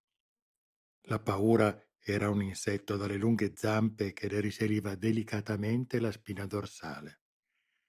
I numeri del piano diminuivano sul display a un ritmo orribilmente lento, quasi ipnotico, e lei si ritrovò a pregare che scattassero più in fretta, a fissare il quadrante luminoso mormorando un mantra, quasi che l'intensità del suo desiderio potesse accelerare il tempo e donarle la salvezza.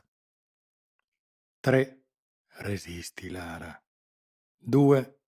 Ancora solo un paio di piani, ce la puoi fare. 1. Ormai ci siamo. Non può più succedere niente. Non può più succedere niente. Non ci siamo già visti? Disse l'uomo, gelido. Il mondo dell'ascensore sembrava avvolto in una nebbia acida e la paura entrava a ondate nelle narici della giovane, inumidendole finanche la pelle delle braccia. Non credo, balbettò lei. È sicura? Infierì lui. Sì, ribatté debolmente Lara. L'uomo scosse la testa, non muovendo neppure un muscolo facciale più del dovuto. Lara pensò che aveva l'emotività di un manichino. Io non dimentico mai un viso, insistette. Lavora al giornale? No, replicò la giovane, in un registro meno fermo di quanto avrebbe voluto. Davvero? E cosa fa qui? Sono un'agente pubblicitaria, azzardò Lara. Il mio ufficio è all'8° piano. Un'agenzia pubblicitaria? Qui? L'uomo corrugò le sopracciglia bionde e sottili, spezzando la simmetria esemplare della fronte spaziosa, dalla pelle rosea, priva di qualsiasi imperfezione. Alla sede del mattino? Il giornale non è proprietario dello stabile, annaspò la giovane, prossima alla disperazione. No? Ci sono almeno altre 6 imprese che affittano i locali, spiegò Lara. Capisco, considerò lui con un sorriso gentile e spietato. Capisco tutto. Le porte finalmente si aprirono. Timido sollievo, solo una speranza, ancora troppo gracile per competere con l'angoscia. Lara guardò attraverso lo spiraglio che si allargava poco a poco nel metallo, ma riuscì a vedere solo il portone aperto, luminoso come un faro nella nebbia del panico, e il lago di asfalto della piazza, dove avrebbe voluto tuffarsi e nuotare sotto la superficie come faceva da bambina, nel mare scuro di Miliscola, fino a sparire agli sguardi del mondo. Fece per uscire, ma si rese conto che le era impedito. L'uomo bloccava il passaggio. «Permette?» chiese con voce incrinata. «Naturalmente», concesse lui, scostandosi. «Dopo di lei». «Grazie», mormorò la giovane. «Buona giornata». «Ce l'hai fatta, Lara», esultò dentro di sé. «Non ti ha riconosciuto. Sei salva». «Un'ultima domanda, mia cara, prima che vada». La giovane raggelò. «Sì?» «Mi tolga una curiosità». «Ho fretta», tentò lei debolmente. «Mi dica», infierì lui ignorando la protesta. Si concesse una pausa d'attesa mentre l'angoscia lievitava. Poi colpì. «Mi dica, come riesce un agente pubblicitario a intrufolarsi in una corsia d'ospedale interdetta ai non autorizzati. Chi le procura un NOS?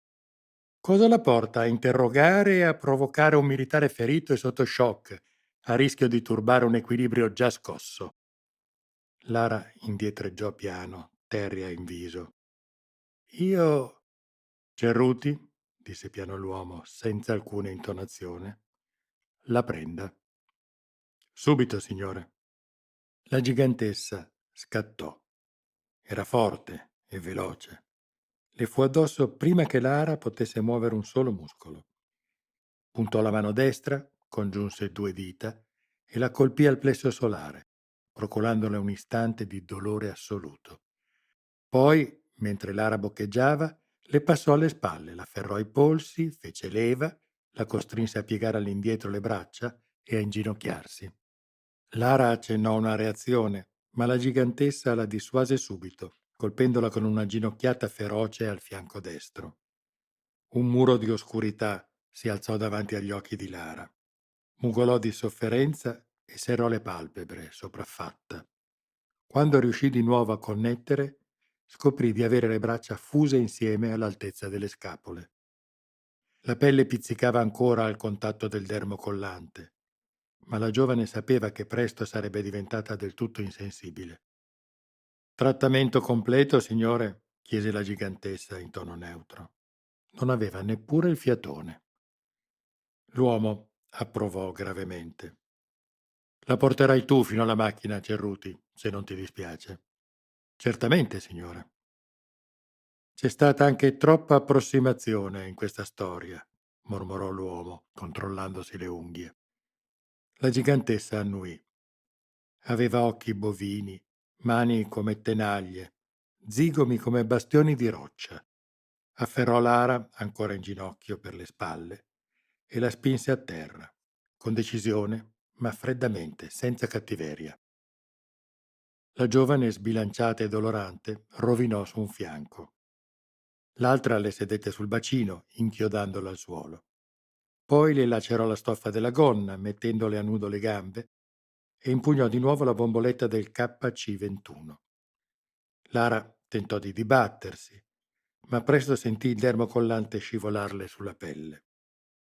La gigantessa le afferrò le ginocchia e strinse, finché l'interno delle cosce non si saldò. Poi la rimise in piedi. «Questo è sequestro di persona!» strillò sgomenta Lara, incapace di muoversi. Tentò una reazione, almeno verbale. Non potete farlo! Voglio un avvocato! Vi denuncio!» L'uomo non la degnò di uno sguardo. «Andiamo, Cerruti, la macchina è arrivata». La gigantessa le passò un braccio intorno alla vita, la sollevò come una bambola di stoffa, la portò di peso in strada. Una Mercedes Cobre attendeva di traverso sul marciapiede, l'impianto di dissuasione elettrica a tenere lontani gli scugnizi questuanti, i getti d'aria dell'overdrive a sollevare mulinelli di polvere e foglie morte dai colori chimici. L'autista azionò l'apertura delle portiere e Lara fu gettata senza troppi riguardi sul sedile posteriore. L'altra le sedette accanto, piazzandosi in modo che Lara non potesse in alcun modo tirarsi su. L'uomo dagli occhiali a specchio diede un'ultima occhiata intorno, poi sedette dall'altro lato. «A Capodimonte», ordinò l'autista.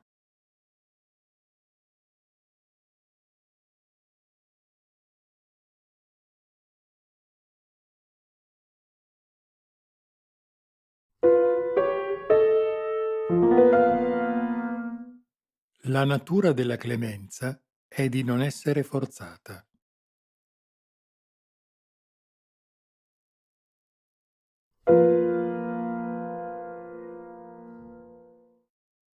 Lara non avvertiva alcuna sensazione di movimento, ma intuiva che la Mercedes stava sfrecciando sulla corsia riservata di qualche arteria cittadina. Forse via Toledo, forse Corso Umberto. Non avrebbe saputo dirlo. Non che dalla sua posizione potesse discernere molto. La giovane era riversa in modo scomposto sul sedile, il suo viso costretto al contatto della stoffa sintetica della tappezzeria odorosa di detergente batterico ed arbre magique.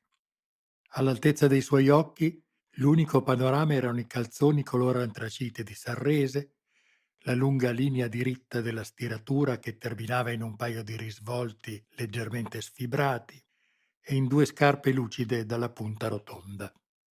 Più in alto, Lara riusciva a vedere la mano dell'uomo, le sue dita nervose che tamburellavano sulla stoffa della giacca e la pelle del polso, rosea e traslucida, oltre la quale si indovinava il quadrante del biotimer. Sull'altro lato, torcendo il collo, la donna poteva scorgere un frammento dell'abitacolo dell'automobile, la console dell'autista, il display del sistema di navigazione satellitare. Una lucetta rossa indicava la posizione del veicolo sulla mappa, ma lei non riusciva a trovare un riferimento in quelle linee cangianti.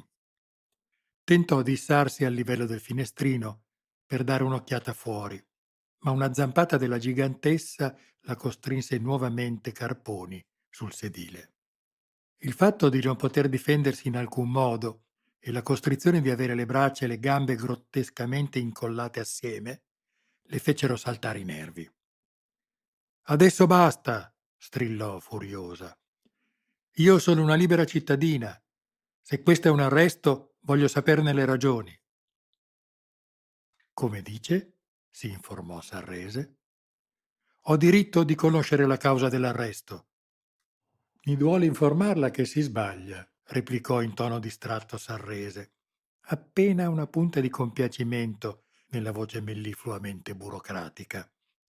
Secondo il decreto 212 bis del 430 sul terrorismo politico, la sezione speciale ha diritto di fermare per accertamenti qualunque persona sospetta e di interrogarla a piacimento secondo le modalità prescritte dal suo statuto. Terrorismo? Lara si agitò, non ottenendo altro risultato che rafforzare la stretta della gigantessa. Proprio così. Che c'entro io col vostro terrorismo? Avete sbagliato persona. Lui scrollò le spalle. C'è anche questa possibilità. Mi lasci andare allora? No. Perché? Il leone che è stato punto non cerca la pulce colpevole dell'offesa, commentò lui, guardando oziosamente dal finestrino. Le uccide tutte. Lei impallidì. Ma che volete da me?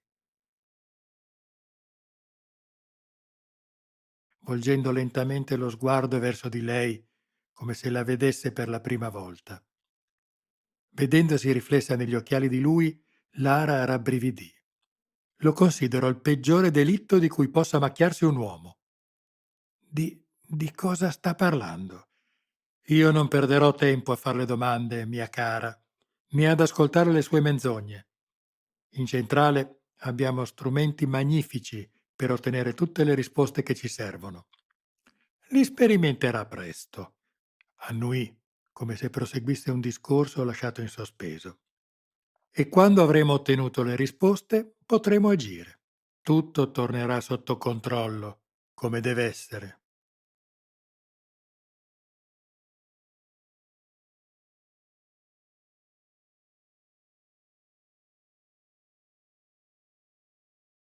Voglio parlare col mio avvocato, intimò. I lettori del mattino sapranno di questo trattamento. Non era un'agente pubblicitaria? Sorrise lui. E lei, per la prima volta, si sentì realmente terrorizzata. E va bene, confessò, le ho mentito. Cos'è, sono in arresto per questo? Vedo che ancora non ha capito. Sarrese si leccò le labbra. Mi spiegherò meglio. Cerruti? Signore? Codice 9, per favore.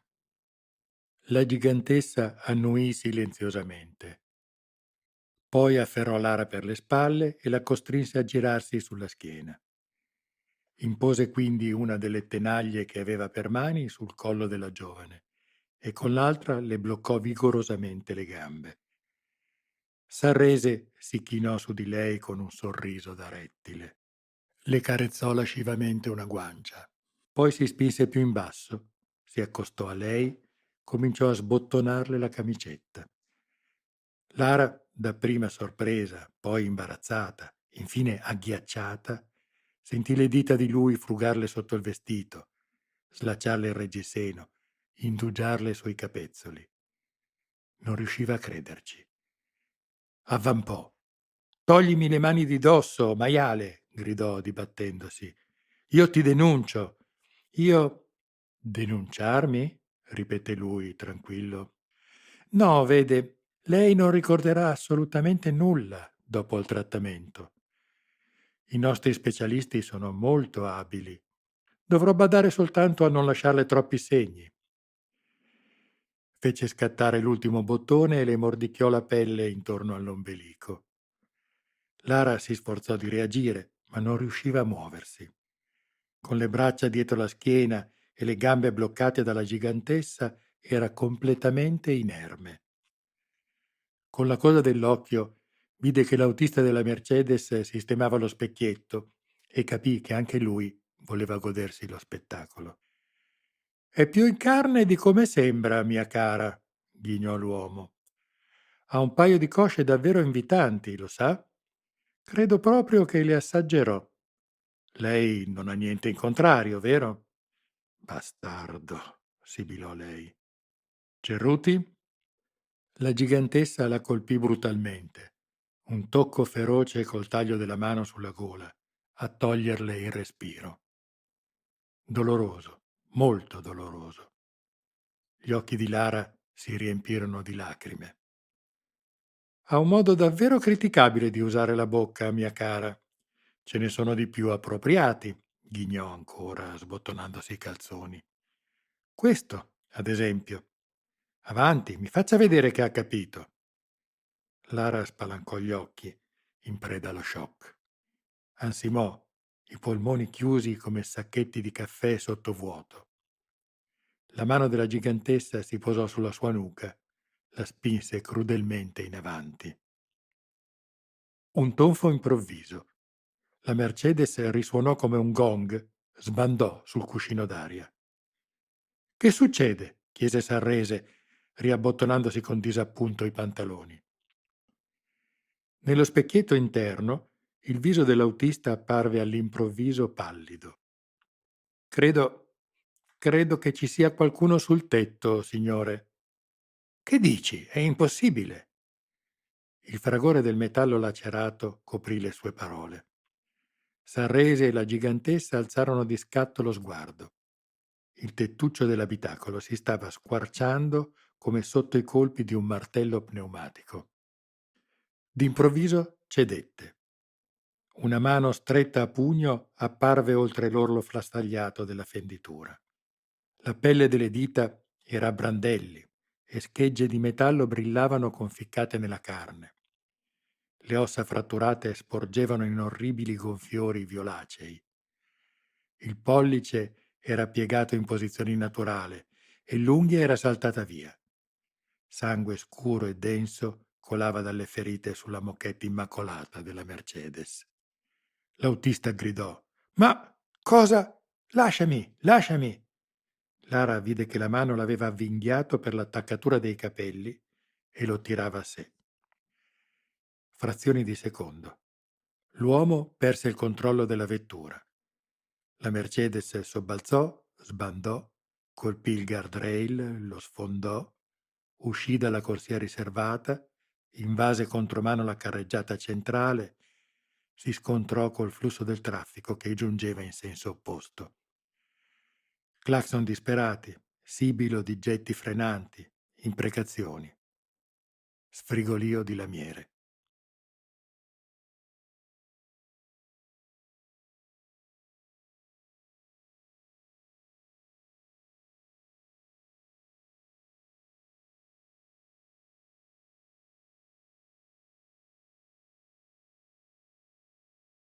S'arrese che tentava di ripararsi il cranio dagli urti, la gigantessa che metteva mano alla fondina, l'autista che gridava e si dibatteva con due dita conficcate negli occhi.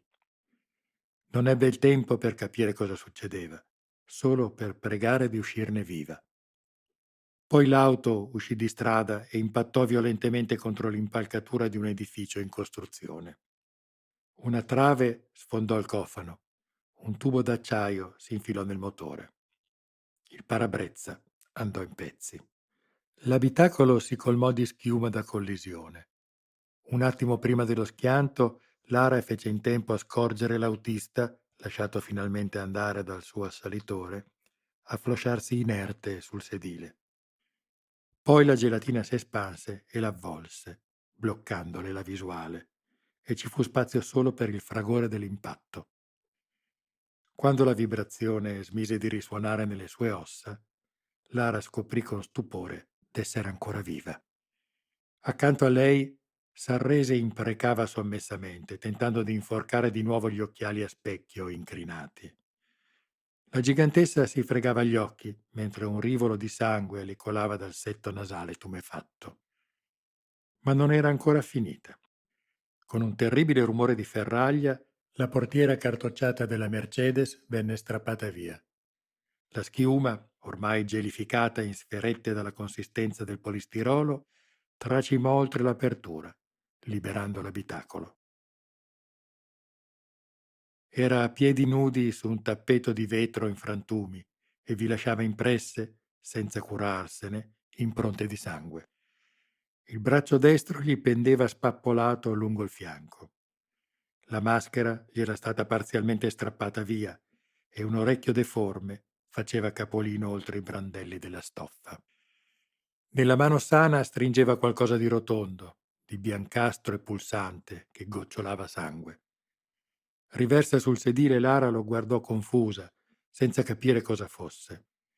Fu solo quando lui lo mise in bocca e l'addentò con aria di esultante provocazione che lei riconobbe, attonita, l'occhio cavato all'autista.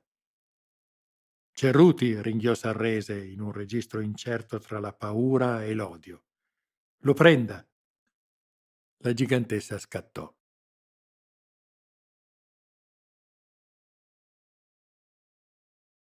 Un istante dopo erano entrambi a terra, a rotolare nella polvere e nei frammenti di vetro. Ma la mischia durò pochi secondi. Veloce come un crei, Masaniello si liberò dalla presa della donna, si rialzò, le sferrò un calcio alle costole. La gigantessa rotolò fuori portata, aprì la fondina, estrasse la pistola, la puntò. Un colpo violento al polso le fece saltare l'arma di mano. La gente, incredula, tentò di recuperarla, ma il suo avversario la spinse lontano con la punta del piede scalzo.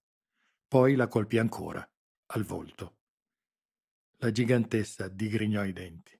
Parò e si rimise in piedi. Era addestrata, forte e consapevole d'esserlo.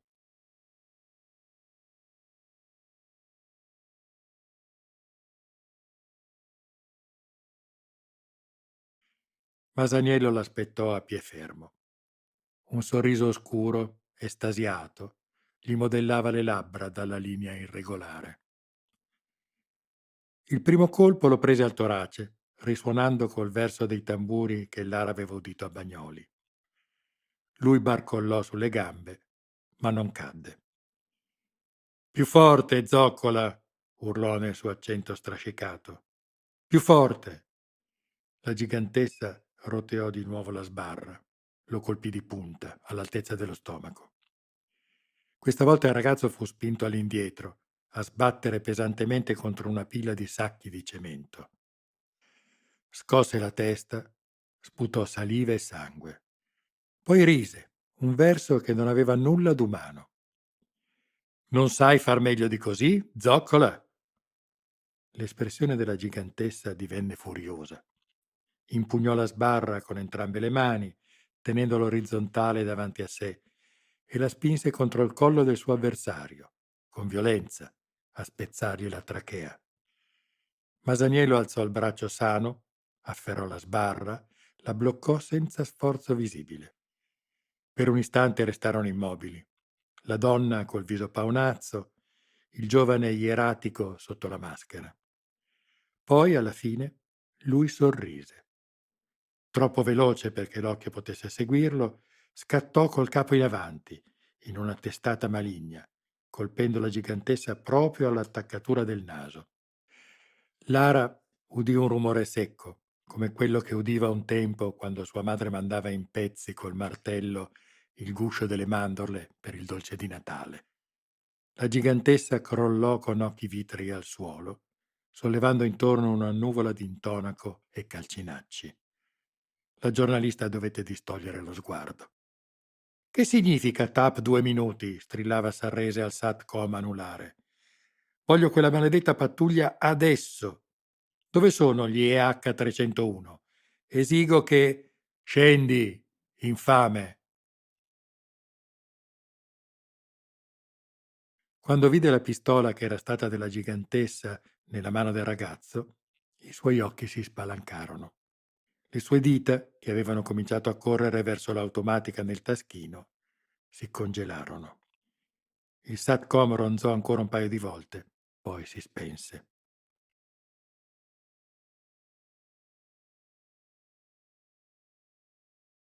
Sono un alto ufficiale delle forze armate europee, protestò Sarrese, obbedendo a malincuore. Sono contento, replicò il ragazzo, strascicando le parole. Mi sarebbe spiaciuto cacciare una palla in fronte a un caccaordini qualunque.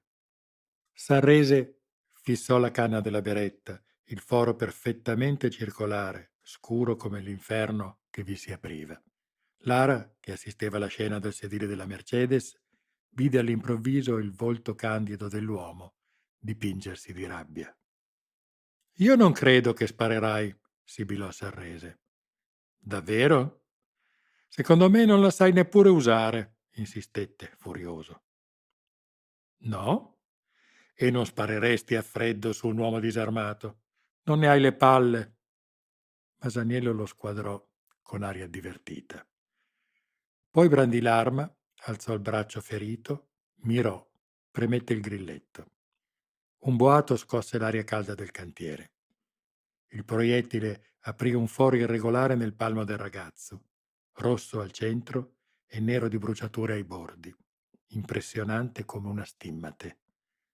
Masaniello considerò l'arto squarciato con sublime indifferenza, poi lo mostrò sprezzante a Sarrese, schizzandogli di sangue il completo antracite, e rise ancora, sguaiatamente. Cosa dicevi delle mie palle, signor alto ufficiale? L'uomo impallidì.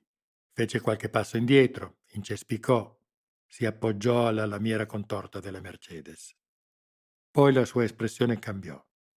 Socchiuse gli occhi, inarcò le sopracciglia sottili. Io, io ti conosco, mormorò, in un tono confuso, affascinato, che sorprese Lara ancora costretta al ruolo di testimone inerme. Di cosa parli, infame? William, disse piano Sarrese, quasi in un sussurro. Il ragazzo si bloccò, completamente, come un meccanismo a cui qualcuno avesse staccato la spina. Sarrese batté le palpebre, quasi stesse decidendo se fidarsi e cogliere la possibilità. La sua mano corse alla tasca interna. Le sue dita grate sfiorarono il calcio della pistola. Fermo! In alto quelle mani!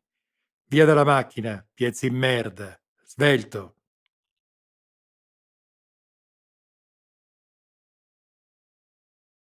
Sarrese si voltò, trovandosi di fronte a un gruppetto di uomini apparso come per incanto tra gli scheletri d'acciaio del cantiere. Erano una dozzina, forse di più, e avevano il volto celato da stracci e bende scure, in un'allusione persino troppo dichiarata alla maschera di Masaniello. Almeno un paio di loro erano armati, e ciò convinse Sarrese, contrariato, a obbedire. Lara avvertì numerose mani stringersi intorno alle sue caviglie, rese ormai quasi insensibili dalla lunga giacenza in quella posizione grottesca. D'improvviso fu tratta fuori dalla Mercedes, avvolta con una coperta e caricata in spalla da uno degli incappucciati. Tutto buono, giornalista, le sussurrò costui, un tipo tarchiato che odorava di tabacco. Salvatore? Azzardò lei, stordita. Son io, confermò l'altro. Poi si rivolse agli altri. Imogen, guagliò, chi li malamenti stanno arrivando. Il gospel delle ambulanze e dei clacson che giungeva sulle ali del vento gli dava ragione. Lara guardò in alto. Una coppia di convertiplani era impicchiata sul cantiere. Gli uomini mascherati si gettarono al coperto. Due di loro affiancarono Masaniello, ancora in stato catatonico, lo presero per le braccia e lo portarono via. Nel giro di un paio di secondi erano scomparsi. Salvatore afferrò più saldamente il corpo di Lara e cominciò a correre. La giovane avvertì con sorpresa la forza nascosta nei muscoli di quel piccolo colosso e ne fu confortata. Raggiunsero un tombino, si calarono giù. Il coperchio di metallo si chiuse sulle loro teste, separandoli dalla superficie, e il mondo sfumò nel buio. I convertiplani atterrarono con perfetta sincronia sullo spiazzale del cantiere. Le ambulanze si fermarono sul ciglio della strada. Le auto della polizia varcarono invece a tutta velocità il guardrail sfondato e inchiodarono a un passo dalla Mercedes. Gli uomini in blu si gettarono fuori dai loro veicoli, armi in pugno, formarono un cordone per tenere lontani i curiosi e gli sciacalli che già correvano dalle strade intorno e presero quindi a setacciare il cantiere. Quelli in giallo e grigio tennero loro dietro con aria diffidente. Poi uno di loro si diresse verso Sarrese, scoccò un'occhiata distratta al corpo della gigantessa e a quello dell'autista, fece scattare i tacchi di fronte all'alto ufficiale. Colonnello? Signore? Sarrese si scosse. Guardò trasognato l'uomo in divisa. Mi spiace, colonnello, si scusò con il labbro inferiore mosso da un tremito appena avvertibile. Ci sono sfuggiti. Dobbiamo inseguirli? Non importa, agente, scandì lentamente Sarrese, inforcando di nuovo gli occhiali a specchio. Ho scoperto ciò che volevo. Un timido raggio di sole brillò su quei vetri. Poi, come spaventato, si spense.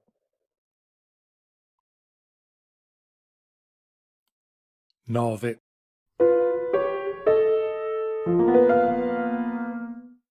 Da In cerca di Masaniello di Lara Mastrantuono. Salvatore Capasso era, a suo modo, un napoletano esemplare. La storia della sua vita, nella versione che egli usava narrare, mi parve subito un archetipo della commedia umana che il nostro secolo aveva voluto inscenare sul teatro quotidiano partenopeo. Salvatore mi disse una volta di aver amato, da ragazzo, la commedia dell'arte napoletana, ma che nessuno Scarpetta, nessun De Filippo avrebbe potuto concepire farse così tragicomiche e assurde come quelle che il destino costrinse lui a interpretare. Salvatore era nato a Pomigliano d'Arco negli anni 90 del secolo scorso. La sua infanzia e adolescenza non racchiudevano nulla d'alieno dagli episodi tipici della vita giovanile nell'Interland napoletano. Un'approssimativa formazione scolastica, inverni all'ombra del vulcano ed estati presso parenti a Ischia, eterni problemi economici in famiglia, qualche furtarello, piccole storie di droga senza conseguenze penali, partite di pallone, capitone fritto e pastarelle a Natale, passioni immature e iniziazioni sessuali clandestine. Allo scoccare del suo 18° compleanno, Salvatore era inserito nella casta più popolosa in cui si dividesse la sua generazione, quella dei giovani in cerca di prima occupazione. Dopo troppi mesi perduti in inutili tentativi, frustrato e spinto dal bisogno, Salvatore fece ciò che tanti avevano dovuto compiere prima di lui. Comprò un posto di lavoro.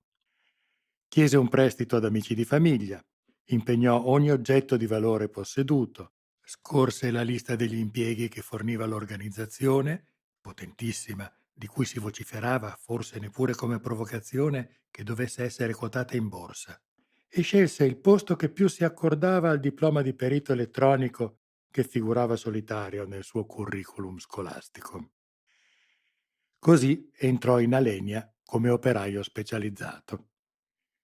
Il Moloch industriale a partecipazione statale scricchiolava già da tempo e minacciava burrasca a chiunque avesse voluto scrutare con attenzione nel suo futuro. Ma per Salvatore era un sogno che si realizzava, il posto fisso e intoccabile, la cui conquista per i giovani della sua generazione designava il successo. Così egli accese un mutuo, comprò la casa di Pomigliano su cui aveva messo gli occhi fin da ragazzo, acquistò a rate una Fiat Punto color speranza, sposò una collega e offrì ceri a San Gennaro in ringraziamento per avergli cambiato la vita. La protezione del santo fu poco più longeva della fiamma dei ceri votivi. Neppure 2 anni dopo, il governo, su indicazione di Eurobank, decise di non poter più sostenere il cronico passivo dei conti della Lenia. Un consorzio di imprese europee si offrì di rilevare gli impianti produttivi dell'azienda italiana e nel giro di 6 mesi lo scorporo fu ratificato dalla Commissione di Bruxelles. I sindacati, neppure consultati, protestarono lungamente, vigorosamente, con ogni mezzo. Un'opposizione che si rivelò, come certo sapete, del tutto inutile. Il manager designato dal consorzio alla riconversione degli impianti di Napoli, lo ricordate tutti, si chiamava Paul Kernich. Era un potente satrapo dell'industria europea, un professionista conteso a suon di miliardi dai cacciatori di teste dell'intero continente. Kernich si applicò con impegno e coscienza a risolvere i problemi dello stabilimento. Non era uno stupido e seppe dissimulare in modo ammirevole quella che gli analisti, a posteriori, riconobbero come una delle più massicce manovre di downsizing industriali del decennio. Salvatore e sua moglie Maria furono convocati da Kernich nello stesso giorno, ma il destino prospettato loro dal manager fu diverso. A lei venne proposto un trasferimento a Tolosa a stipendio invariato. A lui fu ventilato un passaggio ai lavori socialmente utili presso l'amministrazione comunale di Napoli. Salvatore, raccolto il coraggio a 2 mani, fece timidamente osservare a Kernich che l'accettazione di una simile proposta avrebbe spaccato in 2 una famiglia. Il manager alzò un sopracciglio, colpito. Poi aprì una cartelletta di cuoio. Al suo interno, già firmate, vi erano 2 lettere di licenziamento. Kernich, col cinismo della sincerità, chiese se i 2 coniugi tenessero davvero così tanto a restare uniti. Il mese successivo Maria partì alla volta di Tolosa. Salvatore l'accompagnò a Capodichino, la salutò tristemente attraverso la griglia del metal detector, poi lasciò l'aeroporto e si presentò presso l'assessorato ai lavori socialmente utili del comune. Vi rimase quasi 3 anni, anni di avvilimento e frustrazioni, vissuti da solo, vedendo la moglie a stento una volta al mese. Anni di sacrifici, patiti nella speranza di raccogliere abbastanza denaro per pagarsi il viaggio e una sistemazione decente a Tolosa. In quei 3 anni di lavori socialmente utili, Salvatore cercò il conforto nell'amicizia dei colleghi. Non vi riuscì. Molti tra i giovani che condividevano quelle giornate buttate, girando i pollici e ciondolando per i corridoi dell'assessorato, avevano un'istruzione, persino una laurea. Avrebbero dovuto essere pieni d'energia, d'ambizione, di sogni. Invece si lasciavano vivere in un limbo, accettavano uno stipendio che sapeva di regalia, se non addirittura d'elemosina, come se non osassero chiedere nient'altro alla vita. Salvatore li osservava sconcertato, a volte attonito. I suoi colleghi erano di una pasta differente dagli operai che Salvatore aveva conosciuto in Alenia. Erano paurosamente diversi da lui e gli anni che li separavano non bastavano a giustificare quel baratro che si apriva tra loro. Erano terribilmente docili, spaventosamente indifferenti. A volte Salvatore ne aveva paura. Durante un pomeriggio particolarmente noioso e avvilente, trascorso bighellonando, sorseggiando caffè e fumando nazionali senza filtro nei corridoi del comune, Salvatore si imbatté in una donna di mezza età, una signora dai modi cauti e dallo sguardo acuto. Salvatore l'aveva vista più volte in compagnia dell'assessore e del prefetto. Le rivolse la parola per stanchezza, per noia, e lei sembrò incuriosita dal risentimento che trapelava dalla voce di lui. Disse di chiamarsi Luisa Barbieri e si definì una consulente politica. Gli chiese cosa non andasse. Lui, dopo qualche riluttanza, rispose con la massima franchezza. I lavori socialmente utili erano poco meno di una truffa, disse. Erano uno sperpero inutile di risorse pubbliche, assegnate male e gestite peggio. Con gli stessi fondi, si lamentò, il governo avrebbe potuto salvare la legna. Lei non si scompose. Replicò con un sorriso. Parlava come un software didattico, ricorda Salvatore. Disse che era sbagliato giudicare sciocco chi amministra lo Stato soltanto perché non si comprendono le sue decisioni. Il cittadino, chiosò, vede solo un frammento del mosaico e ne percepisce un disegno distorto. Chi sta in alto scorge invece tutto il quadro e ogni sua scelta, sebbene possa non apparire chiara, ha uno scopo preciso. Salvatore, testardo nella sua amarezza, le chiese allora quale fosse lo scopo dei lavori socialmente utili. Lei, scrollando le spalle, li definì uno strumento di pacificazione temporanea dei conflitti sociali, una sorta di Valium. La crisi è un fenomeno enorme, disse. È un cancro di cui la gente vede solo le metastasi esterne. Il modo di curare questo male non è stato ancora trovato. I lavori socialmente utili sono un ripiego, spiegò, un farmaco a breve scadenza, utile a evitare lo scontro. Fino a quando? Volle sapere Salvatore. Finché non si troverà la soluzione vera, disse lei, chiudendo la conversazione. E mentre la porta dell'ufficio si chiudeva, aggiunse ancora qualcosa. Un semplice bisbiglio, una riflessione fatta a mezza voce per le orecchie di nessuno, ma che Salvatore tuttora non riesce a dimenticare. O fino a quando qualcuno non si sentirà pronto per lo scontro, aveva detto. Ogni volta che Salvatore narra questo dialogo, sembra sciogliersi per un istante e nei suoi occhi traspare un frammento della rabbia di cui per anni deve essere vissuto. Ma dura solo un momento.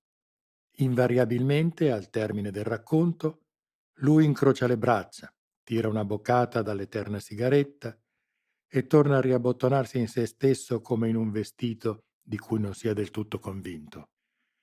Con una smorfia ironica sul viso, da quell'istante egli cambia registro e infallibilmente prende a narrare in toni accesi il periodo della grande campagna di stampa contro i lavori socialmente utili.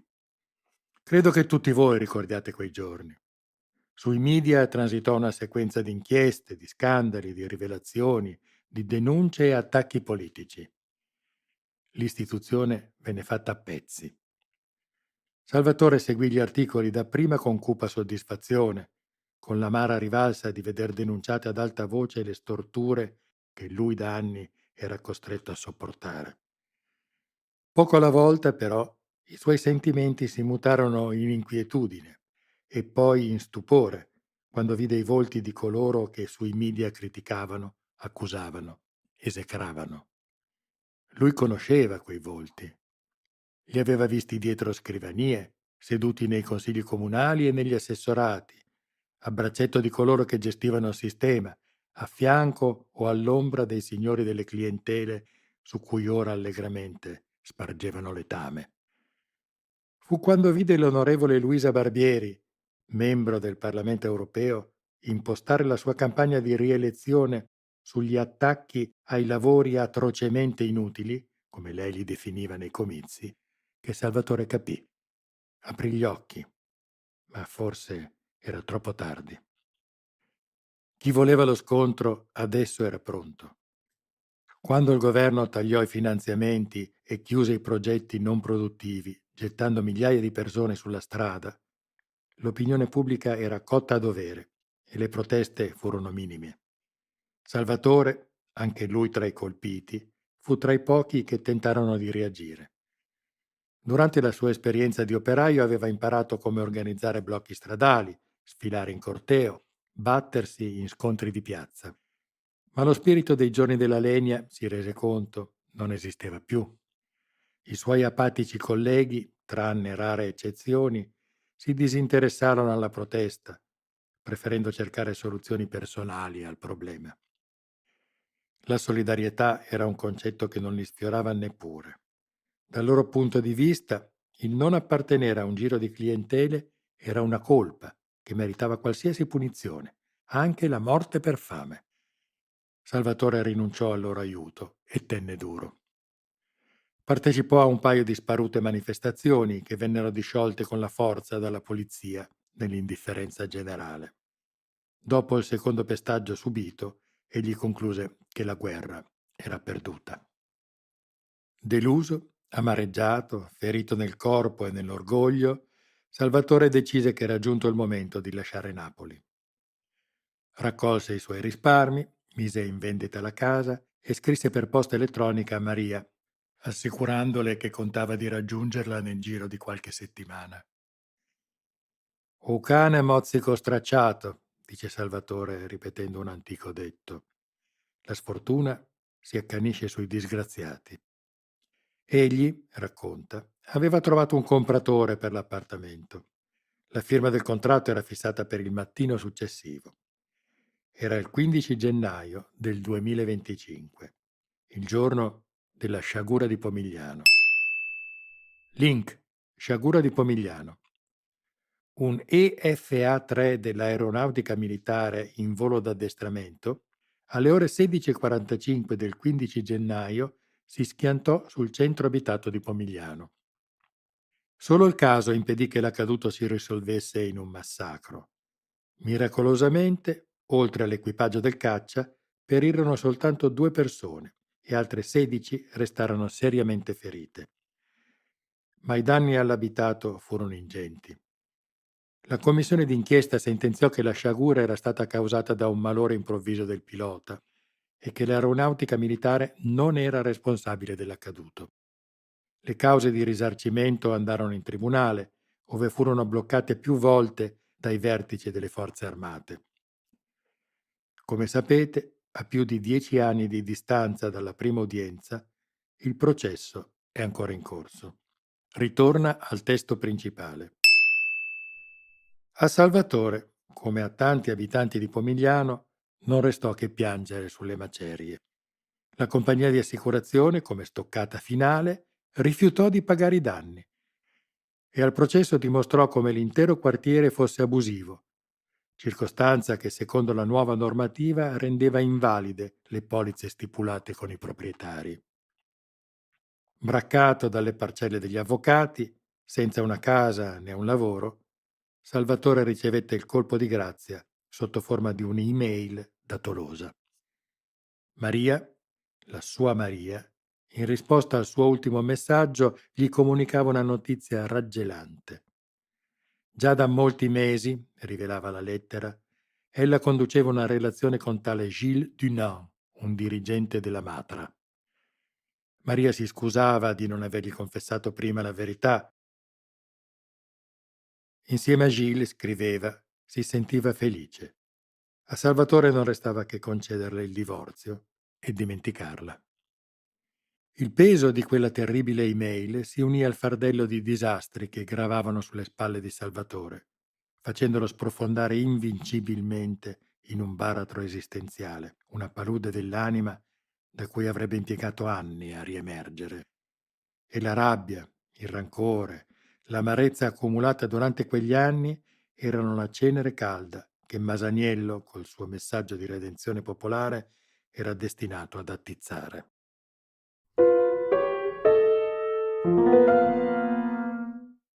I liberi cittadini sono il più grande ostacolo allo sviluppo di una nazione moderna.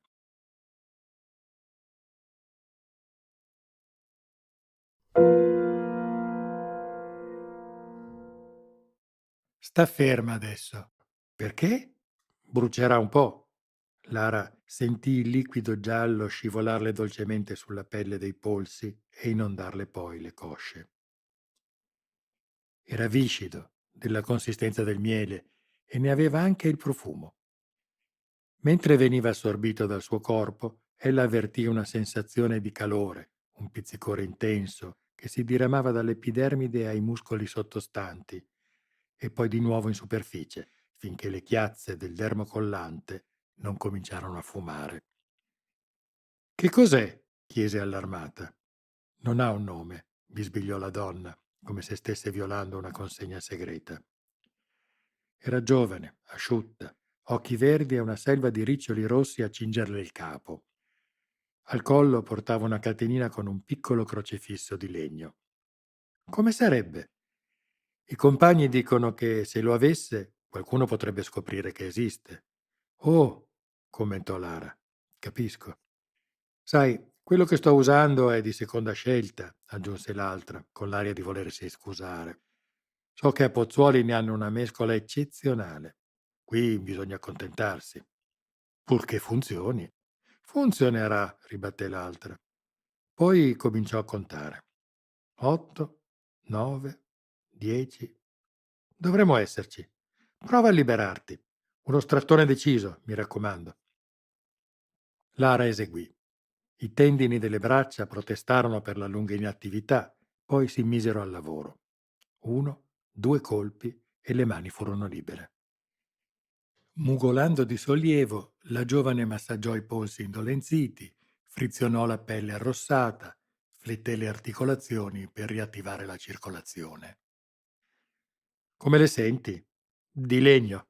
Passerà. Per le gambe fu più complicato. Il KC-21 si staccava a placche, si ammorbidiva lentamente e cedeva all'improvviso, piegandosi a una reazione chimica che Lara non riusciva a capire.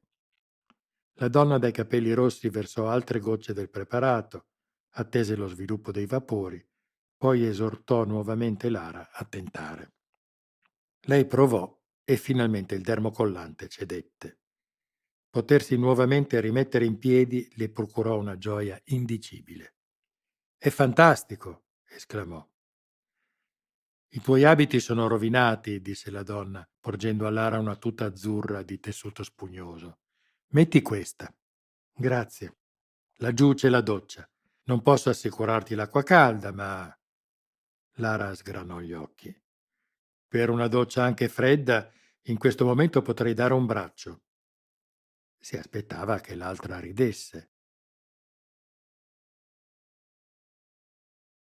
Prendi questo asciugamano, commentò, brusca. Con la sensazione di aver commesso una gaffe,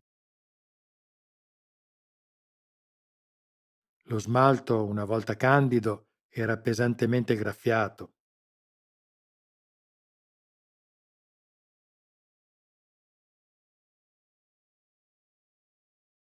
Aprì il rubinetto e si arrese al getto d'acqua appena tiepida. Era un sogno.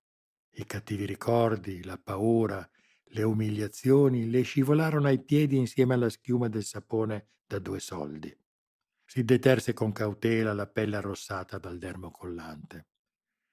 A parte una leggera irritazione, non sembrava. Di nuovo si interrogò su quel misterioso liquido giallo.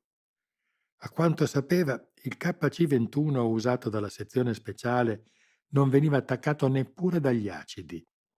La formula dell'unico solvente era un segreto militare gelosamente difeso. Sul mattino, neppure tanto tempo prima, aveva scritto di quel ladruncolo d'auto che era riuscito a fuggire dalla centrale della SSI. Aveva usato un coltello dalla lama arroventata e si era scuoiato le gambe. Aveva avuto la meglio sul dermocollante, certo. All'epoca le voci di un virus tossico contenuto nel KC-21 si erano fatte più insistenti, ma era bastato un intervento del prefetto per mettere tutto a tacere. Ad occhi chiusi, con i rivoli d'acqua che le correvano sul viso e sui fianchi, Lara pensò che avrebbe potuto restare per sempre in quel cubicolo, fuori dal mondo e da tutti i suoi orrori. Fu con un grande sforzo di volontà che riuscì, dopo un tempo che le parve infinito, a chiudere la manopola e avvolgersi nell'asciugamano ruvido, odoroso di talco dozzinale e di bucato. Oltre la tenda di plastica, la donna era nella medesima posizione in cui l'aveva lasciata. Lara dedusse che l'aveva attesa tutto il tempo e ne fu colpita. «Chi sei?» le domandò, indossando la tuta e raccogliendo i capelli ancora umidi sulla nuca. «Gloria». «Nome impegnativo», mormorò tra sé Lara. «Io sono...» «Lo so», rispose tranquillamente l'altra. Lara ebbe un brivido. «Dove siamo, Gloria?» «Al sicuro», replicò lei scrollando le spalle, come se la risposta fosse ovvia. Poi le indicò un tavolino poco distante, basso e rotondo, ove troneggiava un canestro coperto da un tovagliolo di stoffa liso agli angoli. «Hai fame? Sete? Ti serve qualcos'altro? Anselmo mi ha detto di...» «Anselmo? È qui?»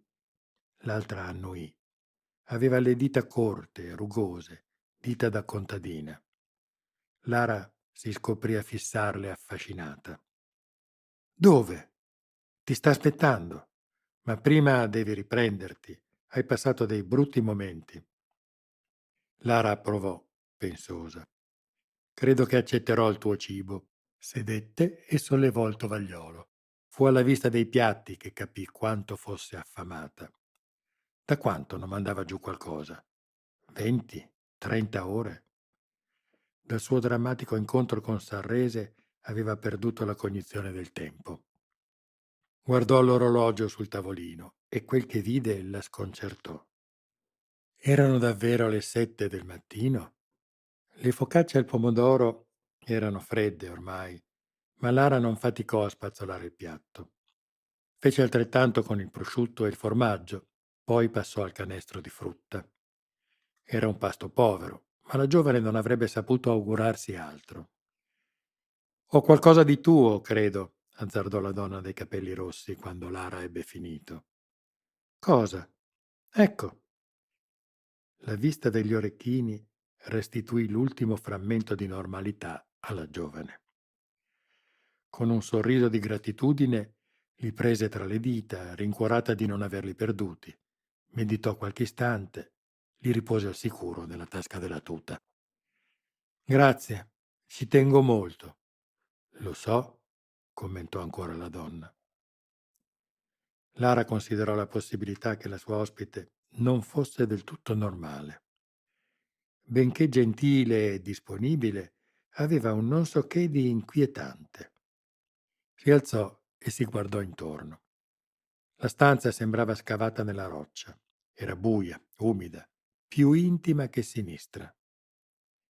Lara vide un'unica finestra in alto, vicino al soffitto a schiena d'asino. La sua ospite, mentre lei mangiava, aveva chiuso l'imposta per impedire alla luce crescente del mattino di entrare, ma sembrava che un po' ne filtrasse attraverso di lei, come se fosse una nuvola a forma di donna che ondeggiava nel sole. Sulla parete di fondo si aprivano 3 porte. Quella di destra, da cui Lara era entrata, portava al bagno. Quella centrale era sbarrata e la maniglia sembrava essere stata mozzata con l'accetta.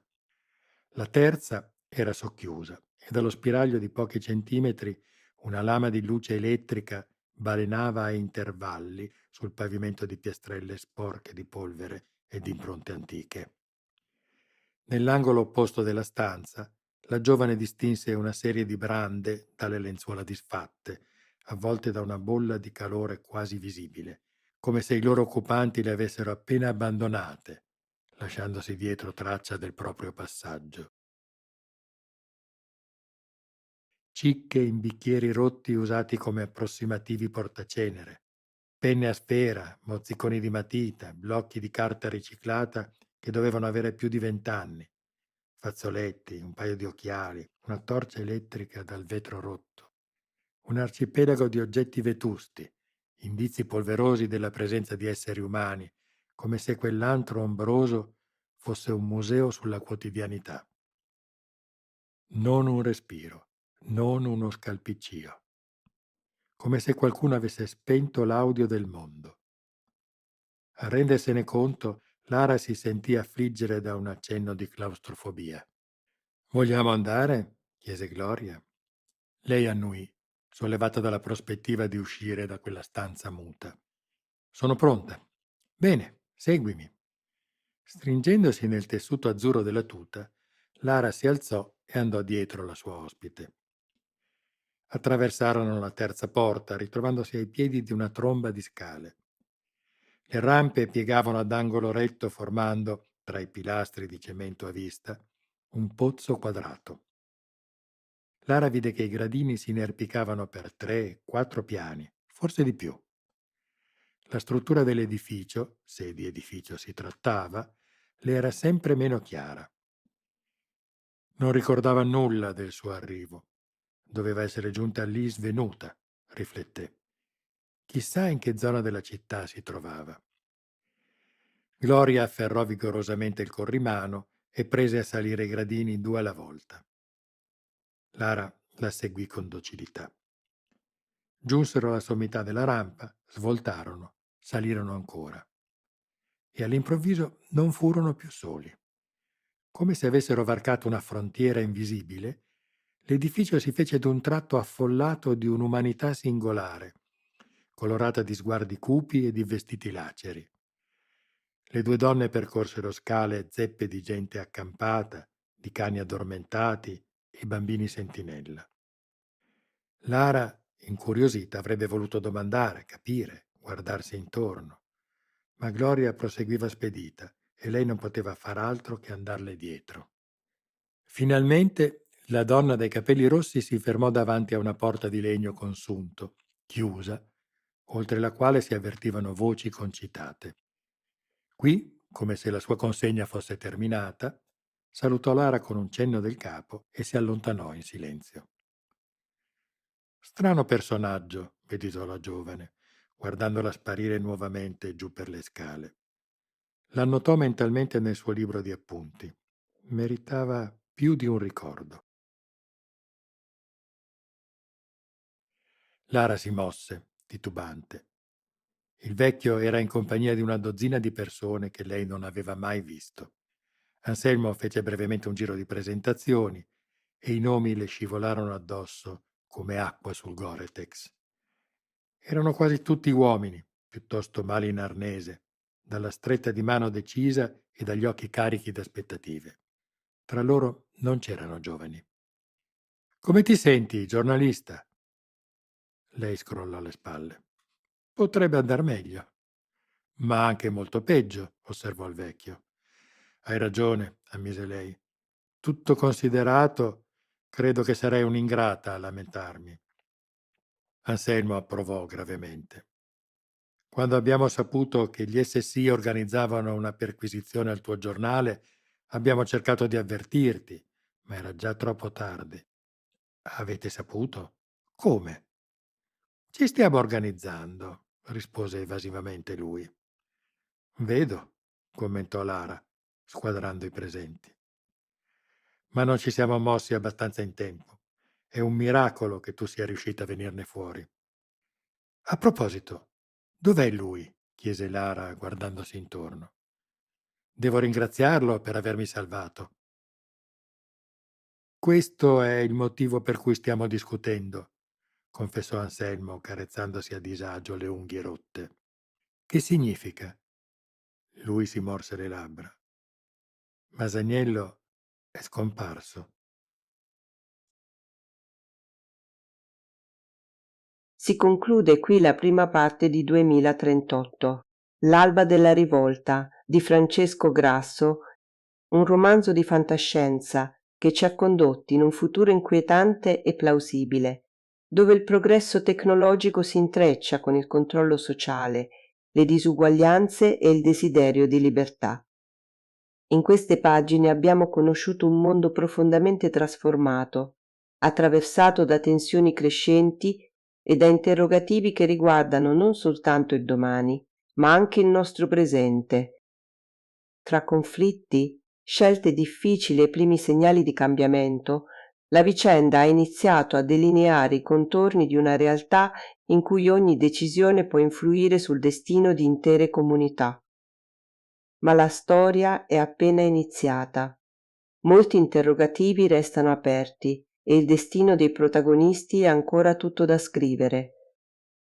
Se desideri scoprire come si concluderà questa avvincente avventura, continua l'ascolto con la parte 2 e iscriviti al canale per non perdere nuovi audiolibri, opere di fantascienza e grandi racconti della letteratura. Un caro saluto e a presto da Benist, Onde Letterarie e Audiolibri.